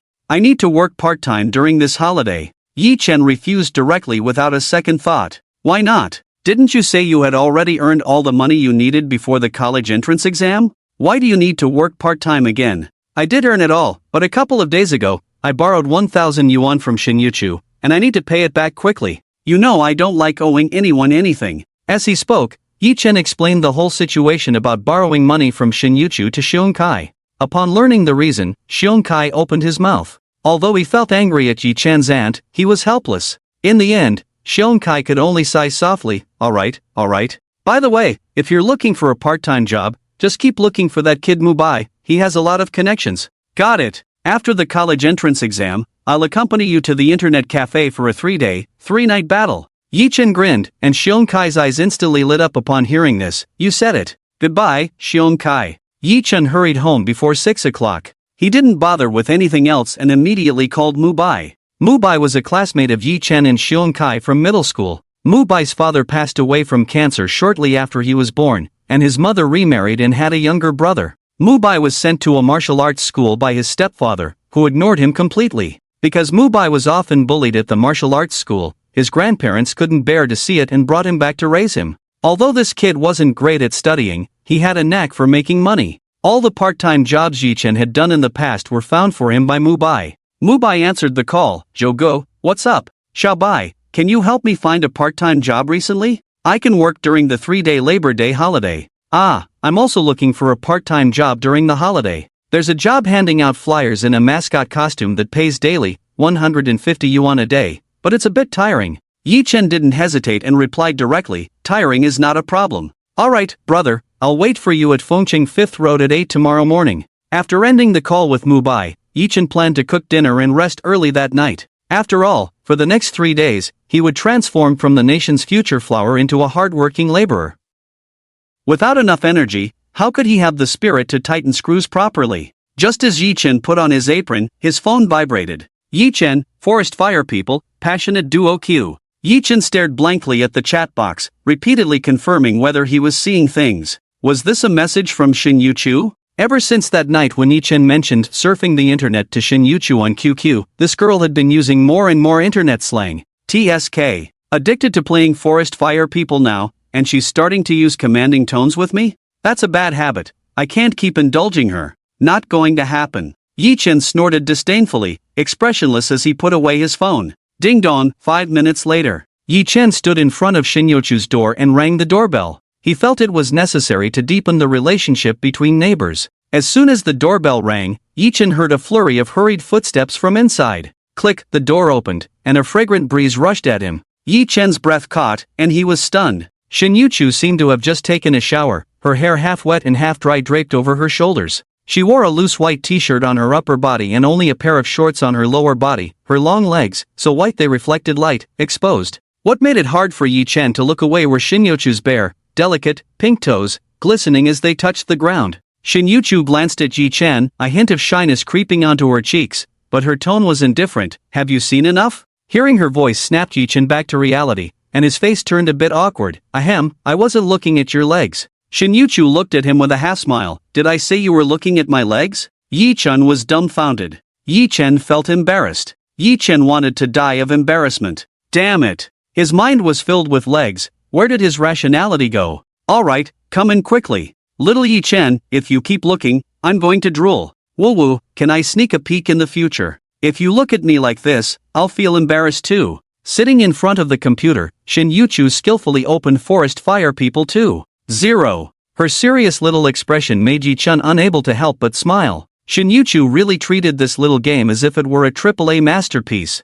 Thinking back, it was not surprising that she, who had never touched any games before, suddenly became addicted to this one she could actually play. But did she really just enjoy playing this game? Yi Chen was not sure, and he dared not confirm it. He focused all his attention on the game, a smile creeping onto his lips. Lin School Beauty, this time I absolutely won't be bad. I feel like I'm incredibly strong right now. At 9 o'clock in the evening, Yi Chen and Shin Yuchu had played nearly 3 hours of Forest Fire and Ice 2.0. Ultimately, they lived up to expectations and completely cleared the 2.0 version together. Yi Chen stood up to go to the bathroom. After finishing, as he stepped out, Shin Yuchu's voice floated in from the living room. Yi Chen, could you please help me get a pair of my socks from the second cabinet in the cloakroom? My feet are a bit cold. Hee, Yi Chen, I finally caught you going to the bathroom. Hurry and get me a pair of socks. Yi Chen was slightly taken aback, glancing towards the bedroom next to the bathroom, which Shin Yuchu had turned into a cloakroom. He remembered that Shin Yuchu had been barefoot earlier, and now it was already 9 o'clock at night. Not wearing shoes or socks while stepping on the floor would indeed make her feet cold. So, without thinking much, Yi Chen opened the second cabinet in the cloakroom as Shin Yuchu had said. Hiss. The moment he opened it, Yi Chen gasped, his face instantly turning red. He had thought Shin Yuchu's socks would be in some clothing box in this cabinet. Who would have thought the entire cabinet was filled with socks? Black stockings, white stockings, flesh-colored stockings, lace-thin socks, over-the-knee socks. And all of them were unopened. Yi Chen had never seen such a dazzling array of items and felt a bit dazed for a moment. He was afraid Shin Yuchu would misunderstand that he was doing something in the cloakroom, so he hastily grabbed a pack of unopened socks and rushed out. Yi Chen awkwardly handed the socks to Shin Yuchu. I just grabbed one randomly. Thank you. Shin Yuchu nodded without much expression, then took the socks from his hand and began to change. The cheers of excitement surged within him. Oh. So Yi Chen likes black stockings. I knew it. When he helped me fix the window last time, he clearly mentioned black stockings but wouldn't admit it. Humph. What a stubborn little boy. Shin Yuchu opened the packaging of the black stockings and started putting them on in front of Yi Chen. Wearing socks was clearly the most normal thing. Yi Chen didn't know why, but standing there watching gave him a strange sense of shame. Especially when Shin Yuchu gently bent down to slide the stockings over her smooth, fair legs, Yi Chen felt a surge of heat within him. Yi Chen's reaction did not escape Shin Yuchu's notice. She lowered her head, the corners of her lips curling up, her expression filled with the satisfaction of a scheme coming to fruition. Finally, Yi Chen's Adam's apple bobbed as he struggled to swallow, his voice slightly hoarse. Since the game is over, I'll head back now. With that, Yi Chen turned and walked away. He was afraid that if he stayed any longer, he wouldn't be able to sleep early that night. Just as he reached for the doorknob, Shin Yochu's voice drifted from behind him. Yi-chen, I'm a bit hungry. Turning back, he saw Shin Yochu had already put on the black stockings, her fair skin partially visible beneath the black fabric. Yi-chen was not a fool. Shin Yochu didn't even need to order takeout. With just a phone call, Uncle Lee could bring her whatever she wanted in no time. Yet, she chose to say she was hungry just as he was about to leave. Yi-chen understood very well that Shin Yochu wanted to spend a little more time with him. So, he tentatively suggested, then, shall we go to the night market for some cancer-causing barbecue? Greasy. Alright, there's a wonton shop downstairs that tastes pretty good. Want to give it a try? Wontons have cilantro in them. Then how about I make you some noodles? I want 2 bowls. Shin Yochu's furrowed brow relaxed, and she looked at Yi-chen with a hint of expectation. Yi-chen chuckled in surprise. Okay, then let's go to my place. Just right, there's enough noodles left for the 2 of us. Shin Yochu seemed less aloof now. When they arrived at Yi-chen's home, she didn't sit quietly on the sofa like last time. Instead, while Yi-chen was cooking the noodles, she looked around curiously, like a little kid. If it weren't for the indifferent expression on her face, Yi-chen would have doubted whether she was Shin Yochu's twin sister. As he cooked the noodles, Yi-chen recalled their earlier conversation. She didn't want anything greasy and disliked cilantro. Interestingly, the noodles he made last time had neither oil nor cilantro, so from the moment Shin Yochu mentioned being a bit hungry, she already had her answer. She was just hinting for Yi-chen to offer to make noodles. Yes, even though Yi-chen's heart was filled with cement, what was wrong with making noodles for his neighbor? Yi-chen and Shin Yochu each had a bowl of noodles, sitting face to face at the dining table. After slurping a mouthful of noodles, Yi-chen felt that after spending these days with her, aside from being classmates and neighbors, they could be considered good friends. Boldly, he asked, Lin School Beauty, last time you asked me which university I wanted to apply to. I told you, but I didn't get to ask you. Which university do you want to apply to? My dad hopes I can go back to Shanghai for school. Are you from Shanghai? Shin Yochu shook her head. My parents are both from Beian, but after my dad remarried Aunt Xiao, he shifted his work focus to Shanghai. Yi-chen suddenly understood. No wonder Shin Yochu said it was hard to see her dad when she was little. It turned out her dad settled in Shanghai after remarrying. The reason Shin Yochu didn't want to go to Shanghai was likely because she didn't want to be too far from her deceased mother. Of course, there was another reason, her stepmother. Yi-chen slurped another mouthful of noodles and continued to ask, so, are you going to study in Shanghai for university? However, this time Shin Yochu didn't answer him. Instead, she suddenly looked up and stared at him directly. Yi-chen, are you coming to play Forest Fire and Ice with me tomorrow? Yi-chen was a bit taken aback by her sudden change of topic. He instinctively wanted to say, I can't play, I have to go to my part-time job, but then he remembered he had promised Shin Yochu to play games together during the holiday. So he changed his response, of course, didn't we agree on that? I'll come find you tomorrow. Shin Yochu paused for a moment, and a fleeting, indescribable emotion flashed in her eyes. The next second, her eyes curved, her lips slightly lifted, and a shallow dimple appeared on her cheek. Okay, Yi-chen didn't understand why she was suddenly so happy and forgot his earlier question, just feeling a bit curious. Didn't you say you would go back to the manor as soon as the holiday started? Aren't you going back this time? If I go back to the manor, no one will play Forest Fire and Ice with me. Shin Yochu's eyes sparkled with joy. In that moment, she completely shed her usual aloof demeanor, as if a corner of the iceberg had melted away unintentionally. Yi-chen was momentarily stunned, thinking he would hear Shin Yochu's inner thoughts next. But unexpectedly, he heard nothing at all. For a brief moment, Yi-chen felt he had grasped some important information, but it vanished in an instant. After returning from Yi-chen's house, Shin Yochu sat alone on the sofa, the warm feelings from earlier slowly dissipating. Recently, she had been surfing the internet and had come across the scientific term for this feeling, withdrawal reaction. But compared to living in the manor, I'm happier. It's just a door separating me and Yi-chen. Shin Yochu's lips curled into a smile once more. She walked into the bedroom and took a photo frame out of the drawer. Inside the frame was a picture of a little girl who bore a striking resemblance to Shin Yochu, crying loudly, tears hanging on her tender cheeks. Beside her stood a little boy, tightly clutching a lollipop, cautiously reaching out to her, his eyes filled with concern and comfort. Shin Yochu wiped the frame, her eyes glimmering with an indescribable emotion. Ding dong, the doorbell suddenly rang, and Shin Yochu was filled with excitement. She set the frame down, not bothering to put on her slippers, and rushed to the door. She thought it was Yi-chen, but upon opening the door, she found Ling Yan standing there. Her mood instantly dropped. Ling Yan maintained his usual kind smile and respectfully said, Miss, Uncle Lee, please come in. I won't go in, miss. I came to tell you that the master will be staying in Beian for the next few days. and I'm afraid you'll have to return to the manor. Shin Yochu's beautiful brows furrowed. Didn't Dad go abroad with Aunt Xiao? There was a slight issue with the documents needed for the collaboration, so the master won't be going abroad for now. But I promised Yi Chen we would play games together during the holiday. Li Nian sighed with a bitter smile. If you don't go back, the master will definitely question it. How about this? I'll stay with you at Yi Xiao's place during the day, but you must come back to the manor with me at night. Otherwise, I won't be able to explain to the master, especially since the second madam is here this time. Although Shun Yuchu was very reluctant, she eventually nodded gently. I understand, Uncle Li. Good, then miss, you should rest early. The first morning of the May Day holiday, Yi Chen got out of bed at 7. Sigh, finally a holiday, and I only get to sleep an extra hour compared to usual. Truly a body of iron, working like a horse. Yi Chen took the subway, and after 6 stops, he finally arrived at Fengcheng 5th Road. As soon as he exited the subway station, he saw the Lin Mu Bai waving at him from a distance. Zhou Ge, over here. Yi Chen frowned slightly. Xiao Bai, it's only been half a month, but why do you look even thinner? I told you to watch less of that stuff, it's not good for your health. Good, I really haven't watched. Mu Bai denied, then quickly changed the subject. Let's go, Zhou Gu. We need to wear work clothes for the flyer distribution job today, we have to hurry and change. Okay. 10 minutes later. Yi Chen looked at the pink Lena Bell costume that Mu Bai had changed into and fell silent. Xiao Bai, you call this a work outfit? Ahem, it's the outfit we wear while working, isn't that a work outfit? Zhou Ge, hurry and change, after all, we're distributing flyers for the newly opened cake shop.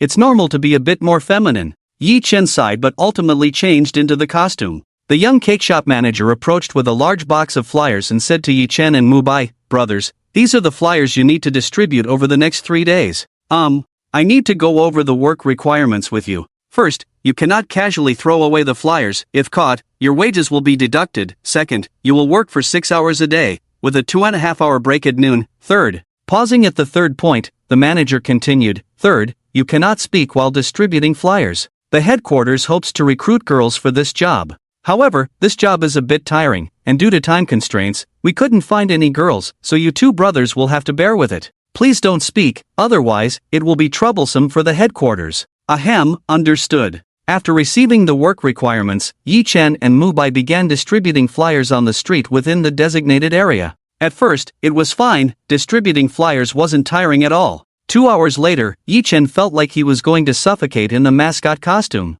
Damn, this thing is heavy and stuffy, no wonder no girl wants to do this job. Yi Chen complained wildly in his heart. However, since he was already here, he couldn't just walk away now, that would mean the last 2 hours were for nothing. The fact that he was working now was entirely because of Zhao Lan, which intensified the hatred in Yi Chen's heart. But whatever, I can punish her soon. What was that saying? Controversy may be late, but it will never forget to hit you on the head. At 5 in the afternoon, Yi Chen and Mu Bai finally finished handing out flyers for the day. After taking off the mascot costume, they were drenched in sweat, as if they had just taken a shower. Xiao Bai, where did you find this job? It's even more torturous than when we went to the construction site to move bricks. Being stuck in the mascot costume felt like being in a moving coffin. Mu Bai smiled wryly. A friend of mine from an agency introduced it. He said this Yi Chu Xia cake shop has been super popular in Bayan for the past 2 years, and they needed promotion for their new store, so he sent me over. Yi Chen had seen it on a short video platform. It was said that the founders of Yi Chu Xia were 2 girls who started it during their college years. Now, there were branches everywhere. TSK, people really can be infuriating. Zhou Ge, same time tomorrow morning, I'm heading out. After finishing this job today, even Ultraman would be on red alert. Yi Chen bid farewell to Mu Bai and dragged his exhausted body home. After taking a shower, he felt much better. Yi Chen lay on the bed for a while before getting up to ring the doorbell of room 1003 next door. However, after pressing the doorbell several times, no one answered. Yi Chen wondered, hey? We agreed to play Forest Fire and Ice together yesterday, why isn't she home? After waiting a bit longer with still no response, Yi Chen decided to go back and lie down for a while, planning to come find Shin Yuchu later. Once back home, Yi Chen dove into bed and almost instantly fell asleep. When he woke up, he found the outside was slightly bright, and the fatigue he had felt was completely gone. Ha! I didn't expect to fall asleep. It should be around 8 in the evening by now, right? Yi Chen exhaled, picked up his phone to check, and nearly had his eyes pop out. May 1st, 7:12 a.m., sunny, what the hell? How is it already 7 in the morning? Did I sleep from 6 last night straight through to the next day? Yi Chen was dazed, no wonder he felt completely refreshed. It turned out he had slept for a full 12 hours. He glanced at QQ and noticed that Shin Yuchu hadn't messaged him either, instinctively feeling that something must have come up for her yesterday, otherwise, she would have messaged him to insist on playing duo ranked. Yi Chen didn't think much of it, quickly ate breakfast, and hurried to meet Mubai at the subway entrance on Fengcheng 5th Road. Then it was another whole day of busyness. After work again, he was exhausted like a husky. This time, the cake shop manager came to Yi Chen and Mubai with a smile. "You two brothers have worked hard these past 2 days."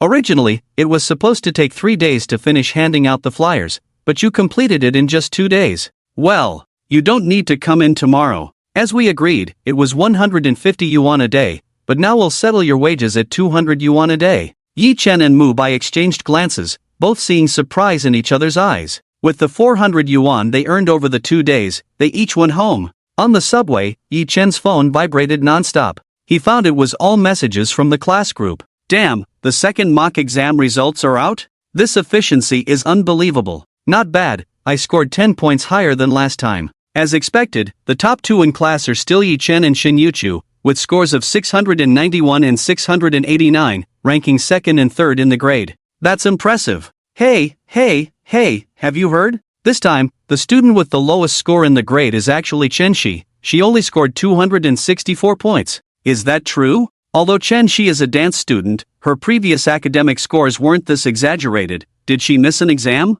264 points? Unbelievable. Yi Chen looked at the messages in the group chat, feeling indifferent about his own results. As long as nothing unexpected happened, his scores had always been stable above 685 points. However, what Yi Chen didn't expect was that Chen Shi didn't even reach 300 points. He almost laughed out loud. Aside from English, even if she got all the other multiple-choice questions wrong, it shouldn't be this exaggerated, right? No wonder she wanted to copy me. It seems she didn't review any academic subjects during those days of the school exam. Yi Chen felt incredibly pleased. At that moment, the satisfaction of revenge materialized. Thinking about it, he touched the 400 yuan in his pocket. Adding the 600 yuan he received for blocking the door for his neighbor, Brother Zhang, he had just enough to return 1,000 yuan to Shin Yuchu. After the second mock exam results were announced, some were happy while others were worried. Yang Shouwan looked at her daughter Chen Shi's report card, her vision darkening as she nearly fainted.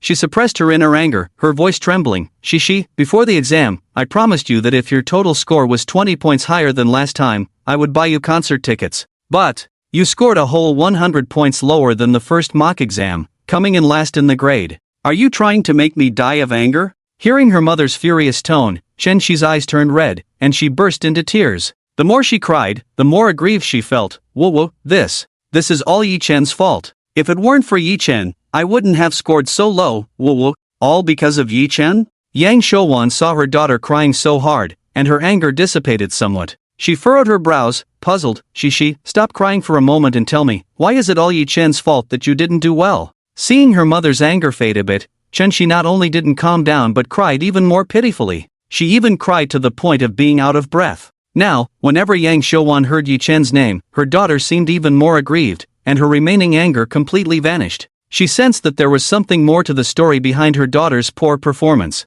Yang Shouwan wiped her tears, then hugged Chen Shi, softly saying, "Don't cry, Shi. What happened? Tell me, I'm not the kind of person who judges without understanding." Whoa, Mom. Chen Shi cried in her mother's arms for a long time before gradually calming down. She knew that with her current score, if she wanted to go to the JJ concert, she had to push all the blame onto Yi Chen. Of course, she couldn't tell her mother the truth that she had wanted to copy Yi Chen's answers but ended up being tricked by him. So Chen Shi planned to downplay the situation. Chen Shi sniffled a few times, choking back her tears. "Mom, do you remember not long ago when I called you and said Yi Chen gave me a watch to apologize?" "Yes, I remember. You said Yi Chen was too embarrassed and had Aunt Zhaolan give you the gift for him." Whoa, that was all a lie. Yi Chen didn't apologize to me at all. It was Aunt Zhaolan who took the initiative to give it to me in Yi Chen's name. As she spoke, she started crying again. At that time, I didn't know, so the next day, to make up with Yi Chen, I specially bought breakfast for him. But he gave the breakfast I bought to someone else and humiliated me in front of so many people. He said the watch wasn't even a gift from him, and only a fool would spend that much money on me. What? In other words, everything was decided by Zhaolan without consulting anyone. In fact, Yi Chen never apologized to you, and later, many classmates humiliated you? Upon hearing this, Yang Shouwan's face instantly turned frosty. She realized that Zhao Lan was doing this solely to quickly placate Chen Shi. The ultimate goal was to have her help arrange a job for Chen Guozheng. Chen Shi continued to express her grievances. Yes, I was particularly sad about this matter. In the days leading up to the exam, I couldn't rest well at all, and I couldn't concentrate while reviewing, which led to me filling out the answer sheet in the wrong order during the exam. I'm sorry, Mom. It's all my fault for caring too much about Yi Chen, which affected my mindset and caused me to fail this exam. I embarrassed you. I'm so useless, it's all my fault. After learning the truth of the situation, Yang Shouwan's expression became extremely grim. Yang Shouwan was both angry and heartbroken. She hugged Chen Shi again and gently comforted her. Shi, this is not your fault. You don't need to apologize to Mom. If it weren't for that profit-driven woman Zhao Lan, Yi Chen would never have had the chance to treat you like that, let alone affect your exam. I believe my Shi would have done better if it weren't for this incident. After a pause, Yang Shouwan took out her phone and transferred money to Chen Shi. Don't be sad, Shi. Mom is sending you money to buy concert tickets. Don't think about your grades anymore, just adjust your mindset. Whoa, thank you, Mom. I should just study hard at home. I have no right to go to a concert with such poor grades. Be obedient. If Mom says you can go, then you go. Don't have any psychological burden. Upon hearing this, Chen Shi threw herself into her mother's arms and cried out loud again.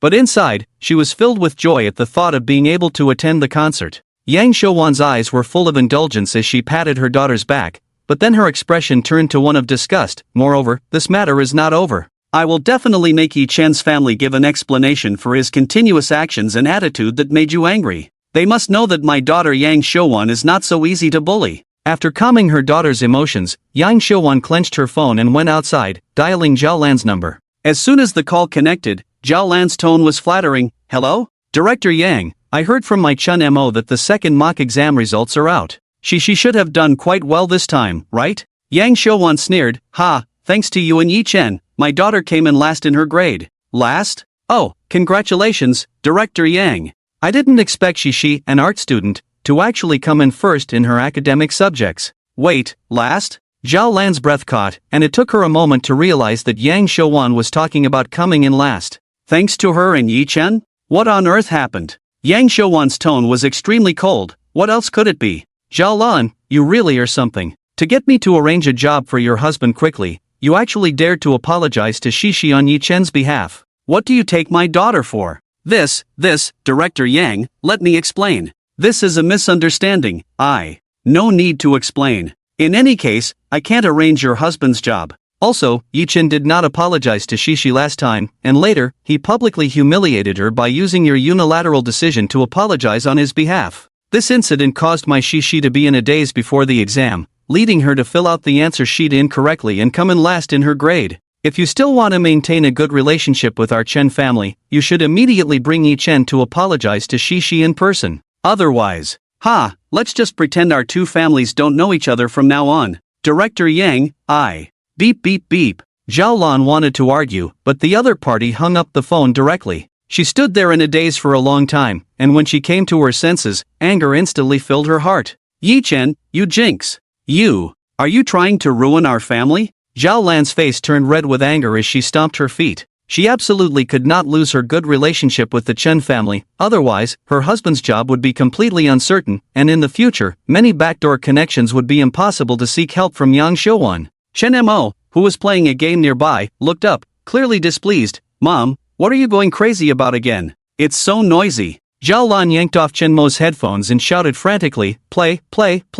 All you do every day is play that stupid game. Your jinx of a brother is about to ruin our family. Hurry up and find out where Yi Chen is renting a place to live. If I don't skin him alive this time, I won't be called Zhao Lan. Seriously, why hasn't that guy Yi Chen died yet? Seeing that his mother was genuinely angry, Chen Mo mumbled as he exited the game and began to inquire about Yi Chen's off-campus residence. Ding, the elevator doors opened. Yi Chen saw Uncle Lee and two burly men in black suits moving something into Shinyochu's home. Uncle Lee, what are you doing? Uncle Lee was momentarily taken aback, then turned to see it was Yi Chen, his face showing surprise. Young Master Yi? You finally came back. All right, we are moving new furniture for the young lady. After all, she will be living here for a while, and it would be uncomfortable for her with too few things. All right, then. Where is Shinyu Chu? Yi Chen peeked into room 1003 but did not see Shinyu Chu's figure. Upon hearing this, Uncle Lee's expression changed, and he handed all the items to the two suited men. Then Uncle Lee sighed slightly. Sigh, the young lady has returned to the manor.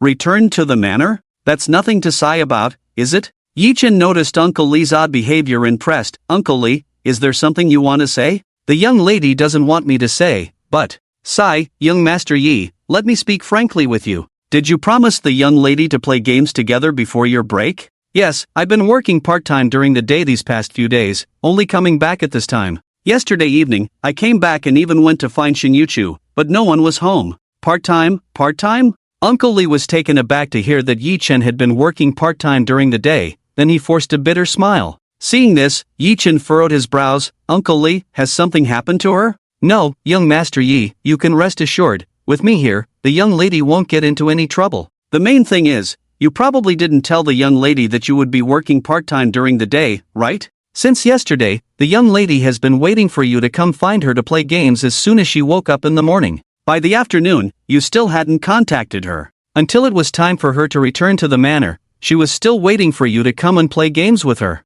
After a pause, a look of pity flashed in Uncle Lee's eyes. This morning, the young lady asked me to take her back to continue waiting for you. I told her, why don't you call young Master Yi? Maybe he forgot? But the young lady insisted that you would remember and stubbornly sat in the hallway waiting for you. It wasn't until an hour ago, when it was time to return to the manor, that she reluctantly left. Yi-Chen was stunned. After a long while, he asked with an extremely complicated expression, why didn't she knock on my door? If she had knocked, she would have known I wasn't home. I said the same thing, but the young lady said you told her you would come find her, Uncle Lee replied, his tone somewhat helpless. Clearly, he also felt that his young lady was being a bit too stubborn. But Yi-Chen didn't feel that way, his heart was filled with mixed emotions. He could imagine Shin-Yuchu waking up early in the morning, waiting for him to come and play games. Even by the afternoon, when she still hadn't waited for him, she simply moved a small stool to sit in the hallway and continued to wait. No matter how much Uncle Lee tried to persuade him, Shin-Yuchu refused to call, text, or knock on the door. This was because, on the very first night of the holiday, Yi-Chen had said he would come to see her the next day. Yi-Chen knew very well that Shin-Yuchu's stubbornness stemmed from memories of her childhood, waiting alone at home for her father to visit her. Lin's father must have said something similar, Xiaoye, I will come to see you tomorrow.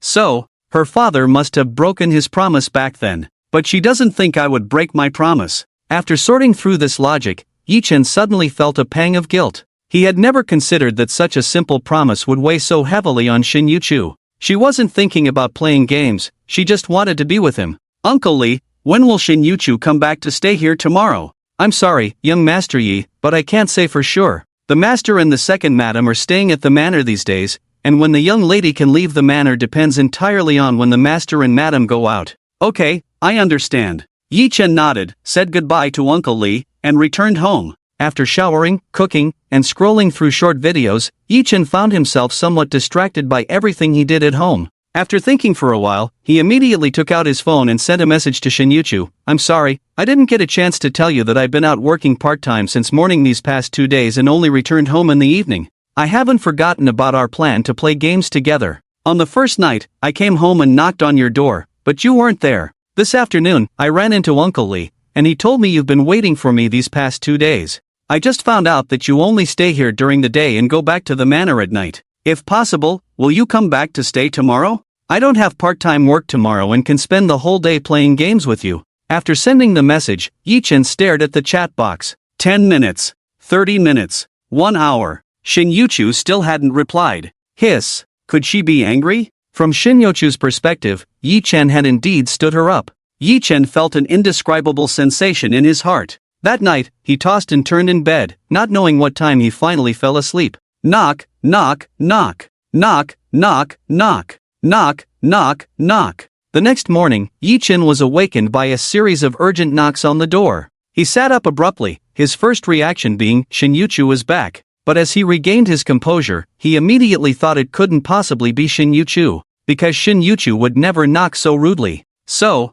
who could it be knocking so early? Yi-Chen put on his clothes, puzzled, and opened the door. As soon as the door opened, he saw Zhao Lan's face twisted with anger right in front of him. Auntie? Yi-Chen was surprised. He never expected Zhao Lan to find the place he rented. Even less did he expect her to come over so early in the morning. Confirming that the person in the house was Yi Chen, Jiaolan pointed at his nose and began to curse. Yi Chen, you jinx, little bastard, ungrateful wolf, you really live here. You heartless thing, are you trying to completely ruin our old Chen family? I clearly helped you clean up your mess and went to apologize to Chen Shi for you. Even if you can't stand Chen Shi in your heart, you wouldn't just ignore the fact that you should apologize, would you? You had to blow things up and make a scene for Chen Shi's mother to know, didn't you? I really wasted all these years raising you. Zhao Lan came in without giving any reason, just hurling insults at him. To this, Yi Chen showed no emotional reaction at all. Not one bit. His understanding of his aunt over the years was completely accurate. Auntie would always be like this. But that's fine, the more she acted this way, the less Yi Chen would feel any sense of indebtedness. Yi Chen coldly said, Aunt, I don't understand what you're talking about. I never thought of destroying your family. Ha, are you pretending to be stupid with me? Zhao Lan spat, you're not an idiot. You know very well that the watch in Chen Shi's hand was a gift I gave her in your name to apologize for you. Why can't you just keep this lie going? Why do you have to tell Chen Shi that the watch wasn't from you? Forget telling her, why do you have to publicly humiliate her? Now look, because of your reckless behavior, Chen Shi is suffering from insomnia before her exam. She came in last place in your school's second mock exam, all because your actions kept her from resting well, and she filled out the answer sheet incorrectly. Now Chen Shi's mom has called me, and she firmly said she can't help your uncle find a job anymore. This is all because of you, you jinx. Publicly humiliating Chen Shi? Insomnia before the exam, filling out the answer sheet incorrectly? Coming in last place is because of me? Hearing these words, Yi Chen couldn't help but laugh. T0 is T0, the ability to twist facts is truly unmatched. Yi Chen said expressionlessly, and, even though I know you won't believe me, I still want to tell you. First, I did not humiliate Chen Shi, she was the one making a scene in front of many people. Second, she filled out the answer sheet incorrectly because she wanted to copy my answers and ended up copying wrong, which is why she came in last. What nonsense are you talking? Zhao Lan didn't listen to Yi Chen's explanation at all and cursed without restraint. Spit flew onto Yi Chen's face. Zhao Lan's face twisted in anger, not hiding her emotions. Do you think I would believe your nonsense? Do you think just because you got a scholarship, your grades are good? It's just luck. Yi Chen wiped the spit off his face and calmly said, Aunt, I ranked third in our grade, with a total score of 691 in the second mock exam. If that doesn't count as good grades in your eyes, that's fine. Chen Shi, a dance student, usually can't score above 400, my score is enough for her to want to copy answers. A look of surprise flashed across Zhao Lan's face. Since Yi Chen started high school, Zhao Lan had never attended a parent-teacher meeting for him, nor did she care about his grades. To her, Yi Chen wasn't her son anyway, so whether he did well or poorly in school had nothing to do with her. She only cared about her son, Chen Mo. When she heard from Yi Chen that he was third in his grade with a total score of 691, her mind momentarily couldn't process it. How is that possible? Yi Chen is actually doing so well in school? But it was just for a moment. Zhao Lan quickly returned to her unreasonable self, her eyes filled with sarcasm and disgust. Just because you say you're third means you're third? Besides, Chen Shi is a well-behaved and sensible child. How could she do something like cheating? Don't project your own heart onto others. Fine, since you don't believe me, I have nothing more to say. Yi Chen didn't care. But Zhao Lan had no intention of letting Yi Chen off. She domineeringly stepped forward and directly entered Yi Chen's home. Humph, of course, you have nothing to say when exposed. You need to go find Chen Shi right now and apologize to her in person. I'm not going. She tried to copy answers and ended up last. Why should I apologize to her? Then tell Chen Shi that the watch wasn't a gift from you, and you were also wrong? Of course not. If you hadn't acted on your own, there wouldn't have been any subsequent issues. Zhao Lan looked at Yi Chen's nonchalant demeanor, and she was furious. She grabbed a vase from the shoe cabinet and smashed it onto the floor with all her might. Bang, then, her face flushed with anger as she shouted, Are you saying that it's my fault for apologizing to Chen Shi on your behalf?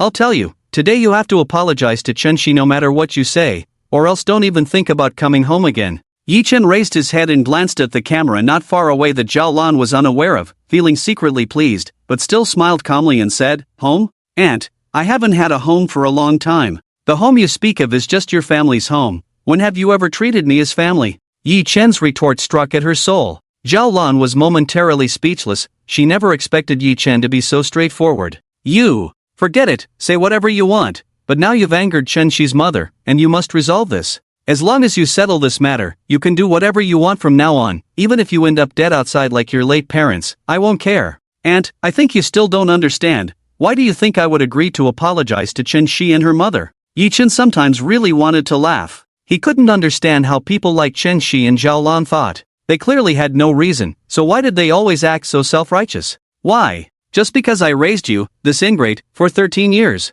Oh, you raised me for 13 years with my parents' death compensation? What nonsense are you talking? Do you think your parents' compensation was a lot? It's long gone. A look of panic flashed across Zhao Lan's face. She felt her confidence wavering, straightened her chest, and pretended to be strong, saying, "Besides, even if I used your parents' compensation, what can you do about it?" Seeing this, Yi Chen sneered and chose not to continue. Zhao Lan finally said this out loud. Yi Chen looked deeply at the direction of the hallway camera, feeling ecstatic inside. The moment of reckoning was today. Seeing that Yi Chen was determined not to go with her, Zhao Lan resorted to her previous tactic at school, sitting on the ground and crying out. She tried to control the situation through emotional blackmail. "You unfilial child, how could you say such things to me? After all these years of hard work raising you, this is how you treat me? You ingrate." Zhao Lan, must have been blind to adopt such a thing back then. Zhao Lan's cries were incredibly grating, echoing throughout the hallway. Yi Chen frowned, took a deep breath, and tried to hide his ecstatic feelings,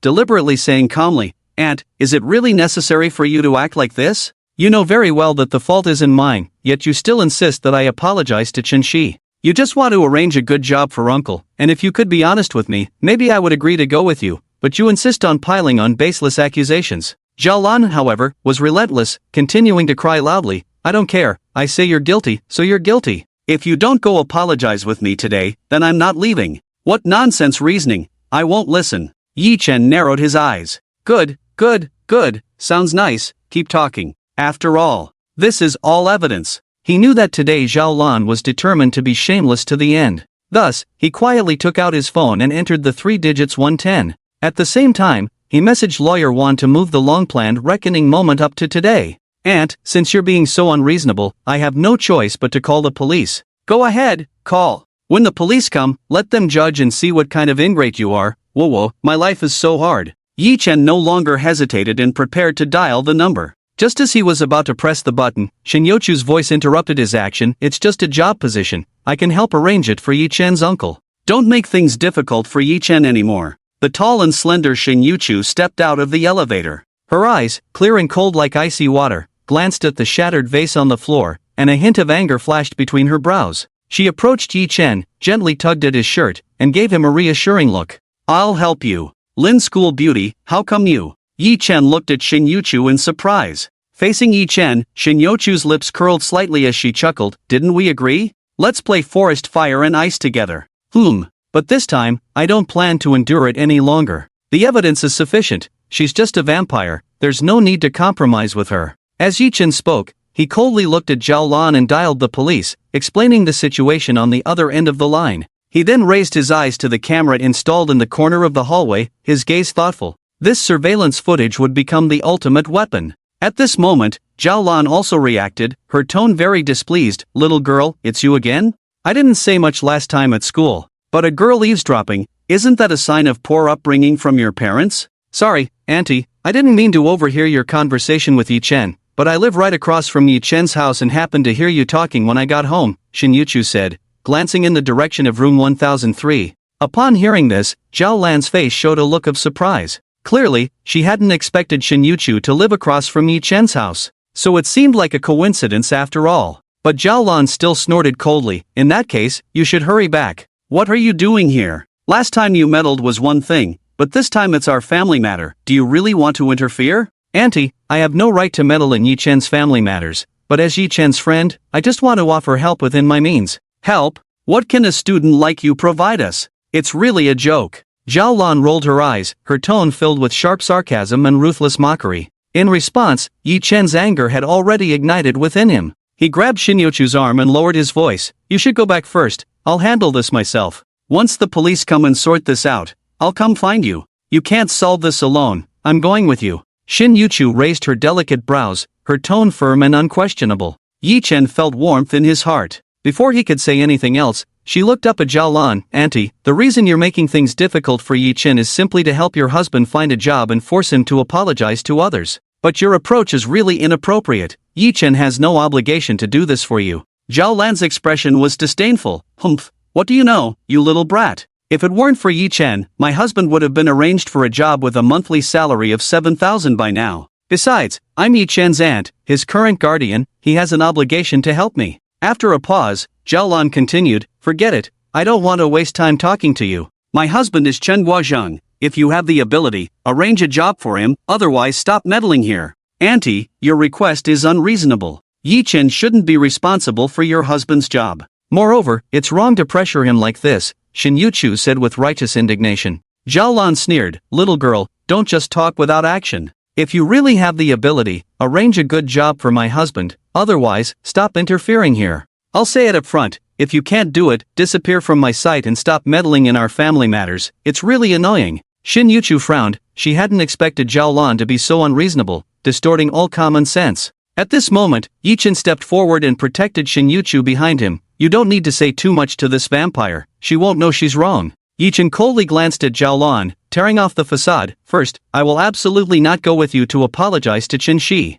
Since you want to curry favor with their family, you can apologize yourself. Second, this is my home. You barged in and broke my family's vase. When the police arrive, how do you think they will handle it? Third, aunt, let me be honest with you. Over the years, how you and uncle have misused my parents' compensation and support funds, I have kept evidence, and I just submitted it to my lawyer. We are now in the process of organizing the materials, and you will soon be sued by me. Sue? Evidence? Lawyer? Upon hearing these words, Zhao Lan's eyes widened instantly. Confusion flashed in her gaze as she sharply said, You white-eyed wolf, what are you saying? You want to sue me, and you even found a lawyer? Today, you broke the vase in my house and what you just said are the most favorable evidence. Zhao Lan's expression stiffened as she recalled her earlier admission of misusing the compensation funds, and her face immediately turned ugly. However, she quickly calmed down and sneered, evidence? What did I just say? Do you have any evidence? As expected. Yi Chen smirked, having anticipated that Zhao Lan would deny it.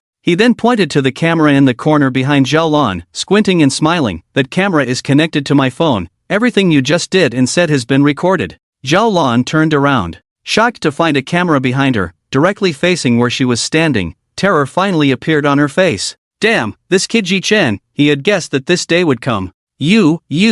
Zhao Lan's vision darkened, and she staggered a few steps, almost falling to the ground. At that moment, the police also arrived at the scene. Seeing the situation, Zhao Lan became even more flustered and immediately tried to leave. However, she was directly stopped by the police. Hello, who called the police? I did. Yi Chen raised his hand. After understanding the situation, the police looked angry and criticized Zhao Lan. Your behavior is wrong. You cannot take extreme actions because of family conflicts. Problems should be resolved through proper communication. Moreover, the child just said that you, as his guardian, have been misusing his parents' compensation and support funds all these years? Let me educate you, it is illegal for a guardian to misuse compensation funds. Normally, after the child reaches adulthood, he has the right to reclaim the remaining compensation funds, and he has now found a lawyer and is preparing to sue you.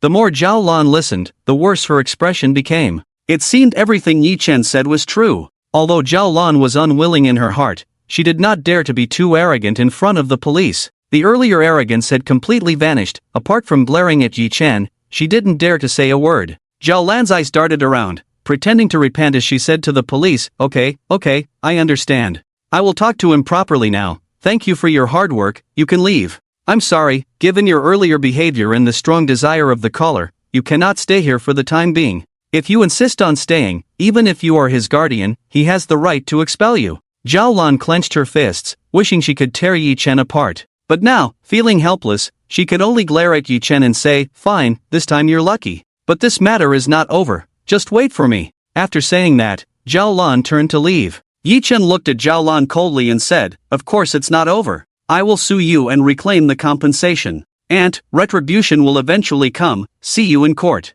You. Zhao Lan was so angry she felt like spitting blood, but she still held her ground. In my dictionary, there's no such word as retribution. I hope you won't come begging me then. Yi Chen said no more and let Zhao Lan leave. The more arrogant she was now, the more she would regret it later. After confirming some matters with Yi Chen, the police also left. These years. You haven't been doing well, have you? Shin Yuchu looked at Yi Chen, her eyes filled with complexity and heartache. Yi Chen shrugged and smiled at Shin Yuchu. It doesn't matter, anyway, today we finally tore the mask off completely. Next time I see her, I'll have to crush her. Let's go, let's play Forest Fire and Ice. Yi-Chen was in a great mood. P.S. This is just the fuse, later there will be evidence to slap her face, and I'll crush my aunt. What the heck? This little game actually has a 3-0? Yi-Chen sat next to Shin Yuchu, stunned as he saw her open Forest Fire and Ice 3-0 on the computer. Shin Yuchu's lips curled up, looking somewhat smug. There's also a 4-0, a level selection version, and an invincible version. Impressive.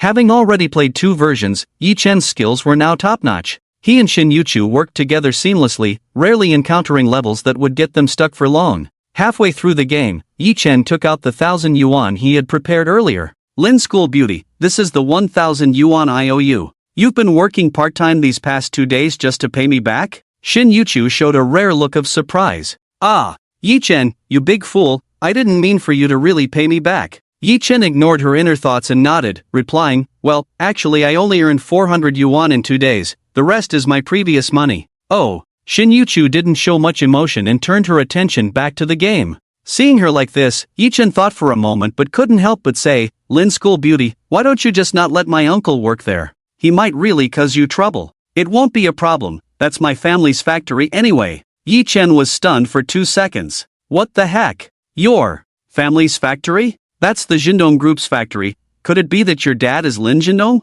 Shin Yuchu looked at Yi-Chen in confusion. How do you know my dad's name? What the heck? Goodness. No wonder Shin Yuchu could arrange this job with just one phone call. So the company is her family's. What shocked Yi-Chen even more was that Shin Yuchu's father was actually the chairman of the Jindong Group. Given that, living in a mansion didn't seem so hard to understand. You have to know, Jindong Group has opened no less than 20 factories and shopping malls across the country. This is a big shot. Can't mess with that.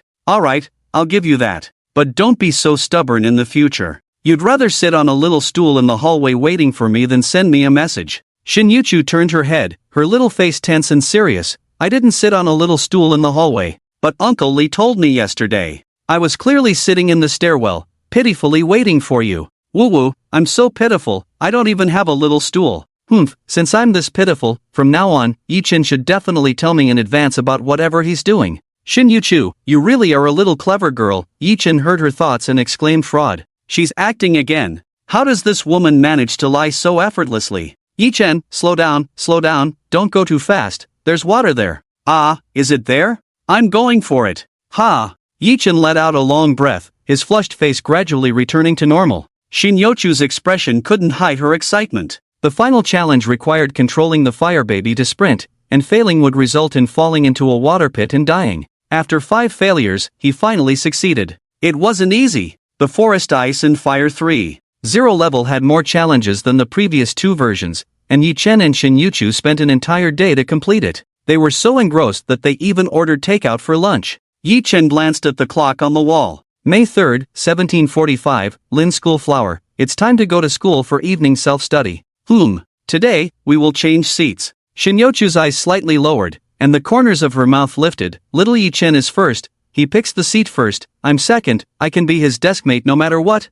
Right. Yi-Chen felt a bit uneasy. His total score this time was 691, while Shin Yuchu's was 689. She wouldn't have intentionally scored lower than him, would she? Ahem, by the way, where do you want to sit this time? Shin Yuchu pressed her lips together. Anywhere is fine. As long as I'm with you, it doesn't matter where I sit. Hearing the answer anywhere is fine, Yi-Chen silently nodded. He then said, Lin School Flower, I need to use the restroom. Okay. Yi-Chen stood up and walked toward the restroom. Click, the door closed, and Yi-Chen began to unleash his primal power. After finishing up and washing his hands, he casually caught a glimpse of the laundry basket next to the washing machine, and his eyes widened. Holy crap! Gray? Strapless? No, it might not necessarily be gray. Uncertain, he took another look. A second later, Yi-Chen silently withdrew his gaze. His face turned a bit red. Even though he had watched countless videos with Mubai with a critical eye, this was the first time he had seen something like this in real life. Is that AC or AD? Yi-Chen opened the door and found Shin Yuchu just finishing shutting down her computer.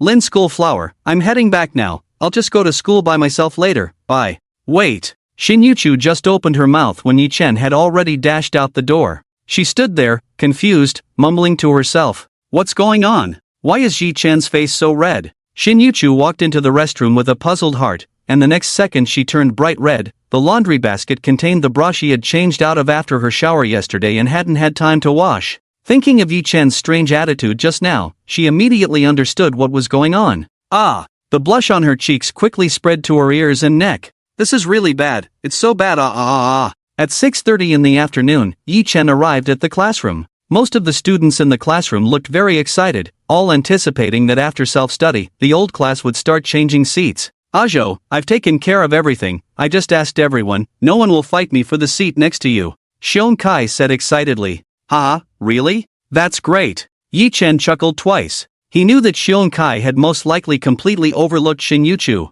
In fact, he was the only athlete in the class, and there weren't even any art exam students. So, aside from the already confirmed specialized student, right protector by Shen Ming, Xiong Kai ranked last in cultural subjects in this mock exam. If Shin Yuchu chose the seat next to Yi Chen, Xiong Kai would become the new left protector. Ding ding ding, the class bell rang, and everyone quickly returned to their seats. Soon, the old class teacher Wang Yu walked in with the report card. He pushed up his glasses and squinted with a smile. This time, our class's average score has increased by a full 16 points compared to the first mock exam. It's clear that everyone has given their all. Many students who usually rank low have made significant progress this time, and the teacher is truly gratified. Since everyone has worked so hard, I will also fulfill the promise I made before the exam. Students who rank in the top 20 of the class and those who improve their total score by 30 points can choose their own seats. Alright, next everyone please step outside the classroom and enter in order of ranking to select your seats. At the entrance of class 5 of the third year, students were chattering excitedly, their faces barely able to hide their excitement.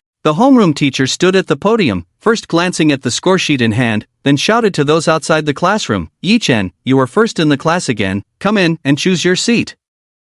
Yi Chen nodded and walked into the classroom first. As he passed by Xiong Kai whispered, Ajo, let's continue to choose our protagonist seats. Okay. Once inside the classroom, Yi Chen quickly and decisively sat down in his original seat by the window in the second to last row. Seeing this, the crowd outside the classroom showed no surprise. This was because Xiong Kai had already greeted each of them before the evening self-study session. The homeroom teacher glanced at Yi Chen, then called out Shin Yuchu's name to those outside. Although Shin Yuchu was very popular in class, she had been sitting in the second row since transferring. Her deskmate, Lu Ting, had average grades and few friends, and she rarely spoke. Thus, to the students of Class 5, Shin Yuchu and Lu Ting were the perfect pair of deskmates, one aloof and silent, the other introverted and quiet. Therefore, when Shin Yuchu walked into the classroom to choose her seat, everyone, including the homeroom teacher, thought she would choose her original seat like Yi Chen. Shin Yuchu paused at the door, then walked in. It wasn't until she passed her original seat without any intention of stopping that everyone was taken aback. Hey, Shin Yuchu isn't sitting in her original seat? Maybe she just wants to change places after sitting in one spot for too long. That's normal. That may be true, but after she moves to another seat, who would dare to be her deskmate? If I remember correctly, Lu Ting doesn't meet the criteria for choosing her own seat? That's simple. If no one dares to sit with Shin Yuchu, Lu Ting will just end up sitting there anyway. Who knows, maybe someone bold will dare to sit next to the school beauty, especially since it's the last month. If it weren't for being timid, I bet half the boys in our class would want to try. While everyone was chattering, Shin Yuchu had already passed the first 4 rows. Then, in front of everyone's eyes, she calmly sat down next to Yi Chen. The murmurs that had been low suddenly stopped. With a collective intake of breath, the noisy atmosphere fell silent in an instant. The faint sound of cicadas from the slanted willow tree outside the classroom became particularly clear at that moment. This can't be real, right? What's going on? Why did Shin Yuchu choose to sit next to Yi Chen? Oh my gosh! Another shocking revelation.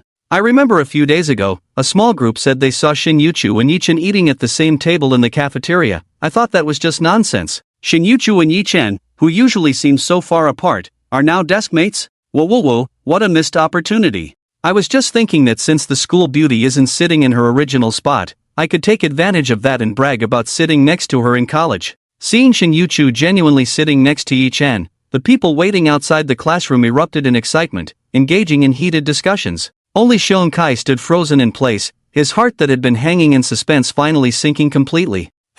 It's over. It's all over. Before the evening self-study session, Xiong Kai indeed asked everyone around to confirm that no one would compete with him for Yi Chen's desk partner position. The reason he overlooked Shin Yuchu was that he genuinely didn't think she could sit at the same desk as Yi Chen. Otherwise, What would her aloof school beauty persona from the past year mean? Now Seong Kai understood what it meant. It meant he was naive. It meant he was unlucky. It meant that despite all his calculations, he never anticipated that Shin Yuchu would actually sit at the same desk as Yi Chen. At that moment, the old class teacher standing on the podium was also astonished. Hiss. Strange, really strange, clearly these two shouldn't have any intersection. However, he didn't think much of it. After all, both were top students in the class. No matter the reason for sitting together, it could only be beneficial. So, the old teacher steadied himself and called out the name of the student ranked third in the class. Fan Xing, it's your turn to choose a seat. About 10 minutes later, everyone had chosen their seats again, and their expressions were very satisfied. 90% of the people had chosen seats they were happy with, and the remaining 9%, while not entirely satisfied, at least matched with a normal desk partner. As for the remaining 1%, it was the newly appointed left protector, Seong Kai. He lay on the desk in despair, looking at Yi Chen and Shin Yuchu, the new desk partners, with eyes full of unwillingness. But unfortunately, his grades were at the bottom, and he was completely powerless in this regard. It felt somewhat like the youth not knowing the value of physical strength, only to shed tears in vain for a daughter in old age. Seong Kai gritted his teeth in anger, muttering, "Damn Shin Yuchu, she already has the identity of a neighbor, and now she's even competing with me for the identity of a desk partner. It's really infuriating. I really became desk partners with Yi Chen, so excited, so excited. In class, I can sneak a close look at him, huff, huff." Ever since Shin Yuchu took her seat, her inner voice had been non-stop. Yi Chen sat beside her, trying hard to suppress his laughter. He wasn't annoyed at all by Shin Yuchu's incessant inner voice. Plus, her outwardly cold demeanor contrasted sharply with her inner thoughts, making Yi Chen find it both funny and cute. In fact, Yi Chen was also quite surprised. Although he had known in advance from Shin Yuchu's inner voice that she would most likely sit with him, he subconsciously thought that given Shin Yuchu had established a high and aloof persona in everyone's minds, even if she were to sit with him, she would definitely find a perfect opportunity or reason. Unexpectedly, she didn't make any preparations and simply sat down right next to Yi Chen. All right. Her cold personality, doing things without explaining to outsiders, seems to fit her persona even more. Yi Chen thought to himself, calling her a master. After adjusting their positions, the old teacher began to explain the second mock exam paper. Once the old teacher started discussing the questions and the class's attention was no longer solely on them, Yi Chen finally poked Shin Yuchu. He wanted to know how Shin Yuchu would explain her decision to sit with him. "Lin School Beauty, why did you suddenly decide to be my desk partner?" Shin Yuchu replied very calmly, "I like this position, you just happened to choose the seat next to me." "So you didn't choose this position before?" "Because I didn't know how to surf the internet before. When I started surfing, everyone said the second to last row by the window is the king's hometown, and I wanted to try that feeling." Yi Chen was astonished. Damn! The surfing the internet he had casually mentioned before had now become Shin Yuchu's excuse for various actions that didn't fit her persona. Before Yi Chen could say anything else, Shin Yuchu lowered her eyes slightly and said quite justifiably, "Besides, we're neighbors, so being desk partners is quite reasonable, right?" He. Reasonable. How reasonable? The neighbor is just your lie. Oscar, come over and give Shin Yuchu an award. As the saying goes, reasonable, logical, and you. Shin Yuchu has mastered the use of these three weapons to perfection. This made Yi Chen wonder if Shin Yuchu had already planned how to fully develop the identity of neighbor since the day she moved next to him. As long as it's reasonable. Shin Yuchu lifted her chin and then turned her attention to the blackboard, a hint of smugness flashing across her pretty face. During student days, there aren't many melodramatic plots like in the movies.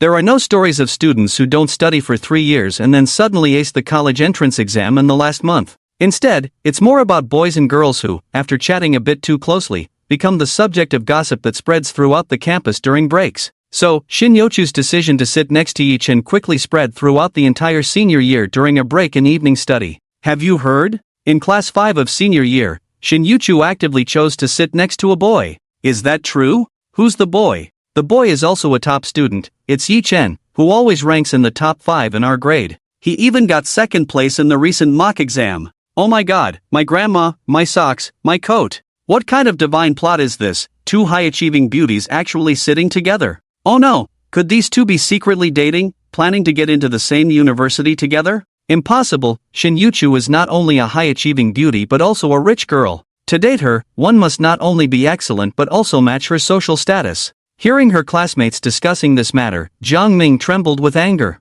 Jiang Ming is the class monitor of Class 4 and a regular top student in the senior department of Bayan No. 1 High School. Since the first day Shin Yuchu transferred to Bayan No. 1 High School, Jiang Ming was captivated by her temperament and looks. Upon learning that Shin Yuchu's academic performance was also outstanding, he fell for her uncontrollably. Since then, Jiang Ming felt that he finally had a goal in his studies. He once thought that only he understood Shin Yuchu's profound inner world. Especially in the past year, Shin Yuchu's indifference towards all boys made Jiang Ming even more convinced that they shared the same beliefs, only he resonated with her on a soul level. So when Jiang Ming heard about the rumors between Shin Yuchu and Yi Chen, his mindset exploded. These stupid guys, Xian Yu is just sitting next to Yi Chen, why are they spreading rumors that they are dating? Yi Chen couldn't even make it into the top 3 in the grade before, he only got lucky in the last 2 mock exams and caught Xian Yu's attention. Xian Yu sitting next to Yi Chen is definitely just for convenience in studying. If I were in class 5,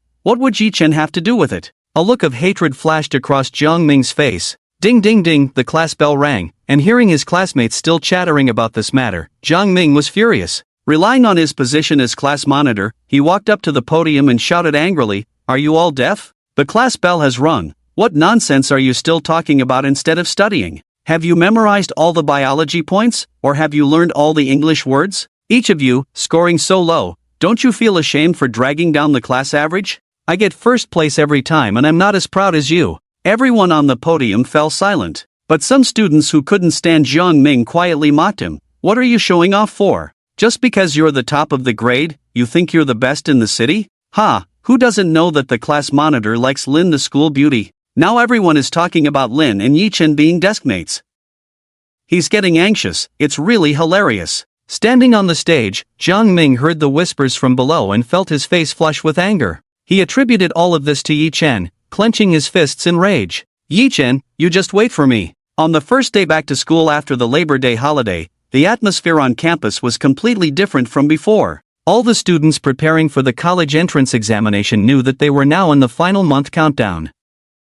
Everyone was tense, and gossip outside of studying had dwindled significantly after just one night. Yi Chen parked his bicycle in the shed and was about to turn towards the classroom when a sharp pain shot through his heel. Hiss! He gasped in pain, furrowing his brows as he turned to look back. He found a boy standing behind him, pushing his bicycle, clearly the one who had bumped into his foot. "Sorry, I was distracted and didn't pay attention to the road ahead," Jiang Ming said, his expression flat, showing no sign of genuine apology. Didn't pay attention to the road ahead? Yi Chen narrowed his eyes. He had come early today, and at this moment, aside from him and Jiang Ming, there was no one else in the bike shed. The path was as wide as it could be. Moreover, he had parked on the steps, so Jiang Ming shouldn't have bumped into him at all. Coupled with Jiang Ming's indifferent demeanor, it was already quite obvious. This guy did it on purpose. Yi Chen's expression turned cold. "Jiang Ming, you did that on purpose, didn't you?" "Of course not. I'm the top student in the grade. Why would I intentionally bump into you, the second?" Yi Chen's eyelid twitched slightly, thinking that the rumors about him were spot on. Jiang Ming, who always ranked first, was indeed a weirdo. After squatting down to rub his heel and confirming that it was just a painful bump with no injury, Yi Chen shot a glance at Jiang Ming and turned to leave. Seeing this, it was Jiang Ming's turn to be dumbfounded. "Wait, bro, I'm provoking you like this, and you're not even angry? How am I supposed to carry out my plan?" Jiang Ming was certain that any normal person would be furious after such provocation. Plus, being in their teenage years, boys were generally a bit restless, so after being provoked like this, they would definitely lash out. Thus, Jiang Ming planned to deliberately anger Yi Chen. As long as Yi Chen dared to strike, he would definitely be punished by the school. At that point, Shin Yuchu would see that although Yi Chen was academically good, he had a violent nature. In Jiang Ming's view, he was academically strong and emotionally intelligent, already more mature than his peers, so his scheme would undoubtedly succeed. Seeing Yi Chen's behavior was not what he had anticipated, Jiang Ming panicked and quickly said, "Hey, Yi Chen, why are you ignoring me? I think you're right, you didn't do it on purpose." Jiang Ming was stunned. What the hell? Yi Chen could at least rank second in the grade, and anyone with half a brain could see that this was intentional. Yi Chen actually believed him that it wasn't on purpose? Damn! This guy trusts me, the top student, too much. He's really stupid. Jiang Ming cursed inwardly and decided to be straightforward. "Hey, to be honest, I did it on purpose." After saying that, Jiang Ming stood his ground, ready to face the storm. Unexpectedly, Yi Chen just replied lightly, "Yeah, got it. A dog bites me, I won't bite back. Go play. Dog." Jiang Ming was taken aback. When he finally reacted, he shouted in anger, Yi-chen, who are you calling a dog? Whoever pays attention to me, I call whoever a dog. Yi-chen shrugged and turned to leave. Seeing his provocative plan about to fall apart, Jiang Ming became anxious and directly blocked Yi-chen's path, putting on a very punchable expression. Yi-chen, I told you, I did it on purpose. As a man, aren't you even a little angry? Angry, of course. Then why don't you hit me? Looking at Jiang Ming's eager little eyes, Yi-chen couldn't help but laugh. He smirked and said, are you a masochist? Begging for someone to hit you, what a weirdo. After saying that, Yi-chen ignored Jiang Ming and walked around him towards the classroom. Hey! Yi-chen, you can't leave. Come back here. Yi Lao Air, forever second place, come back, do you hear me? No matter how Jiang Ming shouted, Yi-chen didn't look back. This reaction made Jiang Ming so angry that he stomped his feet in place, feeling like he was punching cotton. He had clearly provoked Yi-chen, yet the other party seemed completely unfazed.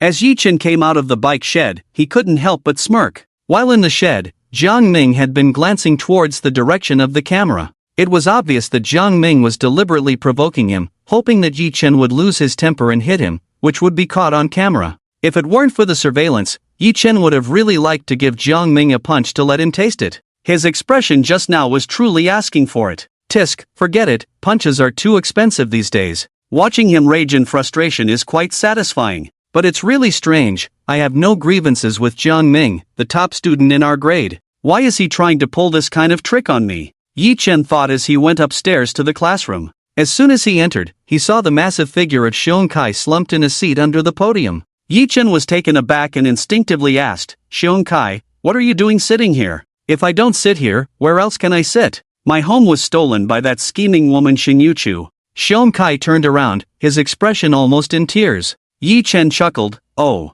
almost forgot, you're the new left protector now. Come on, man, do you have to say such heartfelt words to me so early in the morning? Xiong Kai pouted and lowered his voice to ask, Ajo, tell me the truth. What is your relationship with Lin Xiaohua now? She actually chose to be your deskmate? Of course, it's completely innocent, there's no relationship at all. Xiong Kai didn't believe it, raising his thick eyebrows and teasing, completely innocent and still having 5 kids, feeling no guilt about having twins? 6. Yi-chen sat down in his seat and noticed that Yu-chu hadn't arrived yet. I didn't see her when I left this morning. Did she take a day off today? Yi-chen was a bit surprised. He wanted to secretly send a message to Yu-chu on his phone, but during the morning reading, the grade director was patrolling outside the classroom, so he had to give up. He would ask after the morning reading. However, halfway through the morning reading, Yu-chu arrived late with her backpack. She sat down next to Yi-chen, and a waft of sweet fragrance hit him, refreshing his senses. Yi-chen curiously asked, Lin Xiaohua, why are you late today? Did you oversleep? Yu-chu's expression was a bit unnatural. She instinctively touched her abdomen and then vaguely brushed it off.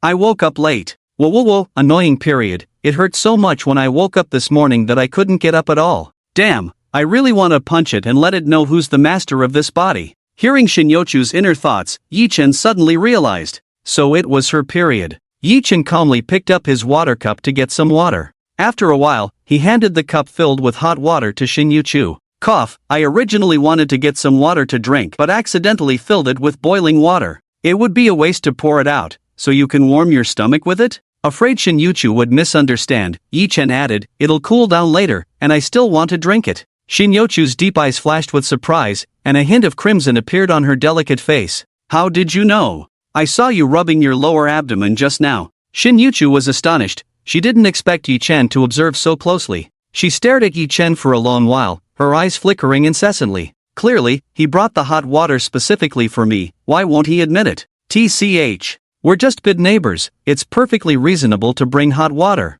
Ding-dling. The bell rang for the second class break, signaling the start of morning exercises. Most of the people in the classroom had already left, and Yi-chen noticed that Yu-chu suddenly leaned on the desk, her face alternating between pale and flushed. Her hand kept rubbing her lower abdomen. Yi-chen frowned slightly. He could tell at a glance that Yu-chu was experiencing menstrual cramps. At that moment, Yu-chu slightly turned her head to look at Yi-chen. Her tone was no longer the usual coldness, and she weakly said, Yi-chen, can you help me ask the homeroom teacher for a leave? I won't be doing morning exercises today, I'm not feeling well. Okay, it's a special time, remember to drink more hot water. I got it. Yu-chu saw Yi-chen say that and turned to leave, biting her lip. Although she knew it was normal, a hint of disappointment still flashed in her eyes. In reality, Yi-chan didn't go to do morning exercises at all. He first went to find the homeroom teacher to ask for leave for both himself and Shin Yu-chu, then ran to the school store. He planned to buy sanitary pads and a heating pad for Shin Yu-chu.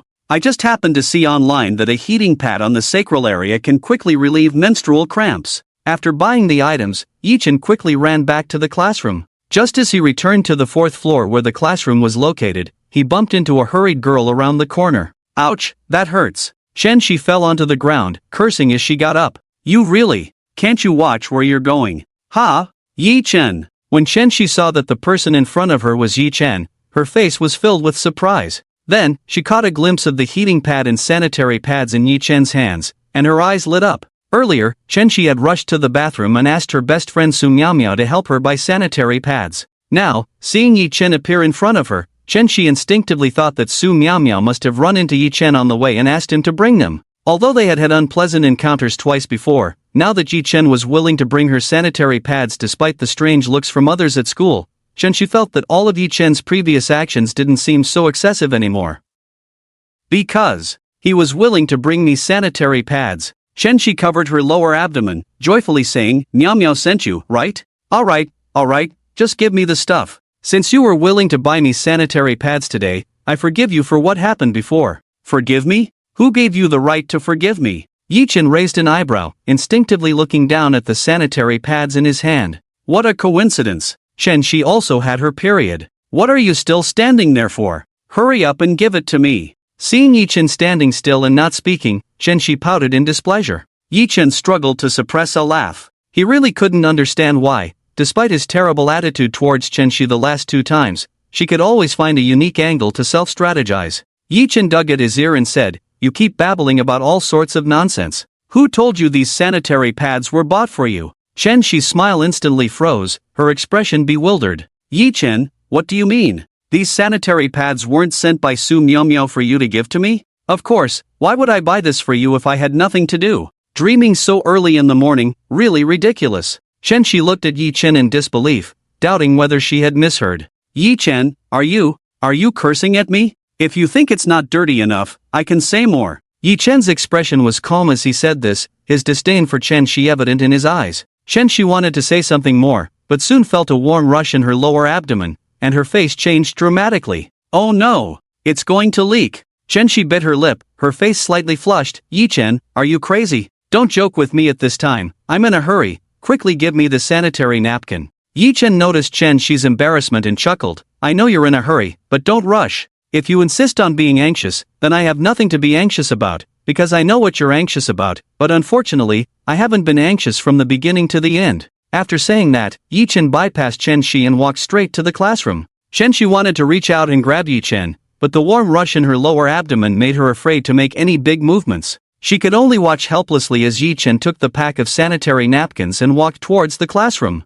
Tears welled up in Chen-shi's eyes. She couldn't understand why Yi-chan, who had always been so obedient to her, had changed like this after she returned from her out-of-province exam.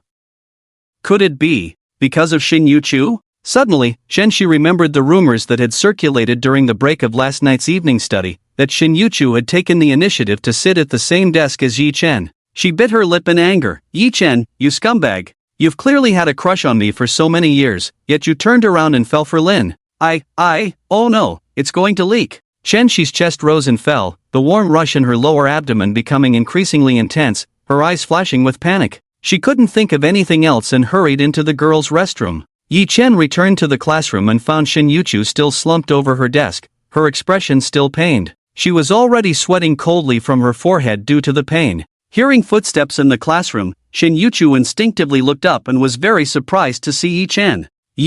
Why didn't you go do morning exercises? Did you ask the teacher for leave for me? I didn't have time to go. Then what were you doing just now? In response to Shin Yu-chu's question, Yi-chen remained silent. He placed the sanitary napkins he had bought on the desk, then took out a heat pack from his pocket and softly said, I just went to buy these for you. The school's convenience store seems to only sell daily use ones, so make do with this for now. You can stick the heat pack on your lower back and abdomen, it will help ease the cramps. After a pause, Yi-chen remembered something and added, by the way, stick the heat pack over your clothes, don't put it directly on your skin, or it might cause a low-temperature burn. Shin Yochu's face was full of surprise. She looked at the sanitary napkins and heat pack on the desk, a warm feeling rising in her heart. Is this all for me? Shin Yochu's voice trembled slightly. What else could it be? Am I supposed to use the leftovers? I don't have a period either, huh? Yi Chen laughed. Shin Yochu's cheeks turned slightly red. She bit her lip and said softly, "Thank you, Yi Chen.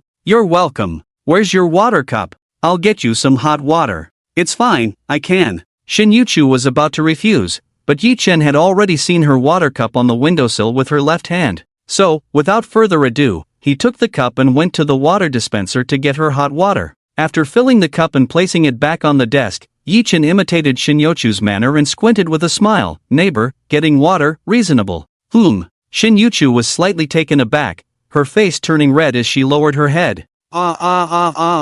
Yi Chen bought me sanitary pads. Man, who allowed you to be so gentle? You successfully made me like you even more. Like. Yi Chen's pupils trembled. Although he had been able to hear Shin Yochu's inner thoughts for half a month, this was the first time he truly heard her admit that she liked him. Shin Yochu noticed Yi Chen's unusual reaction and asked in confusion, "What's wrong?" It's nothing, nothing." Yi Chen quickly waved his hand. To cover up his awkwardness, he casually picked up his water cup and took a sip. It was only after swallowing that he remembered. This water had just been warmed by Shin Yochu. Although the water hadn't directly touched Shin Yochu, Yi Chen felt that this water seemed sweeter than usual. The third class in the morning was chemistry. 5 minutes after the class bell rang, the chemistry teacher still hadn't arrived. The chemistry class representative was just about to get up to find the teacher when the homeroom teacher, Wang Yao, suddenly appeared at the door. "Your chemistry teacher has an emergency at home and has taken leave, so this class will be self-study. Yi Chen, Shin Yochu, you two come with me to the office." Yi Chen and Shin Yochu exchanged glances, both seeing confusion in each other's eyes. They stood up and followed the homeroom teacher to the office. Before they had walked far, Yi Chen heard a commotion coming from the classroom. Shin Yochu clearly heard it too, and a hint of barely noticeable shyness appeared on her cool face. She slightly lowered her head and quickened her pace to catch up with the homeroom teacher, trying to conceal her inner turmoil. Upon reaching the office door, Wang Yao said to the two, "The grade director is waiting for you in the office. I have something to attend to, so I'll leave first." Yi Chen and Shin Yochu nodded and pushed open the office door. They saw the grade director, Liang Bin, sitting in a chair, earnestly persuading a boy in front of him. "Jiang Ming, you are the top student, and your physics thinking is far superior to that of your classmates. Participating in this competition will only make you miss an afternoon of classes, and the school will arrange for any teacher to give you one-on-one makeup lessons." "Director, I still stand by what I said. Even if I participate in the competition and come in first, it won't be of much help to me. I personally don't need such a competition to add shine to my resume." Upon hearing this, Liang Bin sighed heavily. In that moment, he noticed Yi Chen and Shin Yochu, and his eyes lit up.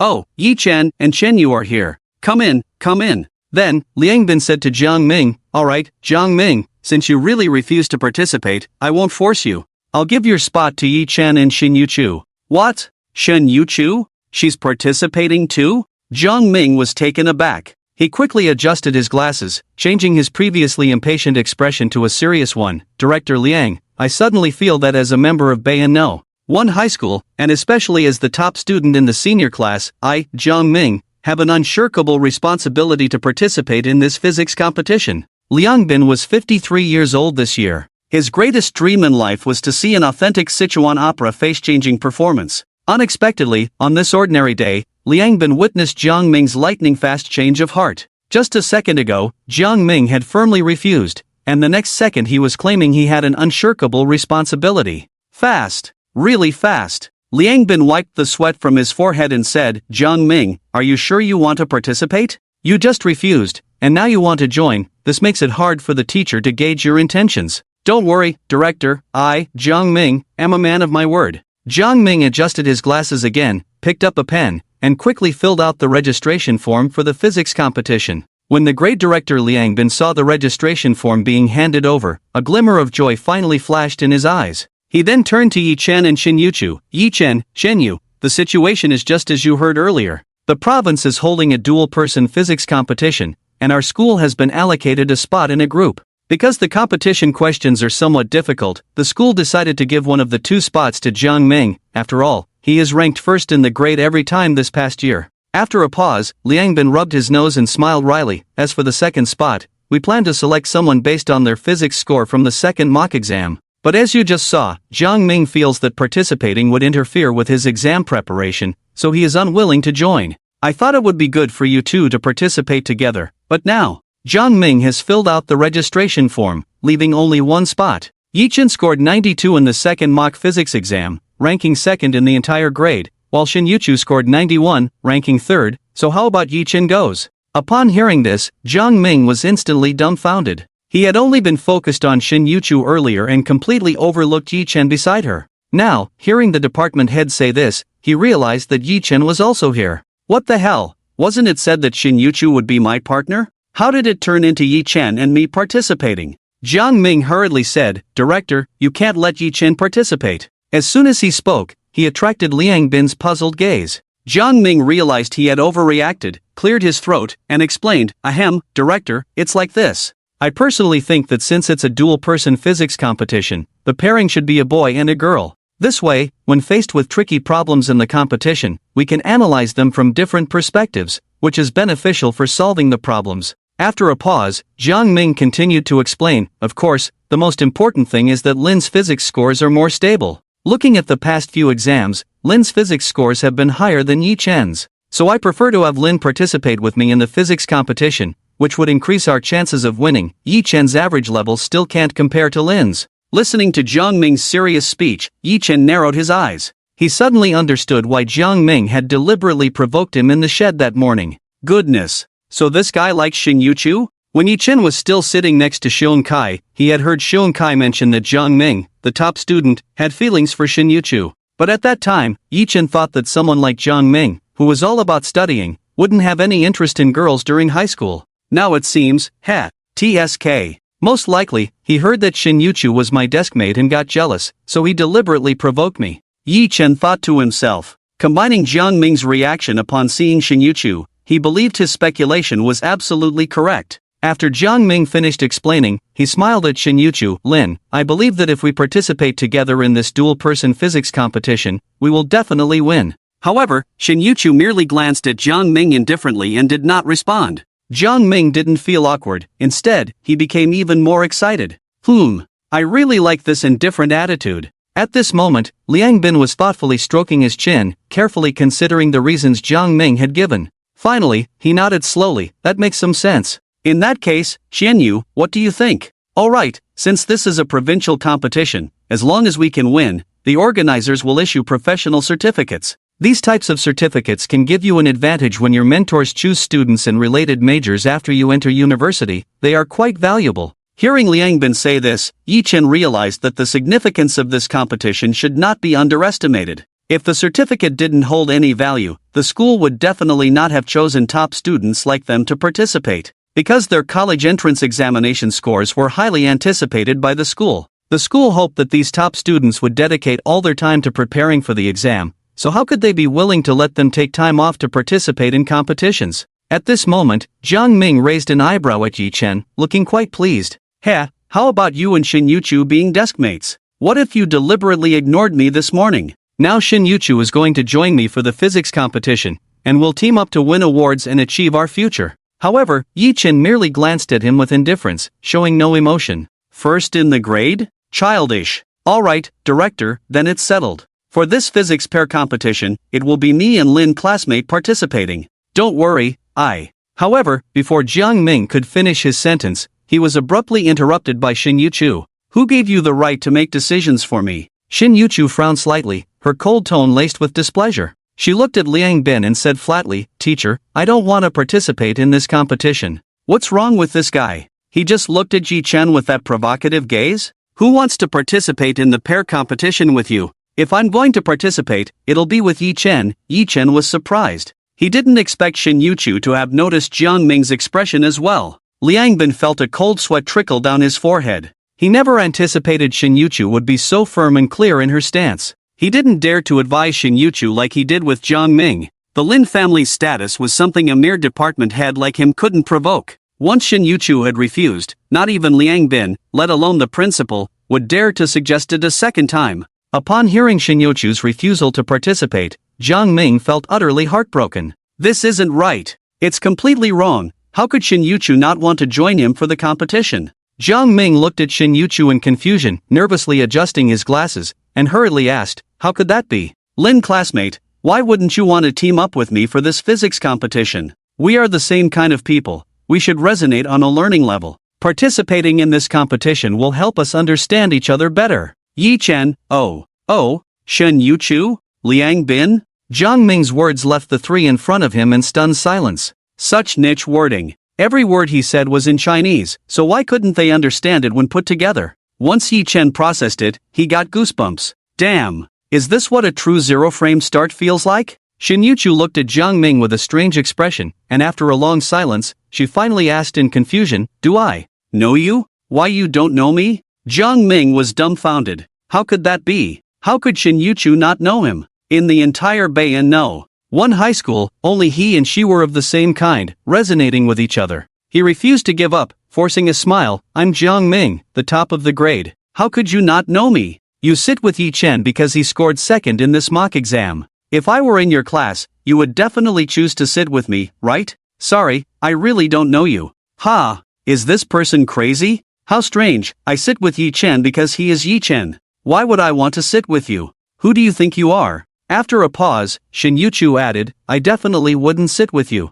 I definitely don't know him. More importantly, wouldn't sit with him. Those two short sentences made Jiang Ming's scalp tingle. He felt like he was about to die. Could it be that our resonance in learning and on a soul level was all just my imagination? Shin Yuchu doesn't even know my name? Yi Chen struggled to suppress his laughter. He suspected that aside from studying, Jiang Ming had nothing better to do than indulge in his own fantasies. It has become exaggerated to the point where, despite having no connection with Shin Yuchu, one feels a soul resonance with her. Where did this clown come from? Why hasn't Batman come to catch him yet? Liang Bin noticed that the atmosphere was off and quickly turned his gaze to Yi Chen. Yi Chen, it's better if you participate in the competition with Jiang Ming. Sorry, director, I don't want to participate either. Yi Chen withdrew his gaze from Jiang Ming, thought for a moment, and directly rejected Liang Bin. If it were with Shin Yuchu, he would certainly be willing. But now the other person is Jiang Ming, what's the point of participating? This clown, just by opening his mouth, you can tell he's an old sycophant. What competition is there to speak of? Upon hearing this, Liang Bin immediately wanted to persuade Yi Chen. He couldn't convince Shin Yuchu, but surely he could persuade Yi Chen. Yi Chen, this competition is very important to the school. The director hopes you. Teacher, Yi Chen said he doesn't want to participate. Shin Yuchu spoke up again, her tone very certain. Liang Bin was taken aback, looking at Shin Yuchu's unwavering gaze, feeling a bit intimidated.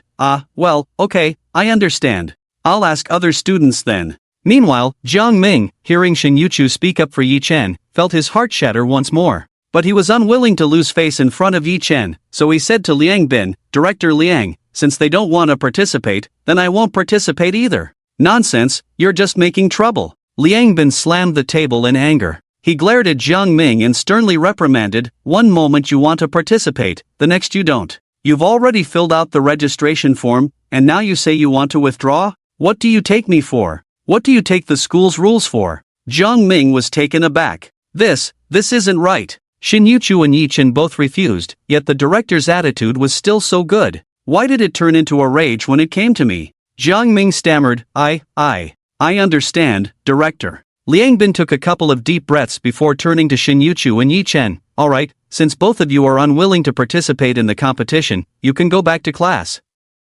Okay, goodbye, director. Yi Chen nodded and left with Shin Yuchu. After coming out of the office, Yi Chen pursed his lips and looked at Shin Yuchu. Thank you for helping me just now. Shin Yuchu looked a bit puzzled. Helping you with what? Helping me refuse the director's invitation. If it weren't for the director considering your face, he would have definitely tried every means to make me participate in the competition. Oh, you're welcome. Of course I can't let you participate. Competing with someone like that would make you stupid. It's said online that stupidity is contagious. Hearing Shin Yuchu's inner thoughts, Yi Chen smacked his lips. If stupidity were that easily contagious, then kissing would lead to pregnancy. Time flies, and the years pass swiftly. Time slips away quietly. The senior students are buried in their studies, with books and test papers piled high on every desk. Outside the classroom, the sound of cicadas grows louder, and the countdown to the college entrance examination on the blackboard decreases day by day. In the hot summer air of the campus, there seems to be a pervasive sense of tension and farewell.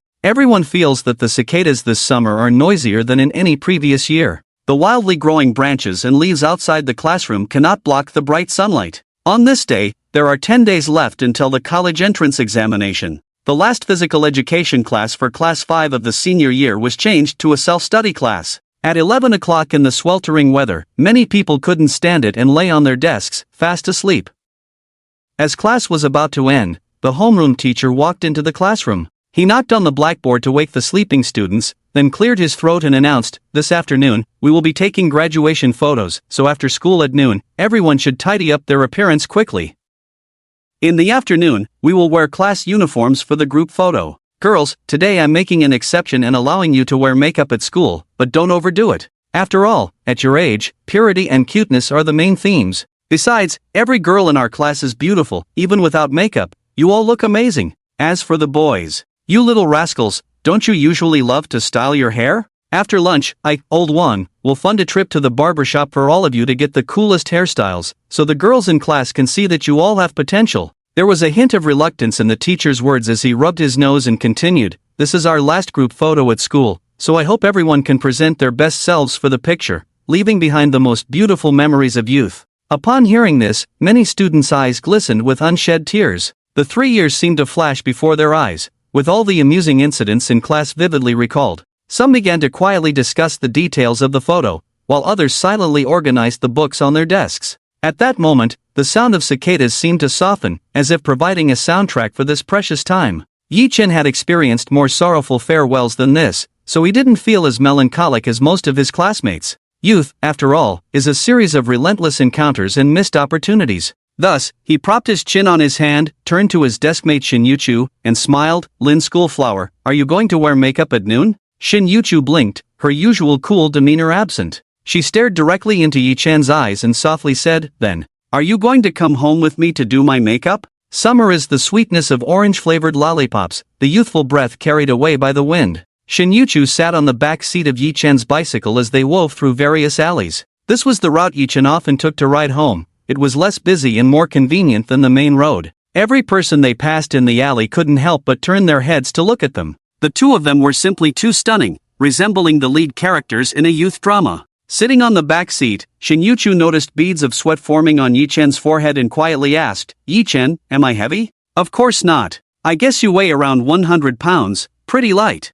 "It's actually 107 pounds. I've gained 2 pounds from eating cancer-causing barbecue with Yi Chen these past few days," sob. "But it was really delicious." Shin Yuchu's inner thoughts rushed into Yi Chen's ears, and the corners of his mouth lifted slightly. In reality, at 1.7 meters tall, Shin Yuchu's 107 pounds was quite light, even a bit underweight. But her figure was perfectly proportioned, with curves in all the right places and no excess anywhere else. Soon, Yi Chen rode his bike with Shin Yuchu to his home, and Uncle Lee, who had been following them in the car, conveniently parked the Maybach by the roadside. Uncle Lee took out 2 bottles of ice water from the car's fridge and hurried over with a beaming smile, handing the water to them. "Young Master Yi, you've worked hard all the way." Taking the ice water, Yi Chen's lips twitched. "Tisk, if I had known you were waiting at the school gate, I would have had you drive us back instead of riding a bike. It's really hot today." Uncle Lee shook his head repeatedly, smiling broadly. No, young Master Yi, you must be mistaken.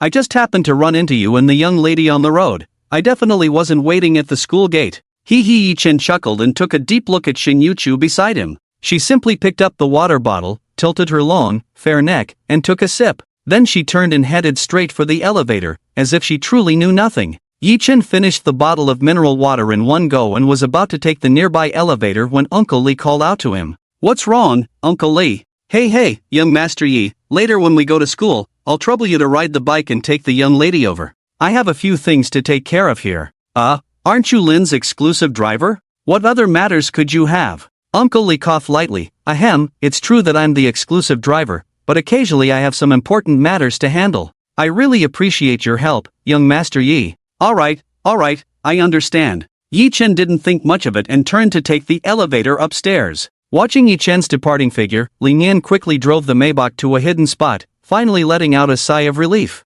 Soon after, Auntie Xiao appeared again. "The young lady and young Master Yi really are sweet together. What a pity, they can't go into the school, otherwise, I would definitely take a picture of them together." Ling Yin adjusted the car seat back a bit, preparing to unlock his phone to continue reading. The bamboo horse school tyrant keeps flirting with me. But just as he unlocked the screen, the interface was still on the text message sent by the young lady. Uncle Lee, later Yi Chen will take me home. You must not appear. This afternoon when we go to school, you also have to pretend to be busy, so he can ride the bike and take me. The outfits for the graduation photos were collectively purchased online using the class funds by each class. Class 3, 5, had a uniform where the boys wore a white shirt with a striped tie and gray straight pants, exuding a fresh youthful vibe. As for the girls, they also wore a white shirt paired with a bow tie, and the lower half was a gray pleated skirt that matched the boys' pants, reaching just to the knee. It suited their student identity while not losing the unique gentleness of a girl. While Shin Yuchu was busy with her makeup, Yi Chen changed into his class uniform and washed his hair again.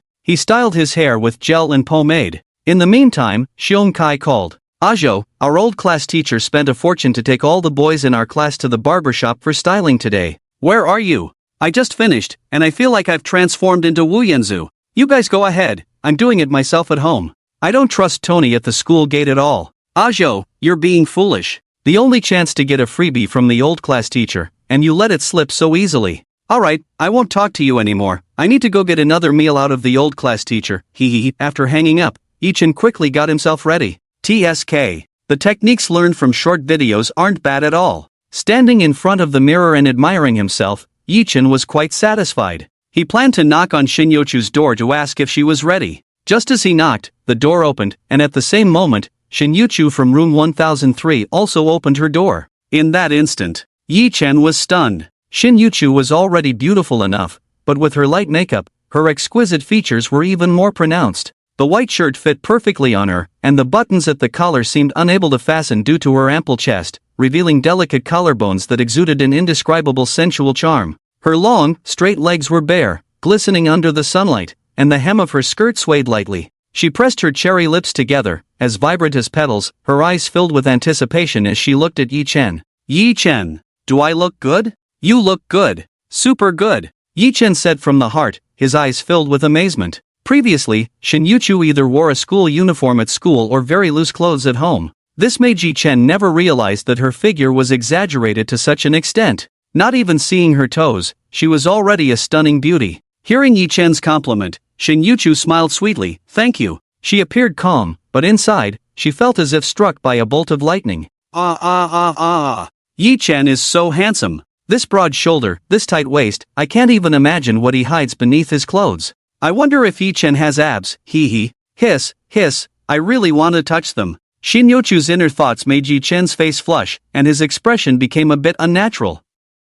Ahem, let's go eat. We still have to get to school by 2:30. Okay. Yi Chen rode with Shin Yuchu towards the restaurant. The girl sat on the back seat, her once aloof expression completely gone, only a slight smile at the corners of her mouth, her eyes sparkling with different colors, and those two long legs, restlessly swinging in the air. One hand held onto the seat, while the other gently grasped Yi Chen's shirt, tilting her head to look at his back. Her eyes were filled with tenderness. The summer wind often carries an ambiguous yet gentle breath, blowing past the boy's white shirt, mingling with the girl's plum-flavored thoughts. It also flushed the girl's cheeks. On the playground, the school's logistics teacher was busy setting up the platform for the upcoming graduation photo shoot. The senior class, with 13 classes, gathered on the playground. Wow! Chenshi, your makeup skills are amazing. You're so beautiful. Yeah, compared to Chenshi, I feel like my makeup skills are child's play. Chenshi is already pretty. I feel like she looks even better with makeup than those internet celebrities on Douyin. She's simply my white moonlight. Listening to the compliments from the boys and girls in her class, Chenshi felt a bit floaty. Although she was already overjoyed inside, she still pretended to be modest and said, "Oh, no, it's just that I'm a dance student, and I have to wear makeup for school exams and activities. I just have a little more experience than you guys." The line for class 5 of the senior year happened to be right next to Chenshi's class. So, Chenshi looked around the entire class 5 but did not see Shin Yuchu. She snorted softly. Over the past month, the fact that Yi Chen and Shin Yuchu became deskmates had become known throughout the school. Most importantly, shortly after that, rumors spread that Yi Chen and Shin Yuchu were neighbors in private, which made Chenshi very unhappy. She was very certain that it was because Yi Chen became Shin Yuchu's neighbor that his attitude towards her grew cold. It's all that vixen Shin Yuchu's fault. Shishi, are you looking for Shin Yuchu? Don't worry, she doesn't look like she wears makeup, and you're definitely the most beautiful girl in the school for today's graduation photo. Su Miao leaned close to Chenxi, smiling. Chenxi raised her chin, proudly saying, "Humph, I won't lose to her even without makeup." Of course, anyway, when Yichen sees how beautiful you are later, he'll definitely regret being so cold to you during this time. I really don't know what he was thinking, going to be Shinyochu's lapdog. Does he even deserve her? I don't think Yichen is being Shinyochu's lapdog. Maybe he's just trying to provoke me on purpose, wanting me to change my attitude towards him. Boys always like to use such childish behavior to attract the attention of the girls they like. She smiled proudly. Ever since she watched many psychological analyses of boys on short video platforms, she suddenly understood why Yichen treated her that way before. Thus, she became confident again. She was sure that after the graduation photo shoot today, Yichen would definitely find a reason to ask her for a group photo. So what if Shinyochu lives next to Yichen? You're just a means for Yichen to annoy me. Just then, a gasp came from the crowd at the entrance of the playground. Everyone turned to look, and then there was an uproar. They saw Shinyochu, wearing her class uniform, walking towards the class 5 line on the playground. Is that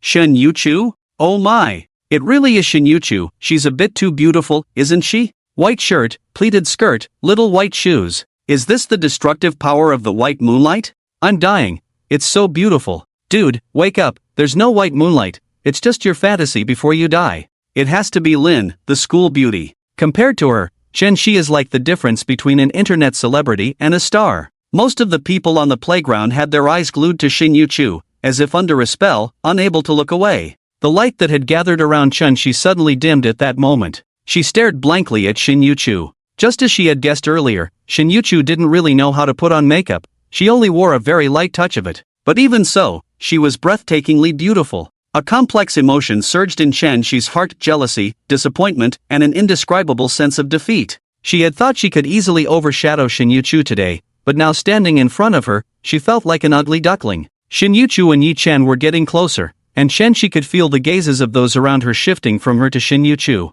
She bit her lip, trying to keep calm, but the turmoil in her heart couldn't be quelled. Su Miao was also stunned. After a brief moment of shock, fearing her best friend might be feeling down, she quickly comforted her. You. I'm fine. She gritted her teeth as she said it. Hey, Yenzu, what are you looking at? A familiar voice came from beside her. Kai turned his head to see Yichen had quietly appeared behind him. Kai pursed his lips and said sourly, looking at your ethereal neighbor, TSK. Zhou, you really eat well. Don't talk nonsense, we're just good neighbors. Yichen said with a serious face. But Kai didn't believe him at all, saying sourly, don't lie to me, I saw you with Shinyochu in the bike shed just now. You actually went back with her at noon, right? Hee, you caught me. Yichen was directly exposed but turned his head as if nothing happened. Kai continued, since you two came together, why didn't you go into the playground with her? Standing next to the school beauty, feeling all those envious and jealous gazes from the boys, just thinking about it is thrilling. Well, I went to the bathroom and didn't make her wait for me. Yichen vaguely brushed it off, his expression looking very unnatural. The stretch of road near the school gate had a bit more traffic, so while Yichen was riding his bike, he kept squeezing the brakes to avoid crashing, and sometimes Shinyochu, sitting on the back seat, would lose control and bump into Yichen's back. TSK. That soft touch, who could withstand it?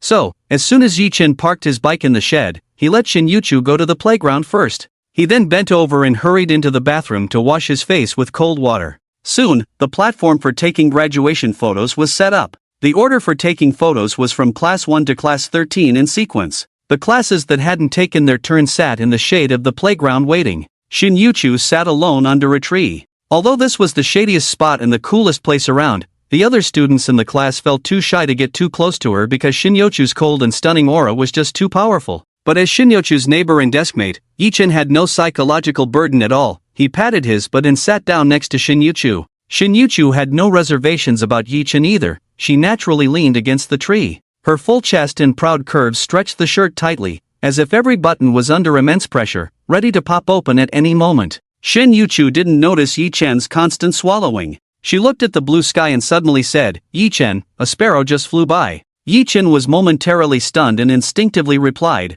big and white. A sparrow. Isn't it brown? Shinyochu tilted her head to look at Yichen, her eyes filled with confusion. Yichen's breath hitched, and he subtly withdrew his gaze. Is that so? It might be a mutated variety. Shin Yuchu squinted her eyes and lowered her head. The next second, her delicate nose wrinkled, colorful state, clearly looking at my chest. Hearing Shin Yuchu's inner thoughts, Yi Chen's face turned red, and he immediately retorted, "Slander, this is pure slander. I swear, I absolutely wasn't looking at your chest." Shin Yuchu's expression became even more intriguing. She crossed her arms, looking at Yi Chen with a half-smile, pursing her lips and saying, "I didn't say you were looking at my chest." "What the hell?" Yi Chen was shocked, covering his face with his hands, feeling so embarrassed that he could have dug a 3-bedroom apartment with his toes, wishing he could find a crack in the ground to hide in. Yes, Shin Yuchu indeed didn't say it. Because it was her inner voice, as soon as Yi Chen spoke, it was equivalent to a confession. Watching Yi Chen's awkwardness, Shin Yuchu's lips curled up slightly as she said, "Yi Chen, I'm just a plain A, and I've tricked out your ultimate move." Right. Yi Chen turned his head away, no longer daring to sneak a glance at that big and white sparrow. At that moment, a smile blossomed on Shin Yuchu's usually cool face, warm like the sun in spring. She leaned against the tree, quietly watching Yi Chen. The smile carried a hint of teasing and an imperceptible warmth, as if an iceberg was melting, and spring water was flowing gently, making one's heart flutter. This scene was fully captured by Xiong Kai and by Xian Ming, who were sitting not far away. The Right Protector, by Xian Ming, looked enviously at them, speaking with a sour tone, "Brother Xiong, Jogu is really suave. Not only is he neighbors and deskmates with the school beauty, but now it seems their relationship is getting better and better. Sigh, for someone like me, even talking to girls is hard, let alone a school beauty." Xiong Kai frowned, correcting by Xian Ming, "Only good-looking people are called suave, ugly people are called frost goblins." "Alright, I plan to be a warm guy after college, even if it's just a central air conditioner, I can definitely talk to girls." Xiong Kai pouted, "Don't be silly, only good-looking people are called warm guys, ugly ones are called fiery goblins." Bai Xuanming's expression turned a bit ugly. He swallowed hard several times, remained silent for a while, and then quietly said, "Alright, then I'll just obediently be a foodie." "Good, ugly ones are called gluttonous goblins." "Brother Xiong, I am indeed a bit ugly, but at least I'm 1.8 meters tall, right? Being tall is a plus for guys." Xiong Kai turned his head to carefully examine Bai Xian Ming, nodding seriously. Then he said, "That's true, someone like you who's over 1.8 meters has already left the goblin tribe and joined the troll tribe." Only Bai Xuanming's sad world was reached. Finally, it was time for Class 5 of the 3rd year to take their graduation photos. The boys had their good friends make final adjustments to their ties, while the girls each looked into their small mirrors, fixing their bangs. Tall ones stand in front, short ones go on the platform. "Oh right. The teachers are all sitting in the center seat position, everyone try to move closer." The photographer stood in front of the platform, directing the students of Class 5 under the blazing sun. Although it was a bit hot under the sun, everyone cooperated and adjusted their positions according to the photographer's instructions. Since they were arranged by height, the first row was almost entirely filled with boys like Yi Chen, who were close to 1.85 meters tall. In the second row, although most were boys, Shin Yuchu stood among a few girls around 1.70 meters. "TSK, Ajo, if you were a bit shorter, you could stand in the second row and take a photo with Lin, the school beauty. This is the graduation photo, and you two standing together would definitely elevate the photo's prestige." "You talk too much." Yi Chen rolled his eyes. He instinctively turned to glance at Shin Yuchu, who happened to be looking at him from a diagonal position behind. "Why can't I be a little taller? I really want to take a photo with Yi Chen. This is the only chance to take a picture together." Yi Chen's heart stirred as he touched his phone in his pocket, his expression thoughtful.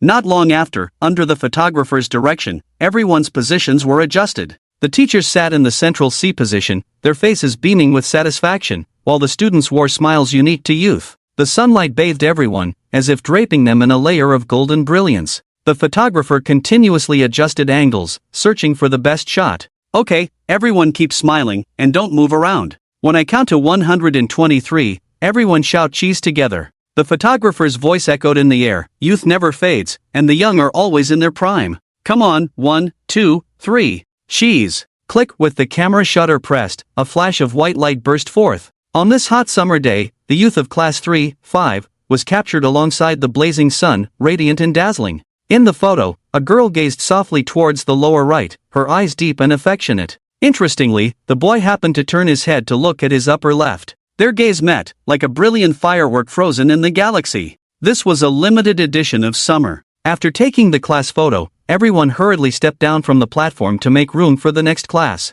At this moment, everyone began to take individual photos with those they were close to. Lu Ting, who had been Shin Yochu's deskmate for nearly a year, approached her with her phone in hand. She bit her lip and quietly asked, Shin Yu, can I take a photo with you alone?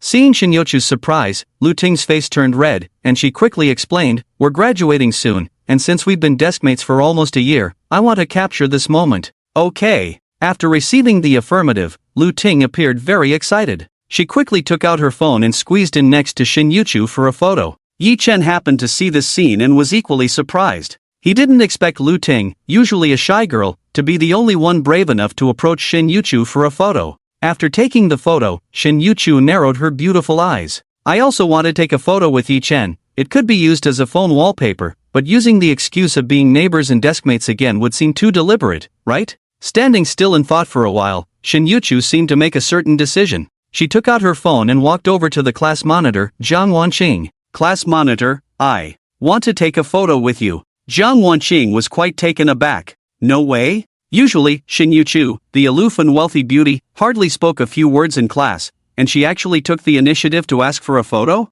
Seeing Zhang Wanqing silent for a moment, Shin Yuchu bit her lip. Is that not okay? No, of course it's okay, I'm just a bit surprised. Zhang Wanqing shook her head repeatedly, then excitedly took a photo with Shin Yuchu. After the photo, Shin Yuchu said thank you and then walked towards others. In an instant, the entire class 5 of the senior year was stunned. What was happening? Shin Yuchu actually took the initiative to ask them for a photo. On graduation day, to hug one person, I ended up hugging the whole class. Yi Chen watched as Shin Yuchu took photos with each girl in the class, and the popular phrase that circulated online immediately flashed in his mind. The other boys in the class, seeing Shin Yuchu finish taking photos with all the girls, wore eager expressions on their faces. Although they knew there was no chance with Shin Yuchu, who wouldn't want a photo with the school beauty, Lin? When they got to college, they could pull it out to boast to their roommates. Look, this is our high school beauty. She had a crush on me back then, and I reluctantly took a photo with her. Keeping it low-key. Out in the world, one's identity is self-given. Not to mention the story behind a single photo. How to spin it all depended on how rich one's imagination was. After taking photos with all the girls, Shin Yuchu clutched her phone, glanced at the other boys, and finally showed a hint of difficulty in her eyes. Help, I really don't want to take photos with them.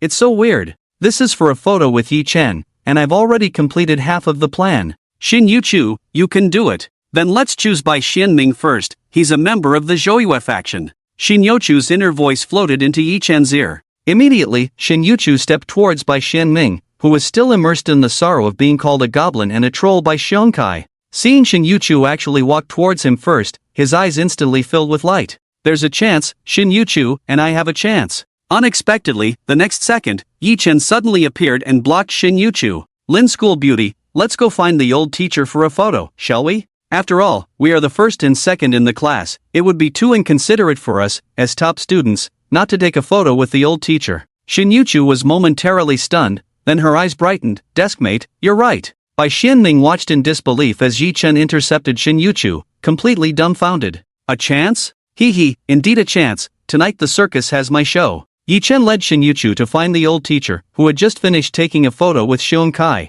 Clearing his throat, he said, Old teacher, we want to take a photo with you.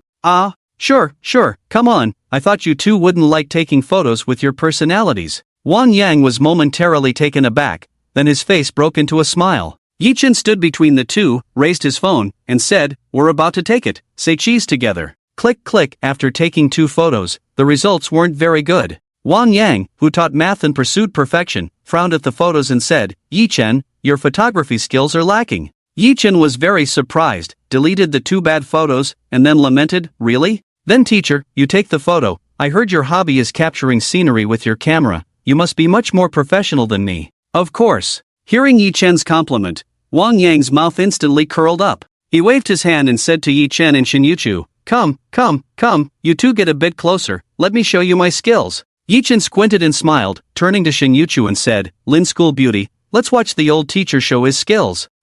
Okay. Just like that, Shin Yuchu, a bit dazed, stood next to Yi Chen, while Wang Yang held the phone in front of them and began to take photos. Come on, you two smile. Click. Soon, a photo featuring only Yi Chen and Shin Yuchu appeared. Wang Yang walked up to them with a grin, holding the phone. Look, the teacher took a good one, right? As expected of you. Wang Yang raised his chin, feeling a bit elated from the praise, and proudly lifted the phone again. Of course. Now, I'll hold the phone and take a photo of the three of us, teacher and students. No need, teacher, we have something else to do. Before Wang Yang could react, Yichin took the phone from his hand, stuffed it into his pocket, and turned to leave. Shin-Yuchu pressed her lips together, her eyes sparkling as she thanked Wang Yang, then hurriedly followed Yichin out. The two came and went quickly, leaving Wang Yang looking bewildered, his gaze incredibly clear. This isn't right, is it? I remember they said they wanted to take a group photo with me. Hey, why do I feel like I'd become their photographer? On the afternoon of the graduation photo shoot,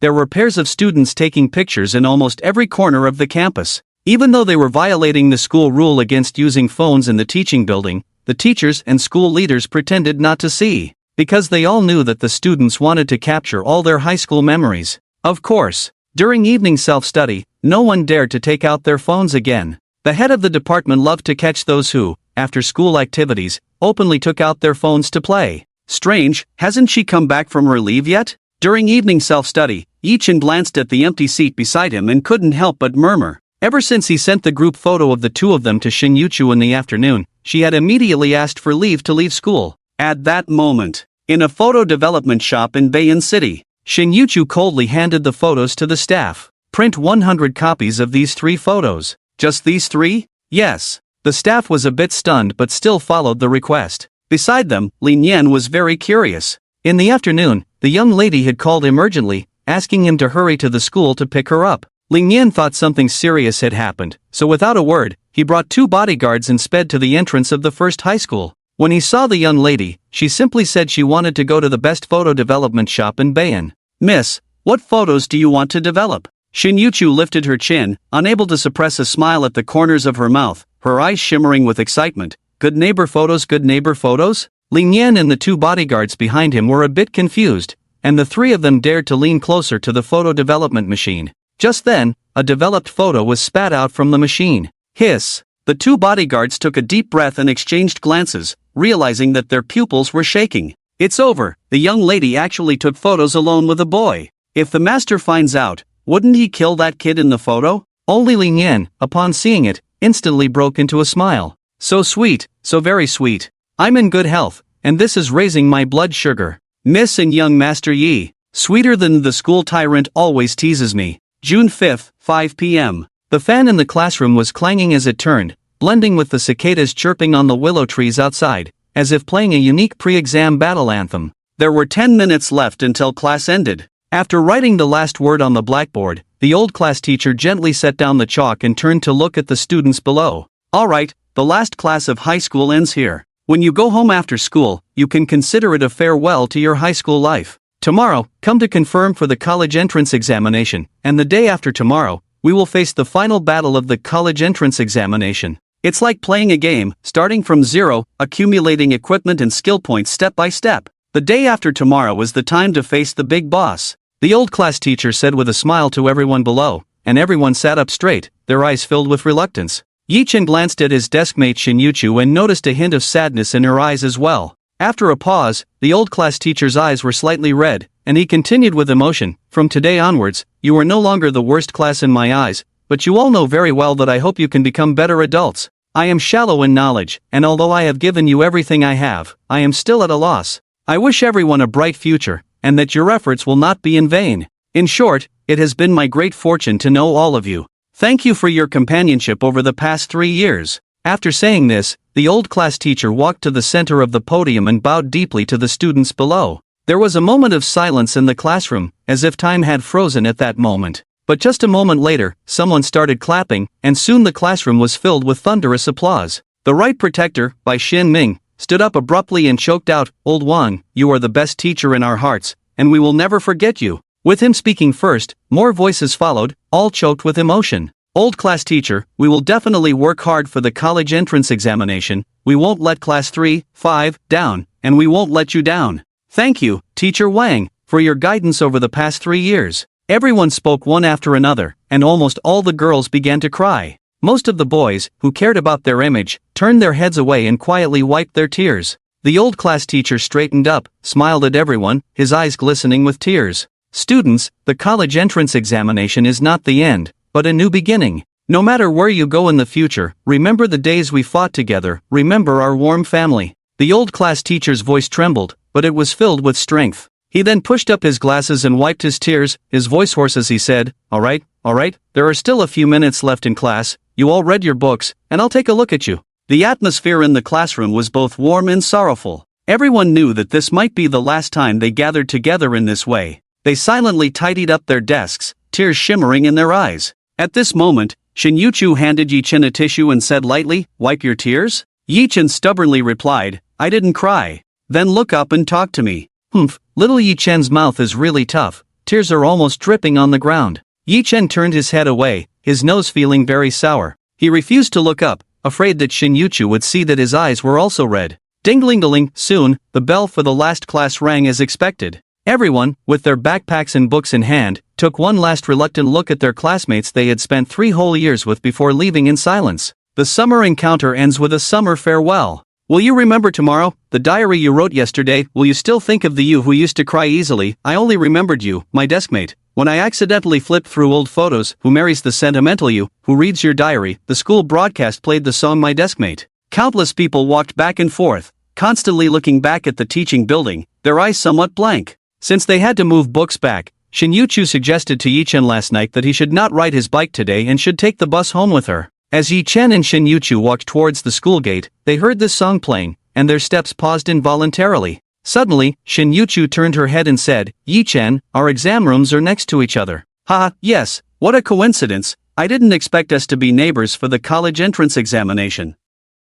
Yi Chen scratched the back of his head and smiled foolishly. When he and Shin Yuchu received their exam admission tickets and found out their exam rooms were next to each other, they were incredibly surprised. This is what you call fate. Ajo, let's go eat barbecue together tonight, and invite that Mubai guy too. Eating barbecue the night before the college entrance examination has a kind of indescribable thrill. Shon Kai suddenly appeared from nowhere and threw his arm around Yi Chen. He glanced at Shin Yuchu beside him and added, Lin Xiaohua, do you want to join us? Of course, I want to go. Big black egg, you're a good person. Shin Yuchu's eyes sparkled, clearly very moved. However, Yi Chen shook his head and refused. Shon Kai, forget it, the college entrance exam is coming up, it's best to consolidate our knowledge. Besides, isn't the exam the day after tomorrow? How did it become the eve of the exam today? Hee, that's because tomorrow night, my mom won't let me out. Shon Kai chuckled, not giving up in the face of Yi Chen's refusal. Come on, today is my treat since I'm the one organizing it, you just need to eat.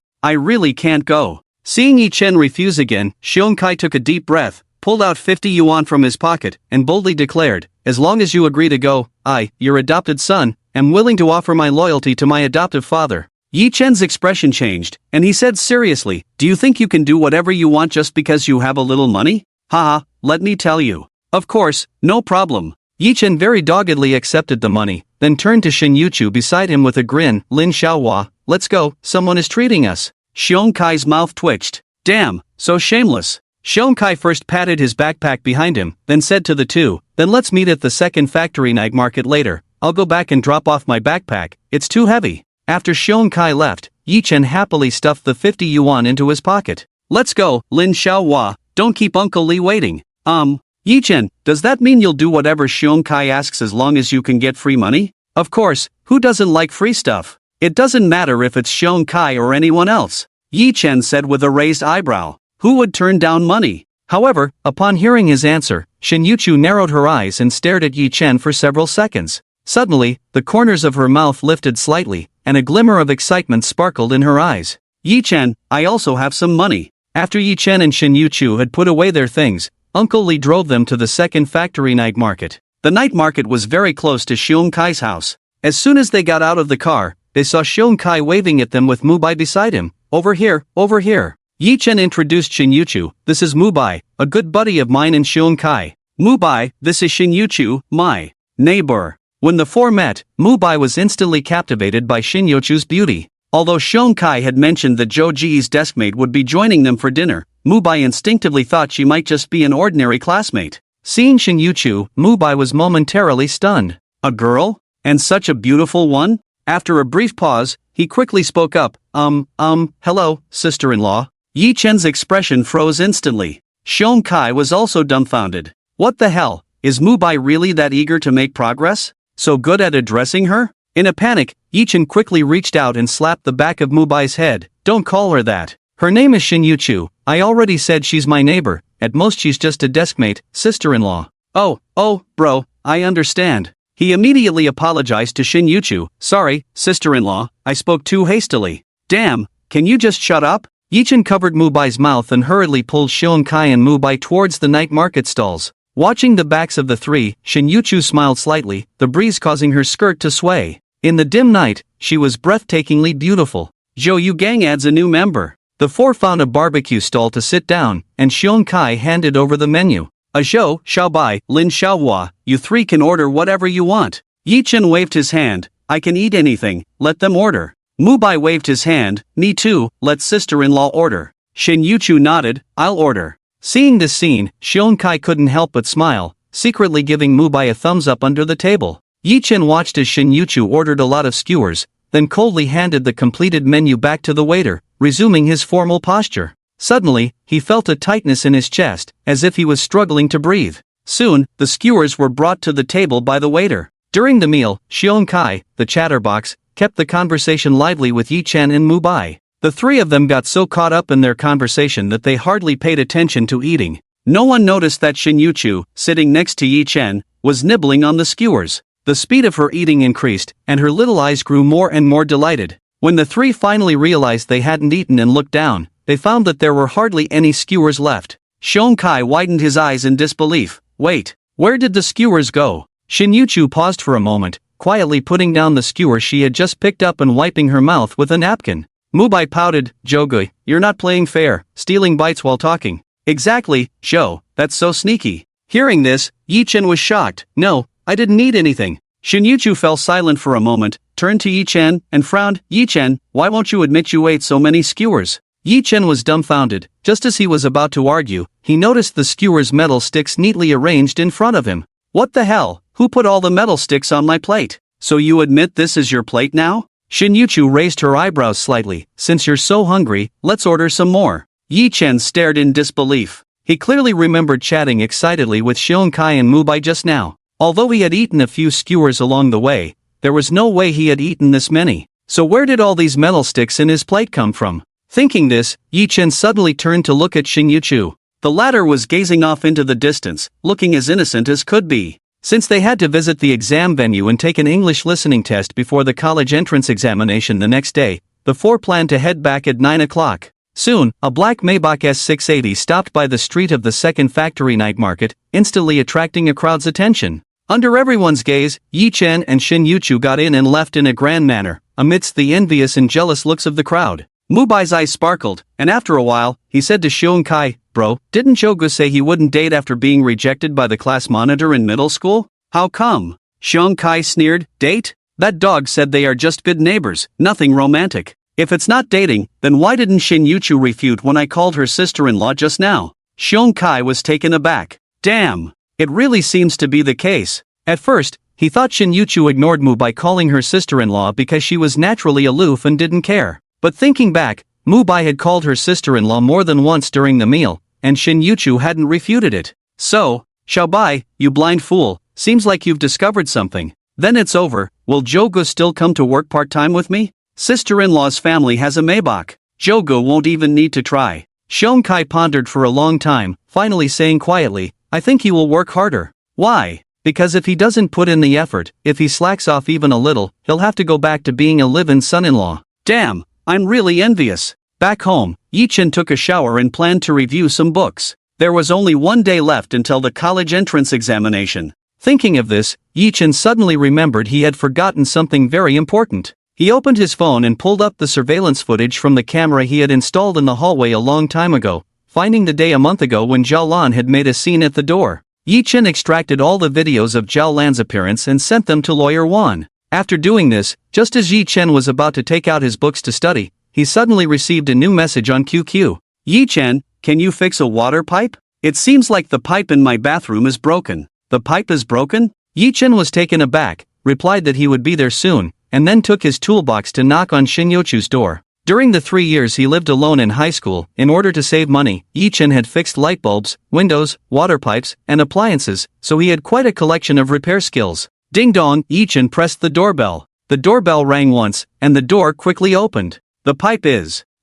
Yi-chan only glanced inside and nearly blinded himself. Is this something I can look at? Life is like a box of assorted chocolates. You never know what the next piece will taste like. For example, as soon as Shin-Yochu's door opened, a pair of dazzling white legs appeared right in front of Yi-chan. Following those legs, he saw that Shin-Yochu was only wrapped in a pure white bath towel, her porcelain-like skin glistening under the light, and her damp hair casually sticking to her cheek, adding a touch of lazy beauty. Her eyes were as clear as autumn water, mixed with a hint of shyness. Her delicate collarbone could almost hold a small cup of water, and her beautifully shaped shoulders were rounded yet not lacking in bone structure. The bath towel on her chest was slightly bulging, and her slightly flushed cheeks resembled blooming peach blossoms, vibrant and dripping with allure. Yi-chan's eyes widened, momentarily unsure where to direct his gaze. His face couldn't help but flush, stammering, sorry, I didn't know you. You were like this. Shin-Yochu's face also turned a shade of red. She tightly held onto the bath towel, her tone a bit flustered. It's fine. I was taking a shower, and the pipe suddenly burst, spraying water everywhere, and there's no hot water. After hearing Shin-Yochu's explanation, Yi-chan looked up in surprise. It was then he noticed the wet hair and foam on her arms, indeed indicating she hadn't rinsed off properly. It seemed she couldn't wash it off because there was no hot water. Then, should I try to fix it? Shin-Yochu bit her lip lightly and nodded repeatedly. Yi-chan felt embarrassed to linger at the door any longer, grabbed the tools he had brought from home, and asked Shin-Yochu to lead him to the bathroom. Following behind Shin-Yochu, Yi-chan kept his head down, afraid to see anything else. But as he lowered his head, he caught sight of Shin-Yochu's round and perky backside wrapped in the bath towel, looking particularly enticing. Yi-chan felt a rush of excitement that was almost suffocating. As soon as he entered the bathroom, it was filled with steam and the rich scent of shower gel. Just thinking that Shin-Yochu had just been bathing here made Yi-chan's lower abdomen heat up, and he couldn't help but let his imagination run wild. However, the sound of Shin-Yochu's footsteps brought him back to reality. Yi-chan walked over to the spraying water and discovered that the pipe connected to the shower head was leaking, spraying water everywhere. The walls were soaked. As the pipe sprayed water everywhere, Yi-chan barely got close before his clothes were drenched. Not bad. It's not a big problem. The pipe is old and has developed a small crack that's spraying water. To fix it completely, we'll need to replace this section of the pipe. But it's quite late now, and going to buy a new hose is a bit troublesome. I'll just patch it up with some duct tape for you. Tomorrow, have Uncle Lee bring someone to fix it, Yi-chan said after squatting down to check the hose, wiping the water off his face before turning to Shin-Yochu. Okay, then thank you, Shin-Yochu replied. Yi-chan is so amazing, he can fix windows and hoses too. Who wouldn't like such a versatile guy? Yi-chan pressed down on the hose with one hand and started to wrap the duct tape with the other. Since he couldn't free up a hand, he had to ask Shin-Yochu for help. Help me pull the tape. Oh, okay. Shin-Yochu obediently began to pull the tape. Halfway through, Yi-chan quickly called out, that's enough, 30 centimeters is enough. 5 minutes later, the hose finally stopped spraying water. The water on the ground flowed towards the drain. After handling all that, Yi-chan stood up and exchanged a glance with Shin-Yochu, feeling a sudden rush of blood to his face. Shin-Yochu also realized she was wearing a bit too little, slightly lowering her head, her bare toes rubbing against the ground. The atmosphere suddenly became ambiguous. This time, it was Shin-Yochu who broke the awkwardness first. Yi-chan, how did you tell at a glance that the tape I pulled was 30 centimeters long? Oh, that? My eyes are like a ruler. Understanding that Shin-Yochu was trying to make conversation, Yi-chan scratched the back of his head and answered instinctively. Oh. Shin-Yochu nodded slightly, her voice as soft as a whisper. Eyes are like a ruler. She glanced down at her chest, subtly pulling her towel up a bit higher. Noticing Shin-Yochu's small movement, Yi-chan touched his nose, feeling embarrassed and quickly turning his head away. Then I'll head out first. You should wash up again, you still have foam in your hair. Okay. After saying that, Yi-chan hurriedly walked out the door, closing it behind him. After Yi-chan left, Shin-Yochu leaned against the door, her face still flushed. She bit her lip, a strange feeling rising in her heart. Not long after, the sound of the shower could be heard again from the bathroom. After finishing her shower, Shin-Yochu swayed her long, fair legs and walked to the desk in the bedroom. She opened a light blue diary and wrote a line in neat handwriting. Yi-chan is a coward. He didn't dare to stay for even a second. The next morning, Yi-chan woke up at 10 o'clock, having slept in. He sat up in bed, ruffled his messy hair, feeling completely lethargic, with heavy dark circles under his eyes. Most importantly, there were quite a few crumpled paper balls scattered on the floor by the bed. Achoo, looking at the paper balls on the floor, Yi-Chen sneezed twice in a row and then fell into silence. Tisk, just got wet fixing a hose last night, and now I've caught a cold like this. After going into senior year, my constitution is really not as good as before. Yi-Chen sighed and then got up to make himself some banlan root tea. Last night, he had been blowing his nose all night, and the paper balls were all used for wiping his nose. Then, the image of Shin-Yuchu wrapped only in a towel from last night suddenly flashed in his mind. Little Yi-Chen immediately became restless. He quickly shook his head, thinking that if he kept this up, the paper balls on the floor would no longer just be used for wiping his nose. After lunch, Xiong Kai came to find Yi-Chen to go visit the exam venue and take the English listening test. While waiting for Yi-Chen to change clothes, Xiong Kai saw the trash can full of paper balls and his mouth dropped open in shock. What the hell? Did you take drugs last night? So many paper balls? Shut up, can't you see I'm sick? Yi-Chen snapped back irritably. After changing clothes, he went to school with Xiong Kai. The two chatted and laughed as they walked through the school gate, and from a distance, they saw Chen Shi and Su Miaomia walking towards them. However, Yi-Chen merely glanced at her indifferently. Seeing this, Chen Shi bit her lower lip tightly. Ever since they took their graduation photos, rumors about Yi-Chen and Shin-Yuchu's increasingly close relationship had spread throughout the school. Several times, Chen Shi had encountered the two of them sitting face to face in the cafeteria during lunch. Coupled with the fact that Yi-Chen had clearly seen her just now but only gave her a fleeting glance, Chen Shi felt an unbearable pain in her heart. There was no emotion in Yi-Chen's eyes. He looked at her as if she were a stranger. No, even if she were a stranger, the first time he saw Chen Shi, there would still be a flicker of surprise in his eyes. At the very least, she was good-looking, but Yi-Chen showed no emotion at all. Chen Shi pouted, feeling a bit sad as she said to Su Miaomia, does Yi-Chen really not like me anymore? The price of the shirt is £9.15. The broadcast was playing an English listening test, still with that unclear, phlegmy voice. After signing in at the exam venue, Yi-Chen and Xiong Kai planned to have lunch together before heading home. Halfway there, Xiong Kai suddenly seemed to remember something and teased, "Hey, by the way, Zhou, why haven't I seen your innocent little neighbor today? How would I know? Do you really not know, or are you pretending not to know?" "Of course I really don't know. We're just neighbors, not living together." Yi-Chen stubbornly held his ground. In fact, he had originally planned to come to the exam venue with Shin-Yuchu today, but not long after waking up, he heard some noise in the hallway. Yi-Chen peeked through the peephole and saw Uncle Li looking for Shin-Yuchu, seemingly saying something about the old man coming back, and then hurriedly left. Not long after, Yi-Chen received a QQ message from Shin-Yuchu. 10:25, Yi-Chen, my dad is back, and we have to go back to the manor for lunch, so I can't go with you to see the exam venue this afternoon. 12:13, Yi-Chen, the food made by the Michelin chef isn't good at all, cancer-causing barbecue is much better. Let's go eat together after the college entrance examination. Reflecting on the messages Shin-Yuchu sent, Yi-Chen couldn't help but smile slightly. He didn't know when it started, but Shin-Yuchu began frequently messaging him on QQ. Seeing his best friend grinning from ear to ear, Xiong Kai pulled him back to reality. Hey, stop grinning like an idiot, Zhou. Ever since we changed seats last time, I've been promoted to the new left protector and haven't slept on the desk again. Plus, I've noticed I'd become quite handsome. I think we can go to a nightclub as male models after the college entrance examination. Yi-Chen was taken aback, looking at Xiong Kai with a strange expression. Who gave you that confidence? Everyone is giving me confidence. Didn't you notice that since walking with me today, the rate of people looking back at us has increased significantly? Their gazes are clearly different. Yi-Chen pursed his lips. Well, let's just say, is it possible that the high rate of people looking back is because your pants zipper is down? Tisk, still purple, you're so flashy. Xiong Kai was stunned for a few seconds,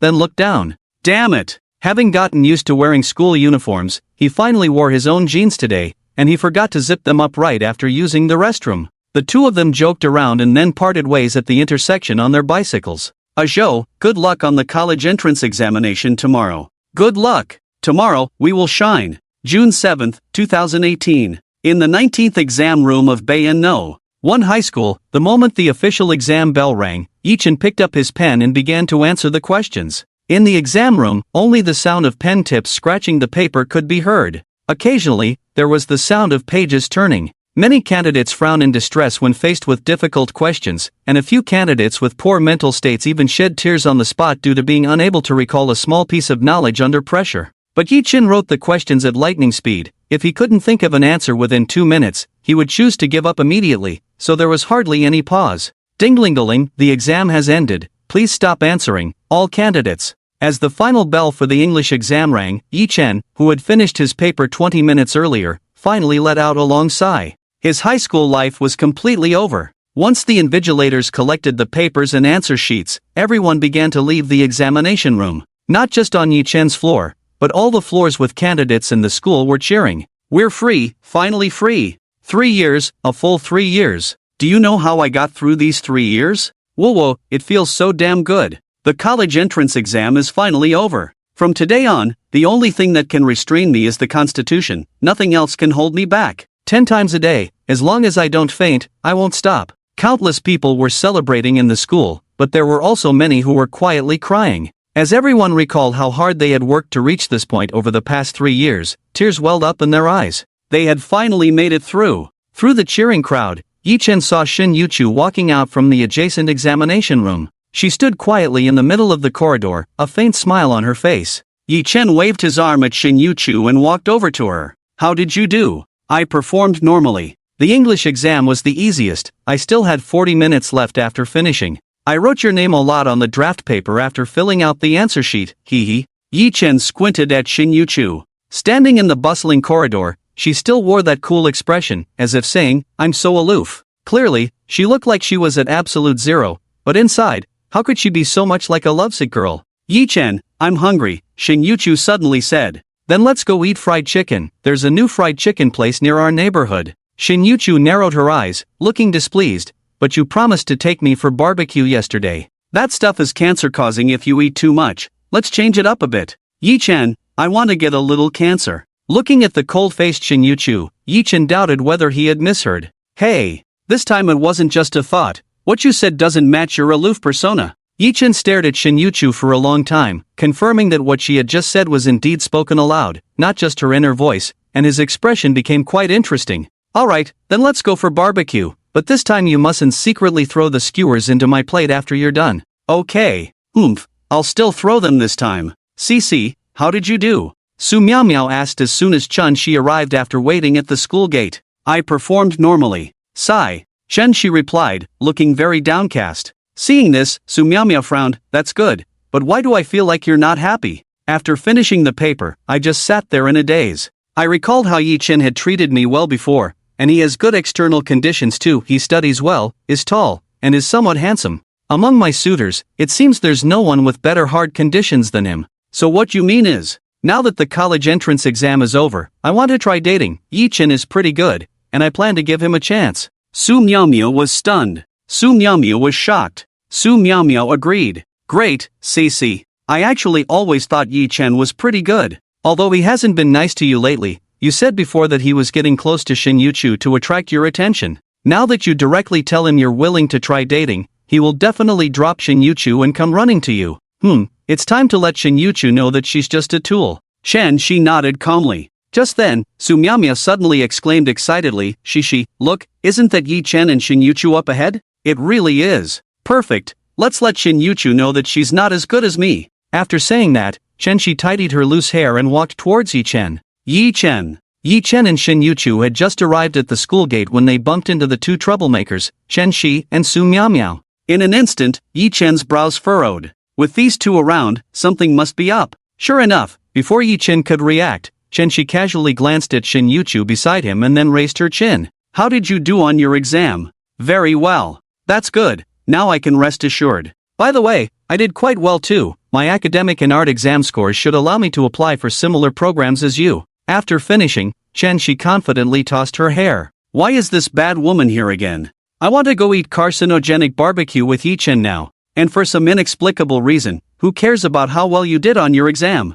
Hearing Shin Yuchu's complaints, Yi Chen was also a bit bewildered. Truly, these troublemakers are something else. Who cares about your scores? What you apply for has nothing to do with me. Yi Chen lowered his gaze and replied indifferently with an "oh," then planned to take Shin Yuchu and leave. Oh? Chen Shi was taken aback. She quickly realized his cold attitude. He was still putting on airs. After all, Shin Yuchu was beside him, and his real intention was to attract her attention. Chen Shi decided to lower her stance and express her feelings directly. Yi Chen, what I mean is, there's a good chance we might apply to the same school. I've thought about it carefully during this time and feel that you've treated me quite well over these 3 years of high school, so I want to give you a chance. We can try dating. Yi Chen looked at Chen Shi in shock, a layer of goosebumps instantly rising on his skin. Shin Yuchu, who had been cold-faced, finally showed an unusual expression upon hearing Chen Shi's words. The reactions of the two made Chen Shi very satisfied. Oof. Being straightforward in relationships is the truth. She proudly lifted her head and continued, I know your attitude towards me during this time, and walking with Shin Yuchu for so long is to attract my attention. I admit, you succeeded, and you've made me see my own heart. Now you can abandon Shin Yuchu as a tool. Let's date normally. I don't like you being around other girls. Yi Chen chuckled. Goodness, so Chen Shi thought that he was getting close to Shin Yuchu to make her jealous. I shall call you the self-strategizing warrior. You're overthinking it. My closeness to Shin Yuchu has nothing to do with you. Let me clarify once more, I have never liked you. We're all adults here, so stop overthinking things, okay? Chen Shi's eyes widened, and her pride was greatly wounded. He never liked me?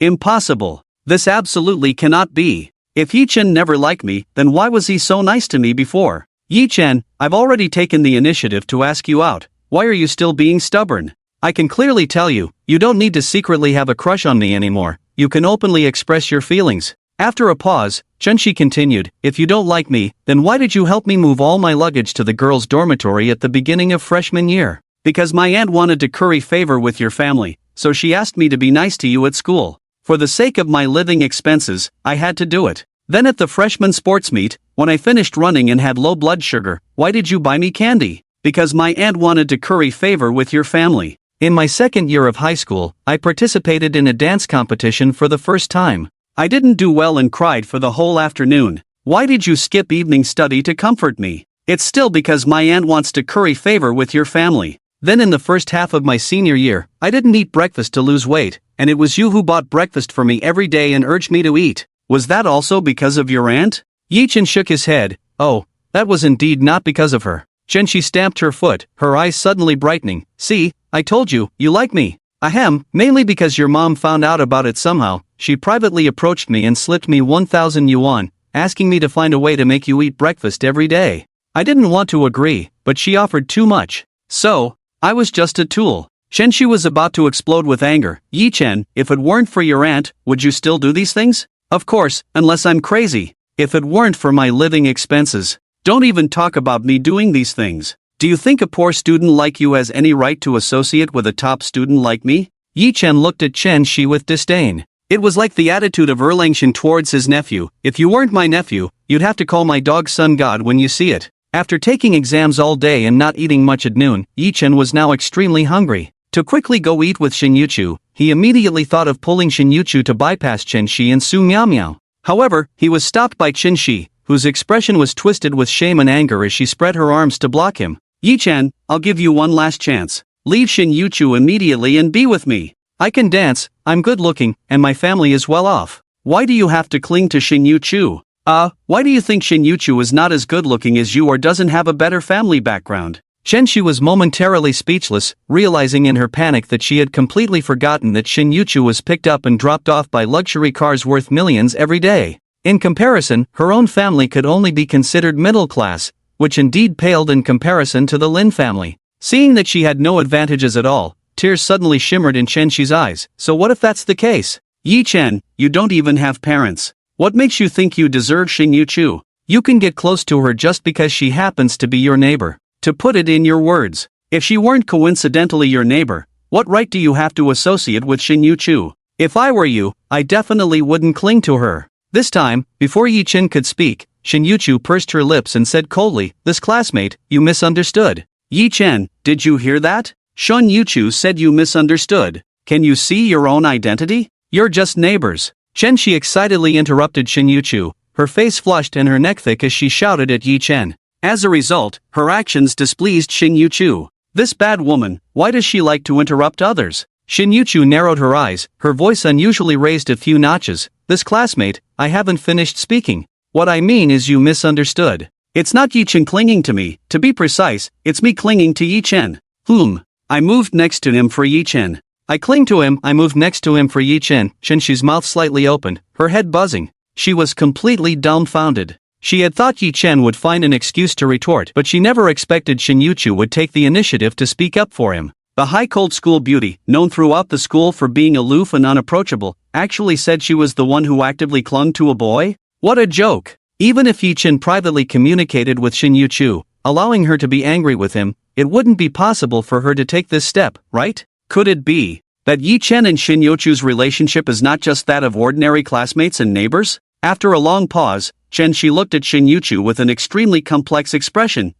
What is your relationship with Yi-Chen? Neighbors, deskmates, Shin Yu-Chu replied flatly. Then why did you take the initiative to get close to Yi-Chen? Because he plays Forest Fire and Ice with me, we are gaming partners. A faint smile appeared on Shin Yu-Chu's face. Just then, Uncle Lee drove up in a Maybach and stopped beside the four of them. Uncle Lee, wearing white gloves, got out of the car and approached Yi-Chen and Shin Yu-Chu. Miss, young Master Yi, we should set off now. It might be very congested on the way when it's time to get off work.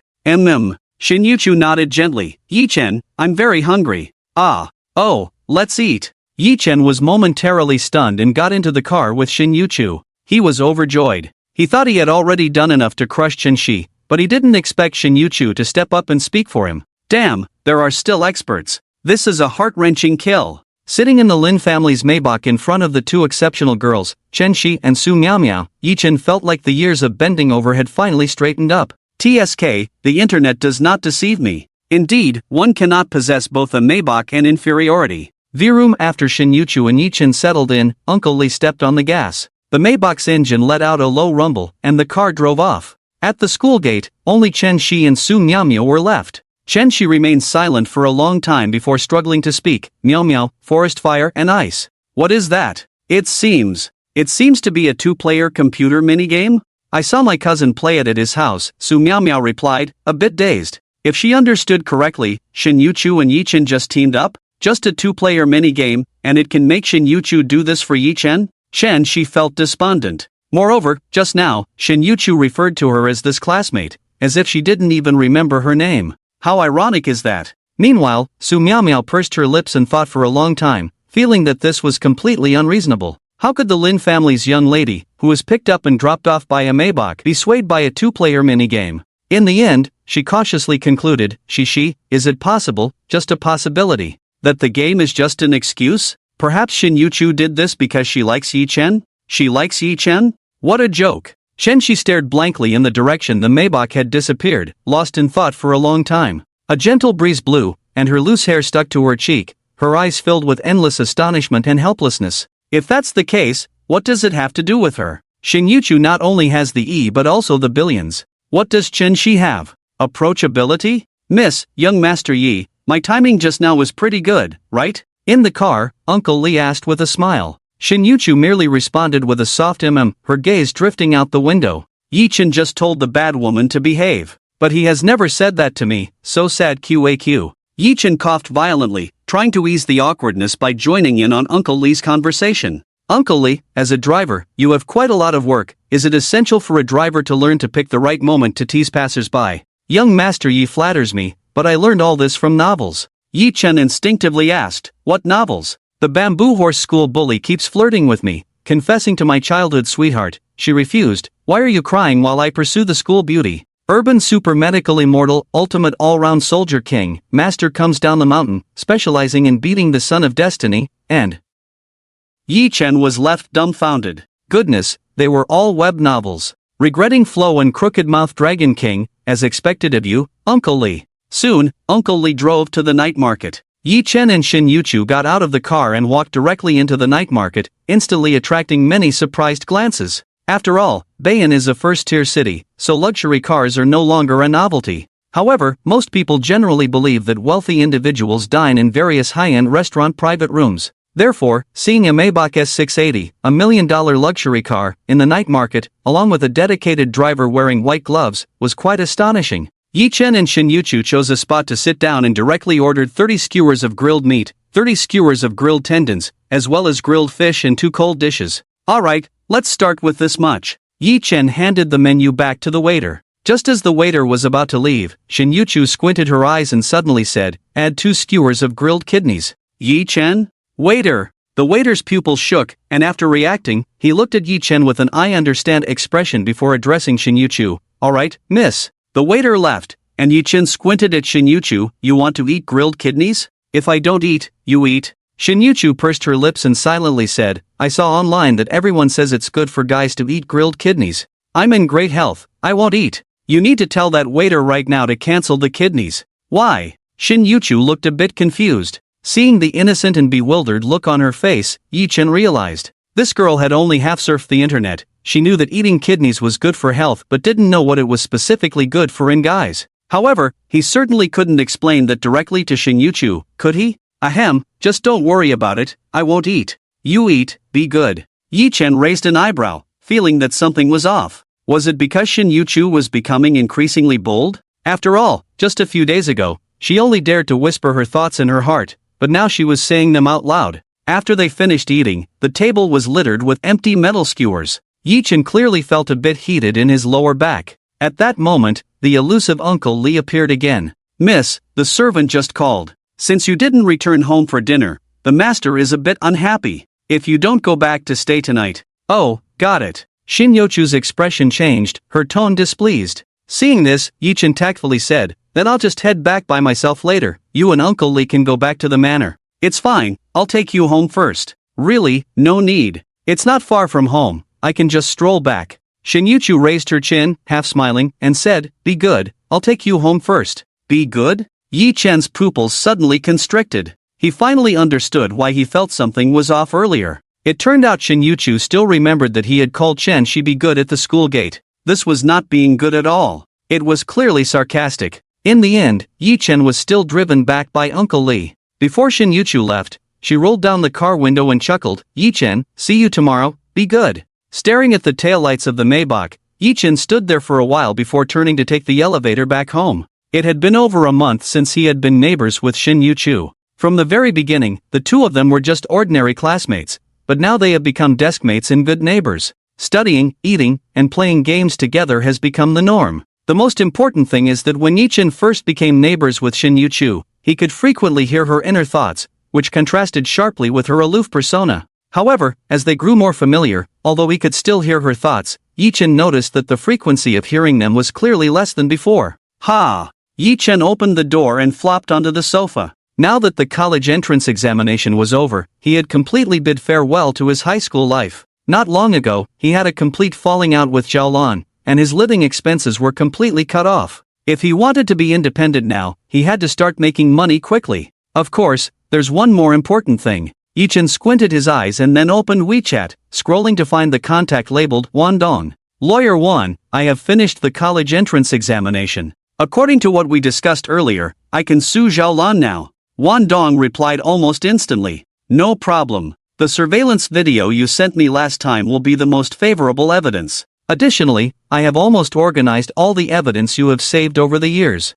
If you have time in the next few days, come to my office, we need to discuss the specifics in person. Then I'll come to see you tomorrow. Okay, see you tomorrow. After ending the conversation with Wandong, Yi-chen lay on the sofa, staring blankly at the chat window. Wandong was a lawyer at the Rongbai law firm, which was very famous in Bayan. It was said that its founder, Bai Jun, was a top lawyer who had come from Shanghai, with a winning rate of up to 95%. Normally, if one wanted to hire a lawyer from Rongbai law firm to file a lawsuit, not only would they need to make an appointment but they would also have to pay a hefty fee, which Yi-chen could not afford at all. However, Yi-chen's acquaintance with Wandong was quite extraordinary. During the summer vacation of his second year of high school, one day he went to work as a courier sorter. While moving goods, he saw a small framed boy unloading a truck beside the courier vehicle. The boy was unaware that he was unsteady, causing several meters of stacked goods to teeter dangerously. Just as the boy turned around, the goods came crashing down from above. Fortunately, Yi-chen saw it in time and quickly tackled the boy to the ground, resulting in the boy only injuring his leg. Wandong was the boy's father. To thank Yi-chen, Wandong intended to give him a reward, but Yi-chen did not accept it. This, Xiaoyi, if it weren't for you, my son would have been injured much worse than just his leg. You don't want money, at least let me treat you to a meal to show my gratitude? Sure, a meal is fine. Later, while having dinner with Wandong, Yi-chen learned that Wandong was a lawyer. He took the opportunity to ask if he could sue Xiaolan for his rightful compensation. After Wandong understood the situation, he immediately concluded it was possible. It was also that time that Wandong decided to represent Yi-chen for free to sue Xiaolan's family in gratitude. Yi-chen woke up early and hurried to the Rongbai law firm. The firm was located in a high-rise office building in the CBD of Bayan City. As soon as Yi Chen entered, he was stunned by the impressive sight before him. Won Dong led Yi Chen into his office and politely said, "Xiao Yi, please sit down. Would you like something to drink, cola or coffee?" "No need to be so troublesome, Lawyer Won. Then let me make you a cup of coffee. This is a gift from a client, and it tastes pretty good." Won Dong smiled and used the coffee machine to prepare a cup of coffee for Yi Chen. He then sat down across from Yi Chen, took a sip, and pulled out all the organized materials. "Xiao Yi, these are all the evidence materials you sent me. I've organized everything that I can use in court. Take a look and see if there's anything that needs to be added." Yi Chen nodded and took the materials handed over by Won Dong, flipping through them. Memories of the Zhaolan family and the things they had done to him since childhood resurfaced in Yi Chen's mind, and the teacher asked us to buy practice books. If we don't have them, we have to borrow our classmates' books every day to copy the questions and then do them. What do you mean by? Where do you think the money comes from for you to buy? Just copy the questions, it's not like you can't do it. But you bought one for Chen Mo. He's my son, you're not my son. It's already good enough that I'm raising you, you little wild seed, don't be ungrateful. In the 3rd grade, Yi Chen was the only one in the class without a practice book.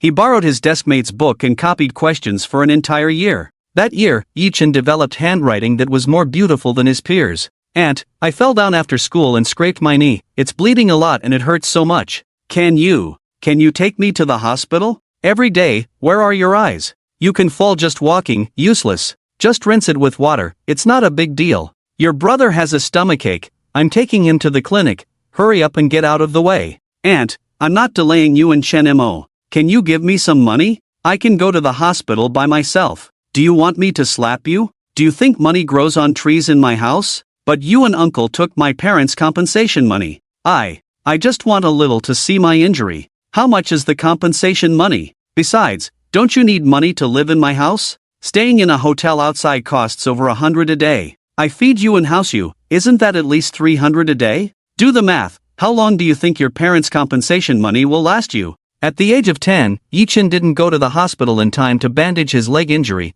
leaving an extremely ugly scar on his knee. That year, Yi Chen never cried from pain again. "Aunt, there's a parent-teacher meeting next week. Who will go, you or uncle?" "I'll go to the parent-teacher meeting for Chen Mo, you ask your uncle." "Uncle, can you help me go to the parent-teacher meeting?" "Get lost, I worked all day, who the hell has time to go to your parent-teacher meeting?" "But it's a parent-teacher meeting. Aren't you and aunt going to help me?" "Parent-teacher meetings are for parents to attend. You don't have parents, so what do you need a parent-teacher meeting for? If you want me to go, fine, I work all day for 100 bucks. You give me 200, and I'll go for you." "Uncle, I don't have money. All my parents' money has gone to you. Go away if you have no money." At the age of 13, during the parent-teacher meeting, all the students had parents come to support them. Only Yi Chen sat alone in his seat. That year, Yi Chen held his own parent-teacher meeting. After finishing reading the materials organized by Won Dong, Yi Chen felt a surge of emotions. The reason he had such a mindset now was not because of his self-control. It was all thanks to the hardships he endured from the Zhaolan family during his childhood. Yi Chen put down the materials and said to Won Dong, Lawyer Won, is there any problem with these materials? Can they all be used as evidence?" "Most of them can, but some things don't have such complete evidence. In court, they can at most serve as reference materials for the judge. However, some of the chat records you provided, as well as the video from last time, are still very direct." Yi Chen responded with a "hmm." He had actually guessed this answer long ago. Based on this, it is absolutely impossible to get all the compensation back from Zhaolan and the others. But getting back most of it would be enough. At this moment, Won Dong's expression changed, and he sighed deeply. "Your aunt and her family." "Really?" Sigh. Yi Chen smiled faintly and then asked, "By the way, Lawyer Won, have you ever handled a similar case? If I ultimately want to sever ties with them, will they have ways to deliberately drag things out for me? For example, in a divorce, if one party doesn't sign the agreement, the divorce can't proceed."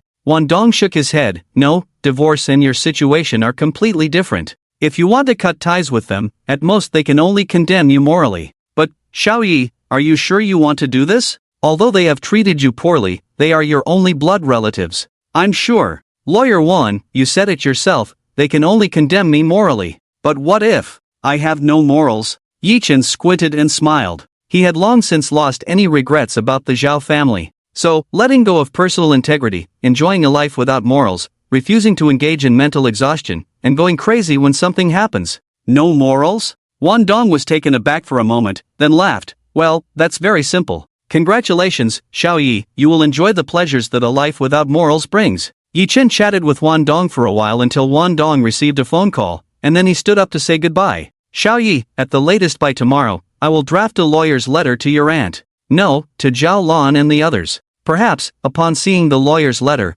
they will have a change of heart and voluntarily return the compensation. Don't worry, Lawyer Wan, they absolutely won't. Yi Chen smiled and turned to leave. The Zhao family would definitely not disappoint him in this regard. Vampires like Zhao Lan would never have a change of heart. They wouldn't know they were wrong, they would only know they were about to die. Lin Family Manor, main villa, living room. Uncle Li stood in front of Shin Yuchu, looking at the Samoyed and the ragdoll cat lying on the sofa, with a troubled expression. Miss, if you take Cream and Oscar to Maple Leaf Garden, the master will definitely ask about it when he finds out. I don't care. Shin Yuchu crossed her arms, quite stubborn. Uncle Li hesitated for a long time, finally sighed. If you insist on taking them, then they must come back with you every time you return to the manor, just like you. Okay, seeing Uncle Li agree, a faint smile finally appeared on Shin Yuchu's face. Uncle Li, you are the best. Sigh, miss, you should still be careful. If the master finds out about young Master Ye's existence, he will definitely fly into a rage and never let you stay at Maple Leaf Garden again. Uncle Li forced a couple of bitter laughs. In fact, all the servants and bodyguards in the entire manor were arranged by Shin Yuchu's father. Only he, Lin Yan, had no children or wife and had watched Shin Yuchu grow up from her first words. So he not only regarded Shin Yuchu as a master but also felt like a real uncle to her. Of course, in the entire manor, only Lin Yan knew about Yi Chen's existence, and he silently guarded this secret for Shin Yuchu. Shin Yuchu turned to pet the Samoyed named Cream, softly saying, Sister will take you to see Yi Chen today, woof. Meow. Cream and Oscar seemed to understand Shin Yuchu's words and responded in kind. Cream even stuck out its tongue, squinting its dog eyes, rubbing against Shin Yuchu's arm vigorously, its tail wagging joyfully. Cream, you must be able to crush big rocks with your chest, right? Woof. Cream looked a bit confused. Shin Yuchu continued talking to herself. If you can't, how can I trick Yi Chen into coming home? Woof woof woof. On his way home, Yi Chen received a call from Xiong Kai. Zhou, let's go to the internet cafe to play games. I've been itching for a whole month. We'll go another day. First, you need to take your dad's Santana out. It's just sitting at home. Santana? What do we need that for? Yi Chen pursed his lips. I have my reasons. Just bring it out first. Alright. Wait for me at the entrance of your community. Ever since I got my driver's license, I haven't driven at all, so I'm a bit nervous. After hanging up, Yi Chen sat on a stone stool at the entrance of the community waiting for Xiong Kai. Normally, many people get their driver's licenses during the summer after the college entrance examination because they just turned 18, and the vacation is long. But Yi Chen and Xiong Kai were both a year older than their classmates. They had already turned 18 in their second year of high school. Since Yi Chen had other plans after the college entrance exam, he dragged Xiong Kai to get their licenses during the summer of their second year. It was nearly impossible to earn big money from part-time jobs, so Yi Chen had already planned it out. During this summer after the college entrance exam, he wanted to take Xiong Kai to do something big. 20 minutes later, a black Santana slowly appeared in Yi Chen's line of sight as he looked up. Xiong Kai had just finished waiting at the traffic light and was about to start moving. He immediately gave a few jerks with the accelerator, and the car stalled. Damn! Yi Chen's eyelid twitched, thinking to himself that it was no small feat for Xiong Kai to drive from his house to here. He must have stalled countless times on the way. Phew! Damn it, every time I wait at a traffic light, it stalls, and I'm sweating all over. After Xiong Kai parked the car, he walked over to Yi Chen, his forehead drenched in sweat. After a pause, Xiong Kai curiously asked, Zhou, why do you want me to take this old man's car out? To practice driving. Once you get the hang of it, I'll take you to do something big. Do something big? Xiong Kai was dumbfounded and instinctively said, Could it be that you've got 2 AKs, and we're going to rob a bank? Get lost. Do you really think this is a white Jetta and a black Santana, with guns stuffed in the trunk? Yi Chen rolled his eyes in annoyance and then explained to Xiong Kai, Isn't it after the college entrance exam? Most people are going to learn to drive. But since we finished a year early, we can't waste this vacation, we should use the summer to make money. But doing daily wage jobs isn't bad either, it's over $100 a day. Xiong Kai scratched his head, saying it innocently. His eyes were as clear as could be. No wonder Shin Yuchu always thought of him as a big fool, simple-minded, and strong.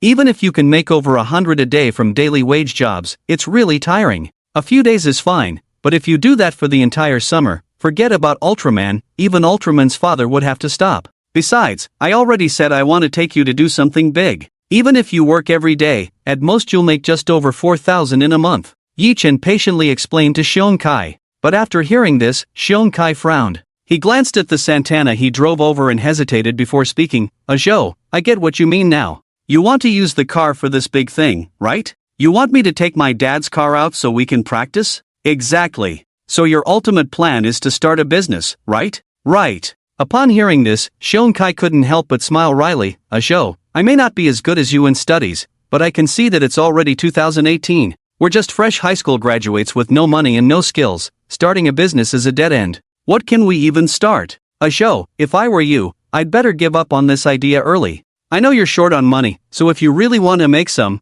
we might as well call Mumbai and honestly find a factory to screw some bolts. Seeing Xiong Kai's serious expression, Yi Chen felt no impatience at all. The reason Xiong Kai could act this way was entirely out of concern for him. Fake friends, when you say you want to start a business, they immediately agree, but then tell you they have family matters and will definitely get back to you next time. True friends, when you say you want to start a business, they hesitate at first, give their own suggestions, and advise you to think twice. Yi Chen reached out and patted Xiong Kai on the shoulder, saying, "You've misunderstood my point. The term starting a business is quite broad. What I mean by it is a bit different from your understanding." "Ha? What you mean by starting a business is creating a profitable industry." Yi Chen and Xiong Kai spent the entire afternoon crazily practicing driving on a road that usually had hardly any pedestrians or cars. By evening, with only half a tank of gas left in the Santana, the two stopped by the roadside. Xiong Kai, with a face full of excitement, said, "Zhou, after practicing all afternoon, I feel like my driving skills could compete in F4.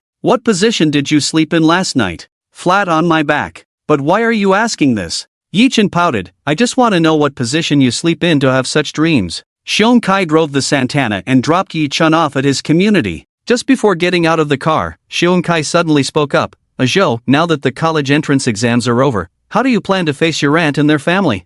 I just met with Lawyer Wan before you came to find me." "Zhou, are you really going to do that?" Xiong Kai's face showed a hint of melancholy, but that expression quickly faded. He nodded seriously. "That's true, if I were you, I definitely wouldn't think of old feelings." "No, there were never any old feelings. If you ask me, the evidence you've prepared is only enough to make your aunt and uncle cough up the money, just to vent your anger. But as for the things Chen Mo did to bully you and frame you, there's no way to get back at him. If you ask me, I should find an opportunity with Mubai to wait for that kid at the internet cafe and give him a good beating." "Don't do that. It's easy to get caught. Besides, the losses I've suffered will definitely be repaid." After saying that, Yi Chen opened the car door and got out. He told Xiong Kai that they would continue practicing driving after lunch the next day. "Anyone who doesn't know would think we're going to become race car drivers," Xiong Kai muttered as he drove away in his dad's car. Yi Chen had just finished showering at home and hadn't even had a chance to sit on the sofa when he received a message from Shin Yu-chu. "Yi Chen, come to my house and play Forest Fireman 4.0. Hold on." Yi Chen changed into a new outfit and went to knock on the door of 1003. While waiting, he instinctively glanced at the original apartment of Brother Zhang, 1002. The occupancy rate in Maple Leaf Garden was very high. Generally speaking, if the previous tenant moved out, it wouldn't take long before an agent would bring someone else to see the apartment. Even if it wasn't rented out, it was definitely common for agents to bring people to tour the place. But after Brother Zhang moved out, Yi Chen had never seen an agent bring anyone to look at it. Hiss. 1002, could it really have been rented by Shin Yu-chu? As Yi Chen pondered the situation of 1002, the door to Shin Yu-chu's house finally opened. However, this time, the first thing that caught Yi Chen's eye was not Shin Yu-chu's killer long legs, but a fluffy white samoyed that jumped directly onto Yi Chen, its tail wagging joyfully without stopping. Yi Chen was startled by the sudden pounce of the samoyed. He quickly took a few steps back, but the samoyed immediately chased over,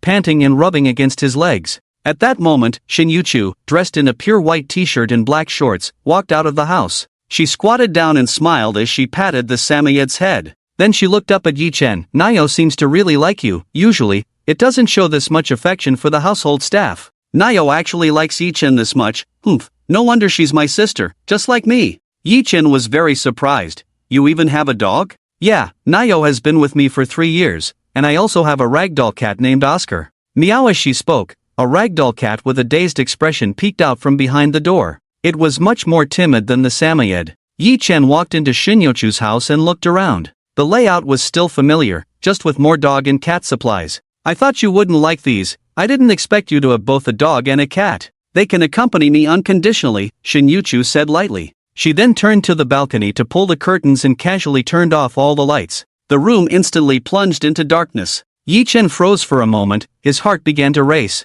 This environment, this atmosphere. As Yi Chen was lost in thought, Shinyochu's inner voice came through. Phew, this environment is much better, pitch black. Hee, Yi Chen, hurry up and lie down? Yi Chen heard Shinyochu's inner voice, and his body couldn't help but tremble. Could it be? Before that thought could fully form, a loud clap sounded near his ear. Immediately after, light returned to the living room. It was just the spot where the television should be. A white screen slowly descended from the ceiling. The light was coming from a small projector on the sofa, and images of the game Forest Fire and Ice appeared on the screen. Additionally, there were 2 game controllers on the sofa. Clearly, Shinyochu had bought new equipment, so they wouldn't have to squeeze in front of the computer to play games anymore. Since he had just entered, Yi Chen's attention had been entirely on Nayo and Oscar, completely missing the screen and projector. Wow! So pulling the curtains was to see the projector clearly. Her inner voice was just asking me to lie on the sofa and play games with the controller. Seeing these devices, Yi Chen suddenly realized.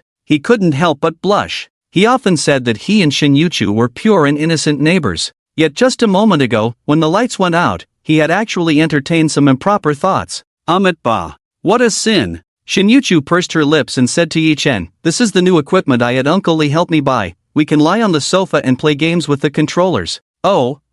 Yi Chen sat down on the sofa, looking at the screen in front of him, where the game interface was the starting screen of Forest Fire and Ice 4.0. Shinyochu, with her long legs exposed to the air, took drinks and snacks out of the fridge. After placing them on the coffee table, she took off her slippers and sat down next to Yi Chen. "Here, eat and drink whatever you want. Here's the controller, we're ready to start." Yi Chen nodded in a daze, but his attention was entirely on Shinyochu's delicate, pink toes. Since the only light in the living room came from the projector, Shinyochu didn't notice Yi Chen's somewhat heated gaze. Once the game started, Yi Chen still intentionally or unintentionally glanced at Shinyochu's fair legs and her pink toes. Thump thump, Yi Chen's heart couldn't help but race faster. There was always an indescribable feeling in his heart. Yi Chen and Shinyochu sat on the sofa playing games, while Cream and Oscar obediently lay at their feet. The 2 little ones were fixated on the projector. Shinyochu seemed completely immersed in the game, skillfully manipulating the controller, allowing her character to navigate through the icy and fiery world, occasionally excitedly shouting, "Hurry, Yi Chen, I need your help here."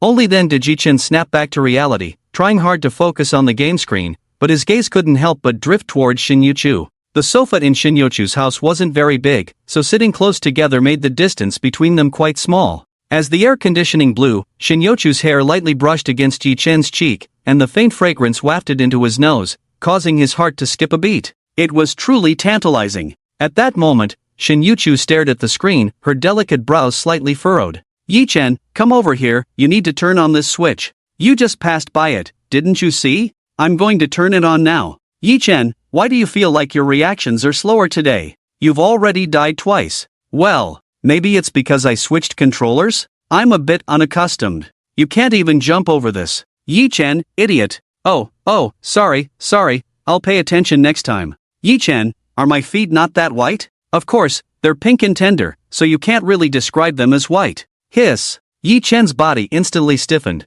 feeling as if his heart had skipped a beat. Damn. He swallowed hard and quickly averted his gaze from Shinyochu's legs, struggling to look up. Sure enough, at that moment, Shinyochu had already put down the game controller. She crossed her arms, her beautiful eyes narrowed, staring at Yi Chen with a half-smile. The moment their eyes met, the air around them seemed to freeze. "Are my feet pretty? Oh my. No wonder you always seem distracted. It turns out your attention isn't on the game at all." After saying this, Shinyochu pulled back her foot that had been propped up. She changed to a cross-legged position. Ahem. Yi Chen felt so embarrassed that he wished he could just crawl under the sofa. His face turned bright red, and he opened his mouth but didn't know how to explain. At that moment, Cream, lying on the ground, seemed to sense the awkward atmosphere. It lifted its head, whimpered a couple of times, and then nudged Yi Chen's leg with its head. Yi Chen seized the opportunity like a lifeline and hurriedly said, Cream probably wants us to keep playing the game. If we stop, it and Oscar won't have anything to watch." However, Shinyochu merely huffed lightly. Yi Chen scratched his head and mustered the courage to say, "Actually, I really was a bit unaccustomed to this new controller just now. I did accidentally look at your feet, I swear, I definitely wasn't staring at them the whole time." Seeing Yi Chen's awkward expression, Shin Yuchu found it amusing. In fact, she had just been in the mood to tease him and wasn't really angry. Focus more when playing games. Shin Yuchu lifted her chin, her expression returning to its usual cool demeanor. Okay, I definitely will. Yi Chen nodded eagerly. The two picked up the controllers again and continued playing the game. This time, Yi Chen truly forced himself to concentrate on the game, and his skills gradually became more proficient, syncing better with Shin Yuchu. There was no longer any awkwardness between them. However, the earlier embarrassment still left a small ripple in their hearts. Yi Chen occasionally stole a glance at Shin Yuchu, noticing a subtle blush on her face. The most torturous part was that her inner voice kept repeating one phrase, "Yi Chen likes my feet.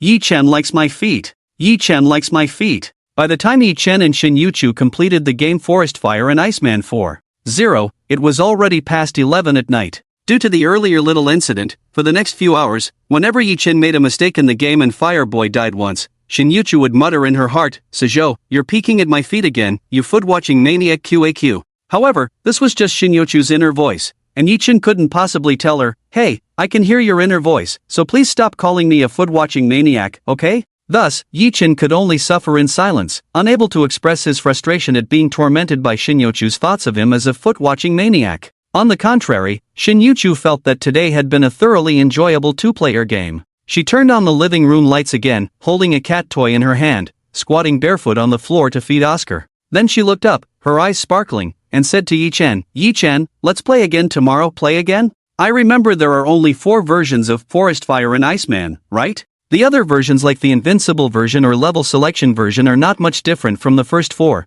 it's just that Fireboy doesn't extinguish in water, and Waterboy doesn't die in fire." Yi Chen was taken aback. He personally didn't like replaying levels he had already played. It always felt like having a god's perspective with cheats. Sure enough, when Shin Yuchu heard this, she squatted on the ground and puffed up her cheeks. "Why aren't there more versions? Woo-woo, without a new version, how can I be Yi Chen's gaming partner?" After thinking for a long time, Shin Yuchu pursed her lips, "Then let's watch a movie together tomorrow." "That works." Yi Chen nodded. He wasn't foolish, he knew Shin Yuchu wasn't truly a gaming addict. She just enjoyed the process of playing games with him. Moreover, he could still hear Shin Yuchu's inner voice. Yi Chen tidied up the snack bags they had just eaten on the coffee table, patted his backside, and prepared to head back. After all, it was almost midnight. Staying at Shin Yuchu's house any longer felt somewhat inappropriate. "Then I'll head back first and get some rest." Wait. However, Shin Yuchu didn't intend to let Yi Chen go so easily. She pointed to a bag of dog food stacked on the top of the balcony cabinet, looking at Yi Chen with hopeful eyes. "Can you help me get that bag of dog food down? I can't reach it."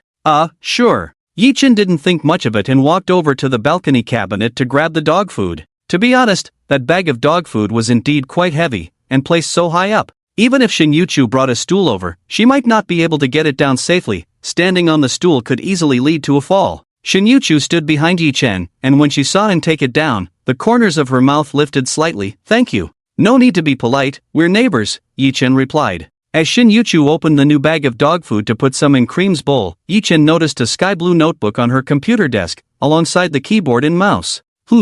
What's this?" Yi Chen raised an eyebrow, instinctively stepping forward to see what was written on the notebook. But before he could touch the blue notebook, Shin Yuchu quickly stepped in front of him and grabbed it first. She held the notebook protectively against her chest, looking at Yi Chen with a wary expression. Seeing this, Yi Chen retracted his hand, scratching his head awkwardly. Sorry, I thought it was just an ordinary notebook. If it's inconvenient to look at, then I won't." "It's not that it's inconvenient, it's just some trivial notes I jotted down. I'm so scared. The contents in here absolutely cannot be seen by Yi Chen. If he sees it, I might as well just die." Originally, Yi Chen wasn't very interested in the contents of that notebook. But hearing Shin Yuchu's anxious thoughts instantly piqued his curiosity. What was written in there that would provoke such a strong reaction from Shin Yuchu? "Oh, fine. Then I'll head back." Yi Chen took a deep look at the notebook Shin Yuchu was holding against her chest, then waved his hand and turned to leave. As soon as he turned around, he could clearly feel Shin Yuchu let out a heavy sigh. Just as Yi Chen was about to close the door, Shin Yuchu's voice came from behind him again. "Yi Chen, good night, little neighbor." Yi Chen replied and casually closed the door. As soon as the door shut, Shinyochu's voice floated in softly, "Good night, foot fetishist." Yi-chen stumbled, nearly tripping in the hallway. Ever since starting high school, Yi-chen rarely got to sleep in. Even during short holidays, he had no chance to sleep late. Since Jiaolan only gave him 600 yuan a month for living expenses, Yi-chen had to work hard during breaks to cover rent and living costs. Now that the college entrance examination was over, he could finally sleep in. So, after returning home, Yi-chen turned off all his alarms and slept until noon the next day. "Ah, this feels amazing. I've never felt the world so wonderful." Yi-chen sat up in bed, stretched lazily, and couldn't help but murmur. Just thinking about getting back his parents' compensation from Zhao Lan's family made him feel a thrill of excitement. He couldn't wait to see the defeated expression on Zhao Lan's face when they lost the case. Before washing up, Yi-chen ordered a yellow braised chicken rice on Meituan. After eating, he called Sean Kai to come pick him up, and the two continued practicing driving. "Ajo, after today's practice, we should be about ready, right? Our driving skills are good enough to hit the road without any issues." "Not enough, we need to practice a few more days. If we go for a big score, our driving skills not being up to par could lead to disaster." Sean Kai widened his eyes, looking nervous. "If you hadn't pulled out the AK, I would really think you wanted to take me to rob a bank and then have a fast and furious showdown with the police." "You're overthinking it. It's just that the roads we'll be driving on won't be as easy as highways. Most of it will be mountain roads, so the driving skills required are still very strict." "Mountain roads? Didn't you say we were starting a business? Why do we need to take mountain roads?" "Ah, Joe, tell me your plan." Yi-chen squinted and smiled. "Just practice driving obediently, and you'll know when the time comes." So, the two spent the entire afternoon practicing driving again. This time, they chose to practice in the urban area of Bayan City. Since they both had their licenses, there were no issues on the road. They only returned in the evening. As soon as Yi-chen arrived downstairs, he received a QQ message from the little neighbor. "Yi-chen, the drinks and snacks are ready, come watch a movie." Got it, over." Yi-chen replied and took the elevator to knock on Shinyochu's door. In the following days, Yi-chen's routine was very regular. He would sleep until lunchtime, eat, and then go practice driving with Sean Kai. Every time he got home, he would receive a message from Shinyochu right on time. The first day, Shinyochu, "Yi-chen, come to my house to watch a movie." The next day, Shinyochu, "Yi-chen, my air conditioner is broken. Can you come help me fix it?" The third day, Shinyochu, "Yi-chen, the cream will crush big stones on my chest. Come see at my house." The fourth day, Shinyochu, "Yi-chen, Oscar can do a backflip now. Come quick." "Yi-chen, but yesterday you said the cream would crush big stones on your chest, and when I went, you said it was crushing gallstones in its belly." "Shinyochu, then you should just say whether it crushed big stones or not. Neighbors don't lie to each other, hurry up." The fifth day, Yi-chen was sent back downstairs by Sean Kai and habitually took out his phone to check. You didn't send me a message today?" Yi-chen was quite surprised, so he quickly typed a string of messages to Shinyochu.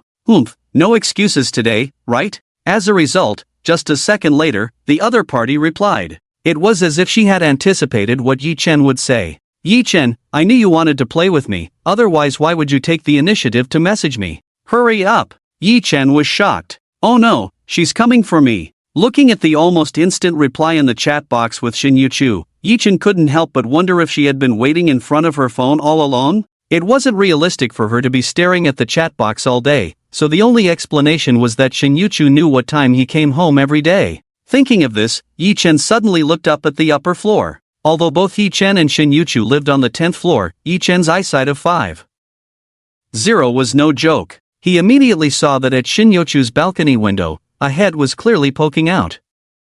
When that person saw Yi-chen looking up, they hurriedly retracted their head in panic. Sure enough, she's been guarding the balcony every day. As soon as Sean Kai Santana leaves, she messages me right away. Yi-chen realized, and the corners of his mouth couldn't help but rise. 3 minutes later, Yi-chen stood at Shinyochu's door and rang the doorbell. Ding dong. For some reason, whether Shinyochu felt guilty or not, this time the doorbell rang, and she didn't come to open the door for a long time. Just as Yi-chen was about to press the button again, the door suddenly opened. There stood Shinyochu in a loose, oversized short-sleeve shirt, looking cool and aloof at the door. Upon seeing Yi-chen, she raised her chin, her gaze as cold as ice. "Yi-chen, don't come looking for me to play every day, I'm very busy." Yi-chen was stunned, staring blankly at Shinyochu. Looking at her aloof demeanor and slightly dissatisfied tone, Yi-chen took a while to come back to his senses. What the heck? Is this a reversal of roles? If I hadn't saved the chat records, I would have almost believed it. Before Yi Chen could speak, Shin Yuchu flipped her hair, revealing an expression of "I really can't do anything about you," and said to Yi Chen, forget it, we're neighbors.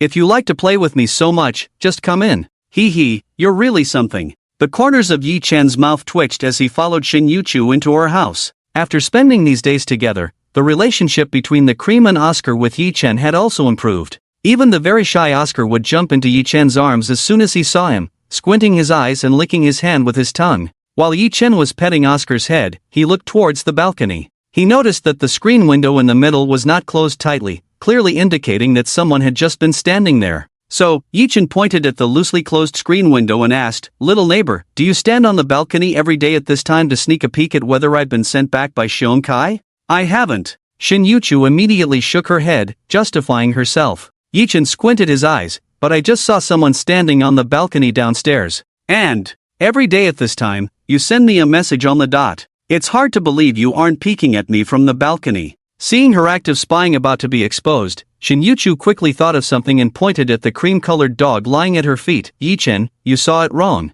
It's Cream who lies by the window every day to watch you. Good job, Cream. Help your sister take the blame, and I'll give you extra food tonight." Yi Chen followed Shin Yuchu's finger to look at Cream. At that moment, the cream-colored dog, which had been dozing on the ground, perked up as soon as it noticed its brother and sister were looking at it. It stood up, wagging its tail happily, with its tongue hanging out and its eyes sparkling with clarity. Yi Chen couldn't help but twitch his mouth. He thought to himself, this silly dog, so happy even after being sold out. Yi Chen knew that aside from him, Shin Yuchu had no other friends. Her biggest expectation every day was probably just to play with him. And being clever, she had noticed that Yi Chen was never home during the day and would only be brought back by Shion Kai around 6 in the afternoon. So, at that time, she would wait by the window to see if Yi Chen had returned. As soon as she spotted him, she would come up with very clumsy excuses to get him to come play with her. Looking at Shin Yuchu, puffing her cheeks and looking confident, Yi Chen couldn't help but smile wryly. "Actually, you don't have to wait by the window for me to come back every day and then make excuses for me to come play with you."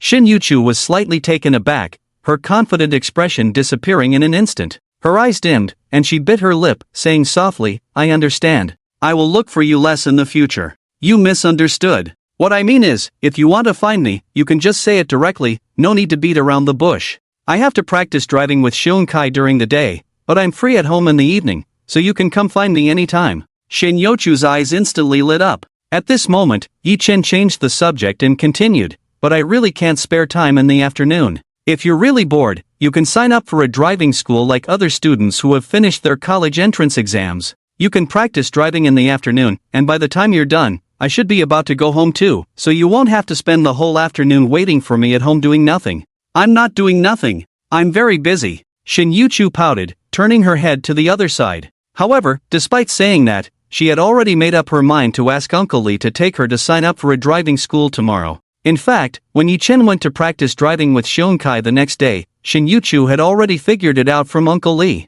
So now that Yi Chen mentioned it, Shin Yuchu was determined to get her driver's license. This way, she could go out and practice driving with Yi Chen. "I'm not doing nothing. I'm very busy." Yi Chen didn't believe this statement at all. After spending some time together, he had almost figured out what Shin Yuchu did every day. Before graduation, she would come home, review a bit, and then rest. On weekends, she would just shuttle between the manor and Maple Leaf Garden. So now that she had graduated, Yi Chen knew that during the holidays, as long as Shin Yuchu wasn't looking for him to play, she would probably be at home, playing with Cream and Oscar. After spending half a day like this, around 5 or 6 in the afternoon, she would quietly stand by the window, peering out to see when Yi Chen would be brought home by Shion Kai. With Shin Yuchu's personality and social life, she wouldn't be like other students who had finished their college entrance exams, going out to travel or shop with good friends. She wouldn't be short on money, nor would she need to work part-time, so she didn't have to consider those things at all. Thinking about this, Yi Chen suddenly felt that being too wealthy might not be a good thing for Shin Yuchu. "In any case, find something to do. I'll come find you to play when I get home at night. Actually, playing games all the time isn't that interesting. How about I take you out to play tomorrow?" A look of joy flashed in Shin Yuchu's eyes, but after a moment, she suddenly spoke up. "Yi Chen, you can still play with me for 5 more days. "What do you mean?" "In 5 days, Dad is taking me back to Shanghai." "Back to Shanghai?" Yi Chen was a bit confused. "Are you going back to visit relatives? How long will you be gone?" As soon as he finished speaking, he suddenly froze. "Back? Why would Shin Yuchu come back? The Lin family's business is based in Shanghai, and the only reason Shin Yuchu stayed in Beinan was to study here. Now that the college entrance examination is over, her dad is taking her back to Shanghai. It seems that Shin Yuchu has no reason to return to Beinan anymore. In just over 10 days, the exam results will be announced, and with Shin Yuchu's family background and grades, it's very likely she will choose a university in Shanghai. Thinking of this, Yi Chen suddenly felt a hollow ache in his heart. Well, my grandparents are in Shanghai. Since I came to Beinan for school, I haven't gone back. I probably won't return to Beinan for the summer vacation. That's good. Your grandparents must miss you a lot. Yi Chen nodded, not even realizing how much disappointment was evident in his tone. Besides Zhao Lan, he had no other relatives. Strangely, Shin Yuchu didn't seem to have much of an emotional reaction. She just nodded softly. At 9 o'clock in the evening, Yi Chen left room 1003 and returned home. As soon as he changed into slippers, his phone in the pocket of his shorts vibrated. Zhao Lan, glancing at the caller ID, Yi Chen unhesitatingly rejected the call. 3 days ago, Wan Dong had sent a message informing Yi Chen that he had sent a lawyer's letter to Zhao Lan's family. Since that day, Zhao Lan had been calling Yi Chen non-stop, but he didn't answer at all. TSK. She's getting anxious. Yi Chen smiled indifferently. Tomorrow was the last day for Zhao Lan's family to voluntarily return the compensation money. If they hadn't returned it by tomorrow, Wan Dong would officially sue them. Yi Chen was very confident about the lawsuit. The evidence was solid, and he had Wan Dong, a top lawyer, representing him. There was almost no chance of failure. He took off his clothes, thinking while showering, where should I take Shin Yuchu to play tomorrow? Meanwhile, in a rental house next to Beinan No. 78 Middle School in the western suburbs, Zhao Lan, Chen Guozhang, and Chen Mo sat on the sofa, staring at the phone that Yi Chen had rejected again, falling into silence. The three of them looked very grim, and the atmosphere was terrifyingly heavy. 3 days ago, after Zhao Lan received the lawyer's letter from Wan Dong, she panicked and immediately called her husband, Chen Guozhang, over. The three of them stared at the lawyer's letter, all dumbfounded. Yi Chen actually wanted to sue them? Sitting at the edge of the sofa, Chen Mo was the first to speak. Mom and Dad, tomorrow is the last deadline mentioned in the lawyer's letter for us to voluntarily return the compensation money to Yi Chen's parents. Should we pay back the money or not? Pay back? What nonsense are you talking about? When did we owe that ingrate any money? Zhao Lan snapped back immediately. Her expression was extremely angry, twisted with rage. Last time I went to that Jinx's rental house, he called the police to drive me away,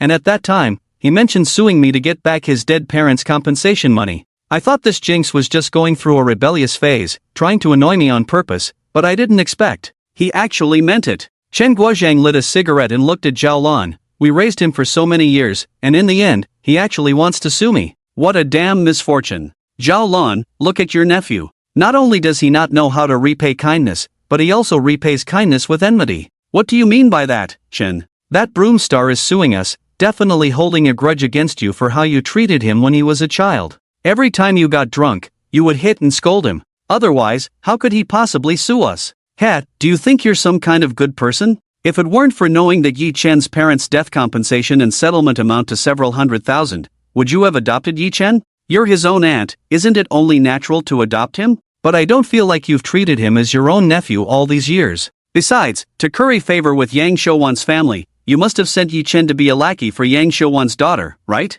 To put it bluntly, if Yi Chen didn't have any value to exploit, you wouldn't even see him as a person. Chen Guozhang sneered. While smoking, he coldly spoke. This remark completely infuriated Zhao Lan. Her eyes turned red, and she slapped Chen Guozhang across the face. Slap, Chen Guozhang, is that how you speak? I made that broom star curry favor with Yang Shouwan for you and Chen Mo, didn't I? Besides, didn't you spend the compensation money from that broom star's dead parents? The house you live in, the alcohol you drink, the cigarettes you smoke, aren't they all from that money? Now you're throwing the blame on me. Are you even a man? Damn! People who have been drinking for years tend to have bad tempers. So, when Zhao Lan slapped Chen Guozhang in front of their son, the sting on his face instantly ignited his anger. He threw away his cigarette but stood up abruptly from the sofa and slapped back. His angry voice was rough. I, Chen Guozhang, have lived my life without needing a woman like you to point fingers at me. Do you think Yi Chen holds a grudge against me for hitting him? Let me tell you, that kid definitely resents you for giving him too little money.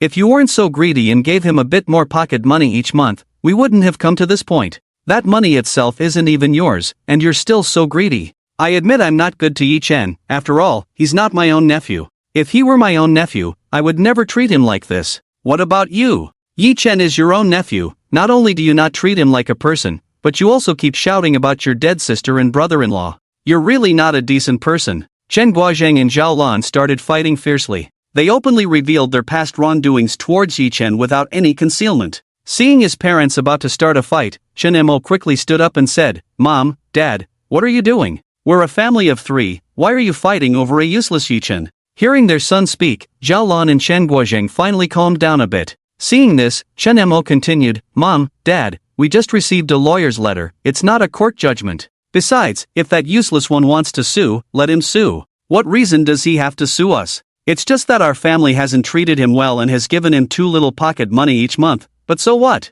Does he have evidence?" The judge doesn't only listen to his side of the story. To take a step back, he's a poor loser. The lawyer he hired is probably someone he saved up for a long time to afford, the lowest tier. If he really has some evidence, there's no need to panic, we can hire a better lawyer, and he'll lose in no time. Right, Xiao Mo, you're right. Zhao Lan's eyes lit up, and her thoughts became clear. Indeed. How could Yi Chen sue? Does he have evidence? Even if he does, so what? Can he afford a good lawyer? Thinking of this, Zhao Lan regained her previous arrogance, her expression turning mocking. We'll hire a lawyer too, and we'll use the compensation money from that Broomstar's dead parents to pay for it. When he loses, he'll know just how ridiculous his actions are. Maybe, by then, there will be a chance to bite back at him. At this moment, Chen Guozhang also lit another cigarette and fell silent. Zhao Lan and Chen Mo were discussing the matter on the side, both wishing they could put Yi Chen to death. Speaking of which, last time this jinx made Chen Shi angry, which led to Yang Shouwan not having any contact with our family.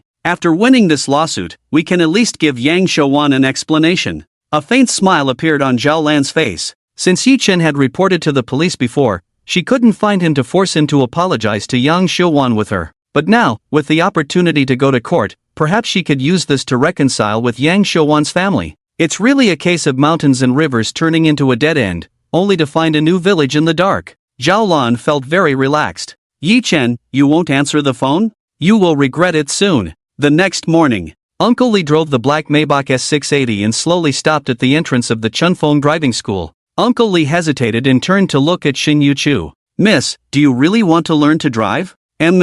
Actually, you really don't need to go through all this trouble. With the Lin family's strength, you could easily hire a driver for life. Xin Yuchu looked out at the driving school and gently shook her head. "Uncle Li, I want to learn to drive so I can drive with Yi Chen in the future." "Miss, it seems that young Master Yi has been going out to drive with his friends every afternoon these days. It looks like he is practicing his driving skills. A couple of days ago, he was looking for mountain roads to practice. I suspect he wants to drive in the mountains, which is very dangerous." "I don't care, Uncle Li, I want to learn to drive. Everyone else who finished their college entrance exams is learning." Uncle Li looked at his young lady's stubborn face and couldn't help but smile bitterly in his heart. "Young lady, those who are learning to drive do so because they don't have the strong background of the Lin family. Otherwise, if they could hire a full-time driver like you, who would spend their precious summer vacation practicing driving." Given Shinyochu's stubbornness, Uncle Li could only compromise. "Alright, miss, I'll sign you up right away and choose the best instructor for you."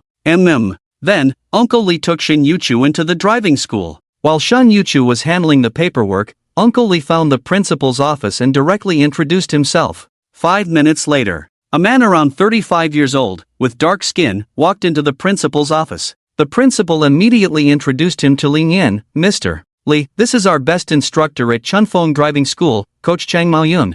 "Hello, Coach Chang, the principal should have briefed you about me." Lin Yan shook hands with Chang Maoyun. Chang Maoyun nodded. "Don't worry, Mr. Li, the principal has briefed me, and we have training before starting at our driving school. We are very patient with our students. Let me show you a demonstration." Then, Chang Maoyun cleared his throat and said, "You really handle the steering wheel well. Wow, you really press the brake pedal excellently. Starting off so steadily? You are the most talented student I've ever seen." Lin Yan listened to Chang Maoyun's enthusiastic praises and was completely stunned. After a while, he finally reacted, staring in disbelief. "Professional, it's really too professional. So rest assured, Mr. Li, we will definitely teach your young lady well. Moreover, she is the daughter of President Lin. Even without exaggeration, Miss Lin's talent and mindset are absolutely top-notch." "Alright, then Coach Chang, I'll trouble you." Lin Yan left with peace of mind. After sending off Ling Yan, Chang Maoyun turned and walked towards the practice field. From a distance, he saw Shin Yuchu dressed in a gray sun-protective suit, wearing a sun hat and a face shield. He was slightly taken aback. He had seen too many female students dressed like this. So, Chang Maoyun instinctively said, "Hey, that ghost. Cough cough, Miss Lin, come over quickly, I'm your coach." Oh. Shin Yuchu hurried over to Chang Maoyun's side. "Miss Lin, Mr. Lee has already briefed me, let's get in the car and practice." After saying that, Chang Maoyun took the passenger seat, letting Shin Yuchu sit in the driver's seat. Once Shin Yuchu was in the driver's seat, she took a nervous breath. Seeing this, Chang Maoyun smiled lightly. "No need to be nervous, driving is a very easy thing, just think of it as riding an electric bike." Shin Yuchu bit her lip, not responding. Because since she was little, Uncle Lee had always driven her around. So, let alone an electric bike, she couldn't even ride a bicycle. However, Chang Maoyun didn't notice Shin Yuchu's unusualness. He patiently explained, "Miss Lin, let's not practice parking just yet, let's go to that open space, and I'll help you get familiar with the car. The far left is the clutch, the middle is the brake, and the right is the accelerator. Use your left foot for the clutch, and the other two with your right foot." Oh. Shin Yuchu nodded. After a thorough explanation and demonstration from Chang Maoyun, she already knew how to start the car and the process of driving. Thus, Shin Yuchu perfectly pressed the clutch and shifted gears. Chang Maoyun excitedly began to perform. "Miss Lin, your start is so steady. You are the most talented student I've ever seen. Thank you, coach. Keep it up." Hearing Chang Maoyun's words, Shin Yuchu let out a sigh of relief and made a fist with one hand, saying, "I got it, coach." Chang Maoyun was taken aback. "I meant, step on the gas." Shin Yuchu was slightly stunned. Her pretty face flushed red under the sun visor. How embarrassing. That afternoon, after Yi Chen and Xiong Kai finished driving on the mountain road, they ran out of gas on their way back and stopped at a gas station to refuel. Xiong Kai, while eating ice cream, said, "Ajo, tomorrow I have to go back to my grandma's house with my mom, so I might not be able to practice driving for the next 4 or 5 days. I'll leave the car keys with you. If you want to practice, you can invite Mubai along." "Okay, but we've already practiced for a week, and we've driven the mountain road quite a bit, our skills are basically fine now. When you come back, we can start preparing to start a business." Yi Chen calculated the time. With their current driving skills, there were basically no issues, they wouldn't scrape the car on narrow roads. Moreover, Wan Dong was about to officially sue the Zhao family in the next few days, and Xiong Kai was going back to his hometown. So, Yi Chen planned to spend the day dealing with the lawsuit and play with Shin Yuchu at night. His day was fully scheduled. Since Xiong Kai was going back to his hometown tomorrow, after getting the keys, Yi Chen drove Xiong Kai back and then returned to Maple Leaf Garden in a Santana. As he approached the community, Yi Chen sent a message to Shin Yuchu. "Come downstairs, I'm taking you out to have fun tonight." "Okay." Yi Chen parked the car at the entrance of the community to wait for Shin Yuchu. After a while, a graceful figure hurriedly ran towards him from the community. Yi Chen squinted and felt his breath quicken. Shin Yuchu was wearing a pair of washed denim shorts today, her fair and long legs exposed, accentuating her slender waist. She wore a milky white t-shirt that, while covering her bottom, still couldn't hide her perky shape. As she got closer, he noticed she was also carrying a small black handbag. This stunning sight left Yi Chen admiring her for quite a while. Shin Yuchu stood at the entrance of the community, scanning the area. After not spotting Yi Chen, she tilted her head and pulled out her phone from her small bag. Seeing this, Yi Chen quickly rolled down the car window and waved to Shin Yuchu. "Shin Yuchu, over here." Upon seeing Yi Chen driving, Shin Yuchu looked a bit surprised, then her eyes brightened as she walked over gracefully. She opened the car door and sat down, her rear end entering first, making Yi Chen's eyes widen. Shin Yuchu fastened her seatbelt, turned her head, and looked at Yi Chen with a cool gaze, her eyes blinking lightly. "Where are we going to play?" "I really want to go to the nightless city. When I was practicing driving this afternoon, I heard a lot of people say it's especially beautiful at night. But if I actively suggest going there, will Yi Chen think I'm a hassle?" QAQ, after hearing her thoughts, Yi Chen remained composed, turned on the signal light, and stepped on the gas to drive out. Then he slowly spoke. "Let's go to the nightless city. It's quite popular lately, and they say the lights are beautiful at night." "Oh, I'll follow your lead." Shin Yuchu had no particular expression, but her thoughts completely betrayed her. "Yay! This is so coincidental, I didn't expect Yi Chen wanted to go to the nightless city too. Hee, this is what a good neighbor is, a meaning of minds." Shin Yuchu's jubilant thoughts made Yi Chen feel secretly pleased. It was the first time he experienced the convenience of hearing Shin Yuchu's thoughts.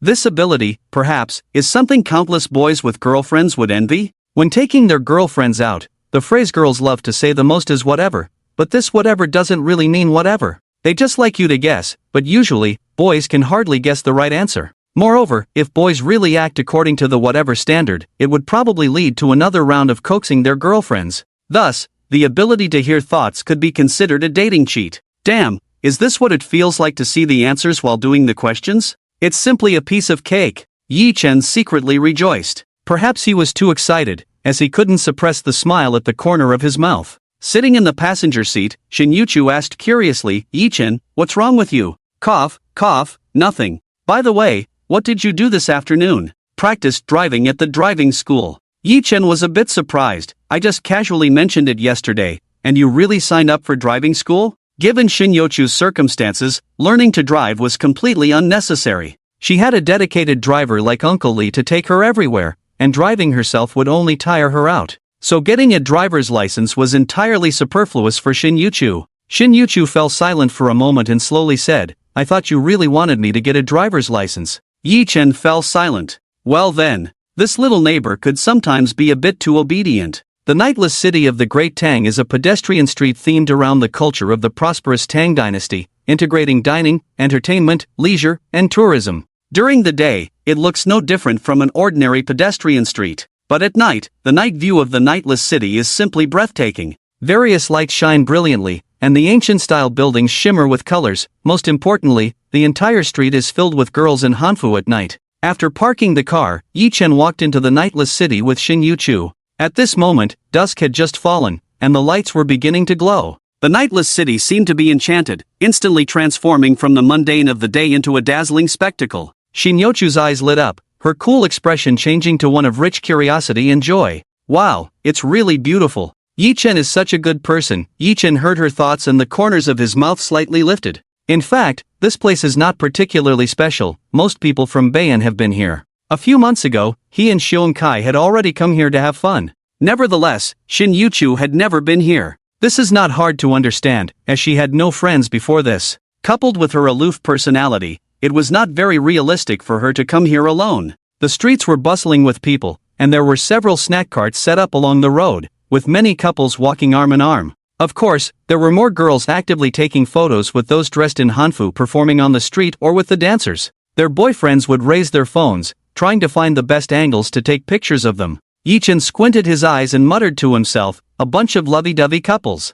Look at me, this new-age youth, only coming here with my pure and innocent neighbors. Yi Chen took the initiative to speak to Shin Yuchu. Do you want to take a photo with them? I think the pictures will turn out great. Shin Yuchu raised her clear eyes. If you help me take the photo, then I will go. Okay, then you go over, and I'll help. Ha! Yi Chen was about to take out his phone to take a picture of Shin Yuchu. However, he patted his pocket and realized he had left his phone in the car. Why don't you wait here for me? I'll go get my phone from the car. Shin Yuchu nodded gently and then pointed to a nearby snack cart selling potato towers. Do you want to eat potato towers? I'll buy 2 skewers. Sure, you go ahead and buy them. I'll be there soon. Hurry up, I'll wait here obediently for you. Yi Chen cleared his throat lightly, pretending he hadn't heard anything. After bidding farewell to Shin Yuchu, Yi Chen squeezed through the crowd and returned to the car to get his phone. Just as he was pushing through the crowd, a pair of eyes noticed him from a few meters away. Su Miaomio immediately shook her best friend Chen Shi's arm. She, look at that person going against the crowd, isn't that Yi Chen? Hiss. It does seem to be him. Strange, why is he alone? Shin Yuchu isn't with him? Chen Shi's expression was complicated. Ever since the last time they met after the college entrance examination, she hadn't heard anything about Yi Chen. Of course, she didn't dare to inquire about him. After all, Shin Yuchu had said it was she who had taken the initiative to cling to Yi Chen. If Shin Yuchu really liked Yi Chen, how could he possibly still be interested in her? Su Miaomio looked around but didn't see Shin Yuchu's figure. She pondered for a moment, and suddenly her eyes lit up. I got it. We forgot that Shin Yuchu was actually from Shanghai. She just transferred to Beian for school. So her family must be in Shanghai. Now that the college entrance examination is over, she doesn't need to continue studying in Beian and must have gone back to Shanghai. With her grades and family background, she will most likely attend university in Shanghai or Kyoto. So after the college entrance examination, Shin Yuchu must have gone back to her home in Shanghai, leaving Yi Chen all alone. Chen Shi frowned. After previous experiences, she was no longer so confident. Even if Su Miaomiao's analysis made a lot of sense, she didn't dare to believe it easily. What if she was just being overly sentimental again? So, Chenxi hesitated, but didn't Shin Yuchu say last time that she was the one who actively clung to Yichen? Even if she is going back to Shanghai for university, shouldn't she wait until after the summer vacation to return? How could she leave Yichen alone at this time? You're silly. Shin Yuchu's family is so wealthy, a young lady like her must have been pampered since childhood, developing a habit of being fickle. The reason she clung to Yichen was probably just a momentary whim. How long has it been? She must have long lost that fresh feeling for Yichen. Since even the only reason for staying in Beian is gone, Shin Yuchu must have returned to Shanghai. I guess Yichen must be crying his heart out right now. If you ask me, he deserves it. Who told him to give up on you for Shin Yuchu? Upon hearing this, Chenxi's heart, which had been completely cold, suddenly reignited. She pursed her lips and said, so if I go find Yichen now, he will definitely apologize regretfully and then continue to pursue me, right? Of course. Now that Shin Yuchu is gone, the most outstanding and beautiful girl he can get close to is you, Shishi. Then let's go find Yichen. Just thinking about how arrogant he was before makes me angry. As long as he apologizes to me today, I might consider giving him another chance. Su Miaomia was slightly surprised. She didn't expect Chenxi to still have feelings for Yichen. Given that this was her best friend's plan, she naturally supported it unconditionally. Alright, Shishi, I'll go with you to find Yichen.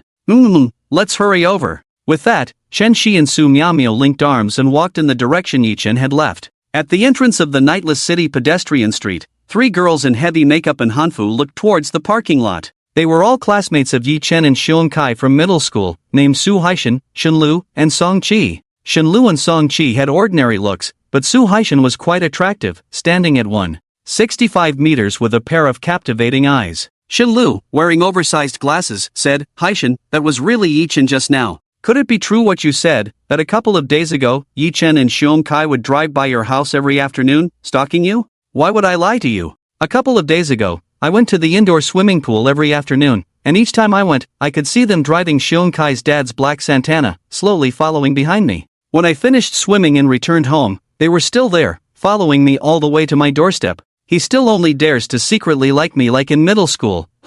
Su Haishan lifted her chin, a faint smile on her face. Shenlu and Song Qi exchanged incredulous glances. After a moment, Song Qi said sourly, so you're saying that today, we came to Nightless City, and Yichen secretly followed us? That should be the case. I didn't expect Yichen to be so infatuated. I thought after he confessed to you in the second year of middle school and got rejected, he would have completely given up. I didn't expect he quietly buried this feeling in his heart and is still secretly in love with you. Oh my god, that's so romantic. Hearing her friend's words, Su Haishan squinted her eyes and lightly snorted, what a pity. If I didn't have someone I like now, maybe I would give him a chance. Well, since it's been so long since you last met, Haishan, do you want to greet Yichen? I'm really curious to see his excited expression. Sure, I'll greet him. Consider it a little treat for him after all these years of liking me. After saying that, Su Haishan led her 2 friends towards the parking lot. Yichen finished on his phone in the parking lot and immediately returned to the spot where he had parted ways with Shin Yuchu. Not a second was wasted. Just as he got back to the edge of the pedestrian street, someone suddenly patted his shoulder, and a surprised voice came from behind him. Yichen? Ha! Yichen turned around in surprise and found 3 girls in hanfu standing behind him. His mouth opened slightly, his expression one of shock. Su Haishan, Shenlu, Song Qi? After 3 years, he met Su Haishan again. Yichen was stunned for a long time, lost in memories of when he first experienced love a few years ago. Yes, Su Haishan was indeed the class monitor when Yichen was in middle school, and she was also the girl he had a crush on. Although Su Haishan had ambiguous relationships with many boys, similar to Chenxi, the biggest difference between them was that Chenxi would not directly reject boys who confessed to her. Instead, she would choose to keep them hanging, enjoying the feeling of being pursued by many. In contrast, Su Haishan would unhesitatingly reject boys who confessed to her if she wasn't interested. Of course, if the boy still wanted to pursue her, Su Haishan wouldn't keep her distance. Her principle was, since I have clearly rejected you, if you still like me and end up not winning me over, you can't blame me. The person who just patted Yichen on the shoulder was Song Qi, who had been his deskmate for a while in the second year of middle school. After several years, Yichen didn't expect that these 3 girls could still hang out together. Song Qi covered her mouth and chuckled, then said, Yichen, it's been 3 years. Why do you still look so dazed? What are you waiting for? Hurry up and greet Haishan.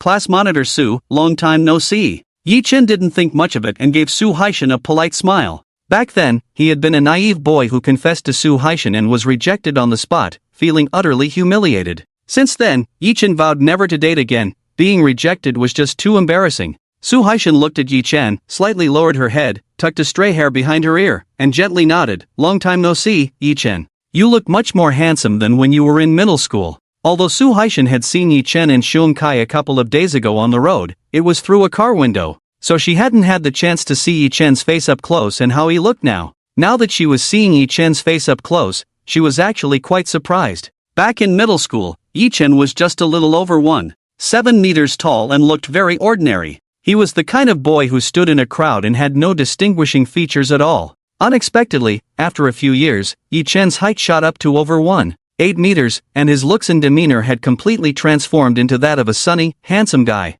This couldn't help but make Su Haishan's heart flutter a little. He was even more handsome than her current boyfriend. It was the first time Yi Chen had been complimented on his looks in front of a girl, and he felt a bit shy. Really? I think I haven't changed much over the years. Upon hearing this, Song Chi and Shen Lu exchanged glances and teasingly asked Yi Chen if this statement was specifically referring to the fact that he had still liked Su Haishan all these years. At first, Yi Chen thought they were joking and waved his hand to indicate otherwise. But the two kept chattering. Yi Chen, you're still so shy. We're all adults now. What's there to be embarrassed about liking a girl? If you didn't like Haishan, why did you and Xiong Kai drive behind her every afternoon right after the college entrance exam? First, you silently followed her to the swimming pool, and then you quietly followed her home after class before leaving. Humph, a man can't be two-faced. That's our privilege as girls. Yi Chen was dumbfounded. What the heck? In those days right after the college entrance exam, wasn't Xiong Kai and I just practicing driving? How did it turn into secretly sending Su Haishan to the swimming pool and back home? Yi Chen quickly explained. Did you misunderstand something? Right after the college entrance exam, I was indeed driving with Xiong Kai, but we were practicing driving skills, not sending Su Haishan home or anything. Put. Is Yi Chen shy because he got found out? You and Xiong Kai just happened to practice driving on the road where Haishan lives? And you just happened to drop her off at the swimming pool every time and then take her home after class? What a coincidence. Besides, are you still following Xia Haishan to the nightless city today? How do you explain that? Yi Chen thought to himself, what the hell? He looked at Xia Haishan with a complicated expression. Xia Haishan, do you live on Shanglin Road? Yes. What the hell? What a coincidence, damn it. Yi Chen felt completely dazed. So it turns out that during those days when he was practicing driving with Xiong Kai, Xia Haishan happened to see him. This girl immediately thought he still liked her, so she assumed he was deliberately sneaking glances at her every day on that road. The most ridiculous part was, Xia Haishan and the others actually thought he came to the nightless city today to follow her. No way, does this make me look like a stalker? Ahem, you might really be misunderstanding. Although I did like Xia Haishan for a very short time in middle school, that was a long time ago. I really don't like her anymore. Sure. Right, we believe you. As expected, you guys are getting more and more stubborn. Song Chi and Shen Lu exchanged glances and covered their mouths, laughing. Xia Haishan beside them also had a faint blush on her face. Clearly, the three girls didn't believe him. At that moment, a graceful figure suddenly squeezed out from behind the three girls, looking very anxious. She grabbed Yi Chen's arm. Yi Chen looked up and was stunned. The three girls were also momentarily taken aback before turning to look. Upon seeing the other girl's face, their mouths couldn't help but open slightly, their pupils contracting. The girl who grabbed Yi Chen's arm had an astonishing appearance and aura, her delicate features like a flower blooming in the morning light, and her rather hot figure made the three girls envious. Especially Xia Haishan, who was always approached by boys for her WeChat, felt somewhat overshadowed in front of this girl. Chen Shi? Yi Chen looked at the arm that Chen Shi was holding, his brows furrowing immediately. What was going on with this woman? Why did he keep running into her? Chen Shi pursed her lips, her eyes nearly overflowing with anger. Just now, she and Su Miaomia saw Yi Chen walking towards the parking lot, but when they followed, they couldn't find him. After searching for a long time, they finally found him again. But the next second, she saw Yi Chen laughing and chatting with three girls, and the most beautiful one was looking at him with a somewhat shy gaze. This scene instantly made Chen Shi explode with rage. Shin Yuchu left, and Yi Chen immediately started flirting with other girls. What did you think of her, Chen Shi? Chen Shi angrily said, Yi Chen, you really are insatiable. You were willing to stick with Shin Yuchu before, but now that she's gone, are you interested in any random girl? I'll give you one more chance to pursue me again. Chen Shi, do you have some kind of delusion? I've made it very clear that I never liked you, and I won't in the future. Why should I pursue you? She was taken aback, and a layer of mist appeared in her flickering eyes.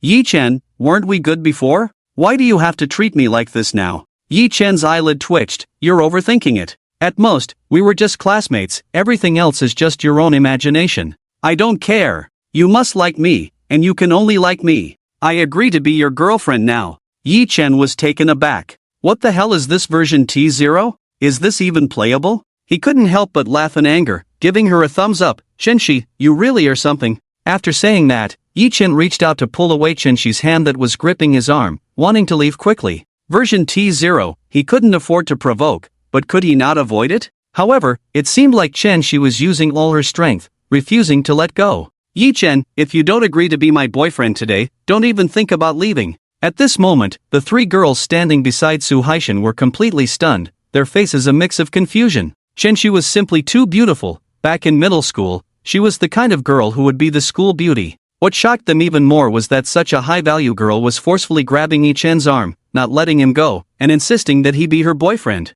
It was outrageous, too outrageous. It was abstract, too abstract. Before Su Haishan and the others could process what was happening, another voice came from behind them. Yi Chen, you're a bit slow. Everyone turned their heads to see a girl even more stunning than Shenshi walking towards Yi Chen. Compared to Shenshi, her looks were clearly superior. Especially the cold and noble aura she exuded, which was simply dazzling. When Shenshi saw Shinjuchu appear, she was frozen, her eyes filled with disbelief. The next second, her mind was buzzing. Shinjuchu hadn't gone back to Shanghai. Today, Yi Chen was on a date with Shinjuchu in the nightless city. So, was she just being overly sentimental again? Shinjuchu walked up to Yi Chen holding a string of potato towers, never glancing at Shenshi and the others. Her cherry lips slightly parted as she said indifferently, Yi Chen, I thought you got lost. Cough, no, I just ran into an old classmate. Yi Chen was also very surprised to see Shinjuchu. He didn't expect that after being away for a while, she would come looking for him. At this moment, Shinjuchu narrowed her eyes and finally looked at Su Haishan and the other two. Then she glanced at Su Miao, before fixing her gaze on Shenshi. Is she also an old classmate? Damn Yi Chen, taking advantage of my absence to meet that bad woman. Yi Chen, you're a bad person. Hearing Shinjuchu's thoughts, Yi Chen felt inexplicably guilty. In a moment of impulse, he immediately denied, she's not related. Not related. Boom, those simple three words made Shenshi feel as if she had been struck by lightning. A buzzing filled her ears. Not related. Yi Chen said he and I are not related. After hearing this, Shinjuchu's cold expression softened a bit. She raised her hand and offered one of the potato towers to Yi Chen. Oh, eat this while it's hot, it will get cold soon. Seeing Shenshi suddenly freeze, the grip on his arm loosened a bit. Seizing the opportunity, he quickly pulled his arm away and took the potato tower from Shinjuchu. He then said to Su Haishan and the others, well, let's get together another time, I have something to do, so I'm leaving with my friend. After saying that, Yi Chen grabbed Shinjuchu's arm and hurriedly left. Watching Yi Chen leave while holding Shinjuchu's arm, Shenshi was so angry that her whole body trembled, her breathing suddenly becoming rapid, and her chest felt tight. It was as if she was about to faint. Fortunately, Su Miao supported her in time, lowering her voice, Shishi, let me help you over there to rest. Then, Su Miao helped Shenshi away. Once both groups had left, only Su Haishan, Shenlu, and Song Qi remained at the parking lot entrance. They exchanged glances, seemingly still in shock from the sudden battlefield they had just witnessed. After a long while, Shenlu looked in the direction where Yi Chen and Shinjuchu had gone and slowly spoke, I think Yi Chen might really not like Haishan anymore. The last time Haishan ran into him while driving, it might have really just been a coincidence. Song Qi instinctively nodded in agreement. Listening to her two good friends, Su Haishan's expression was extremely complicated. She bit her lip, her gaze fiercely fixed on the direction Yi Chen had left, wanting to say something but unable to utter a word. The two girls who had come looking for Yi Chen just now, no matter which one, were far more beautiful than her, and their aura was simply on another level. Especially the latter girl, whose high looks not only placed her above her, but the kind of ethereal and noble aura she exuded was something ordinary people could never possess.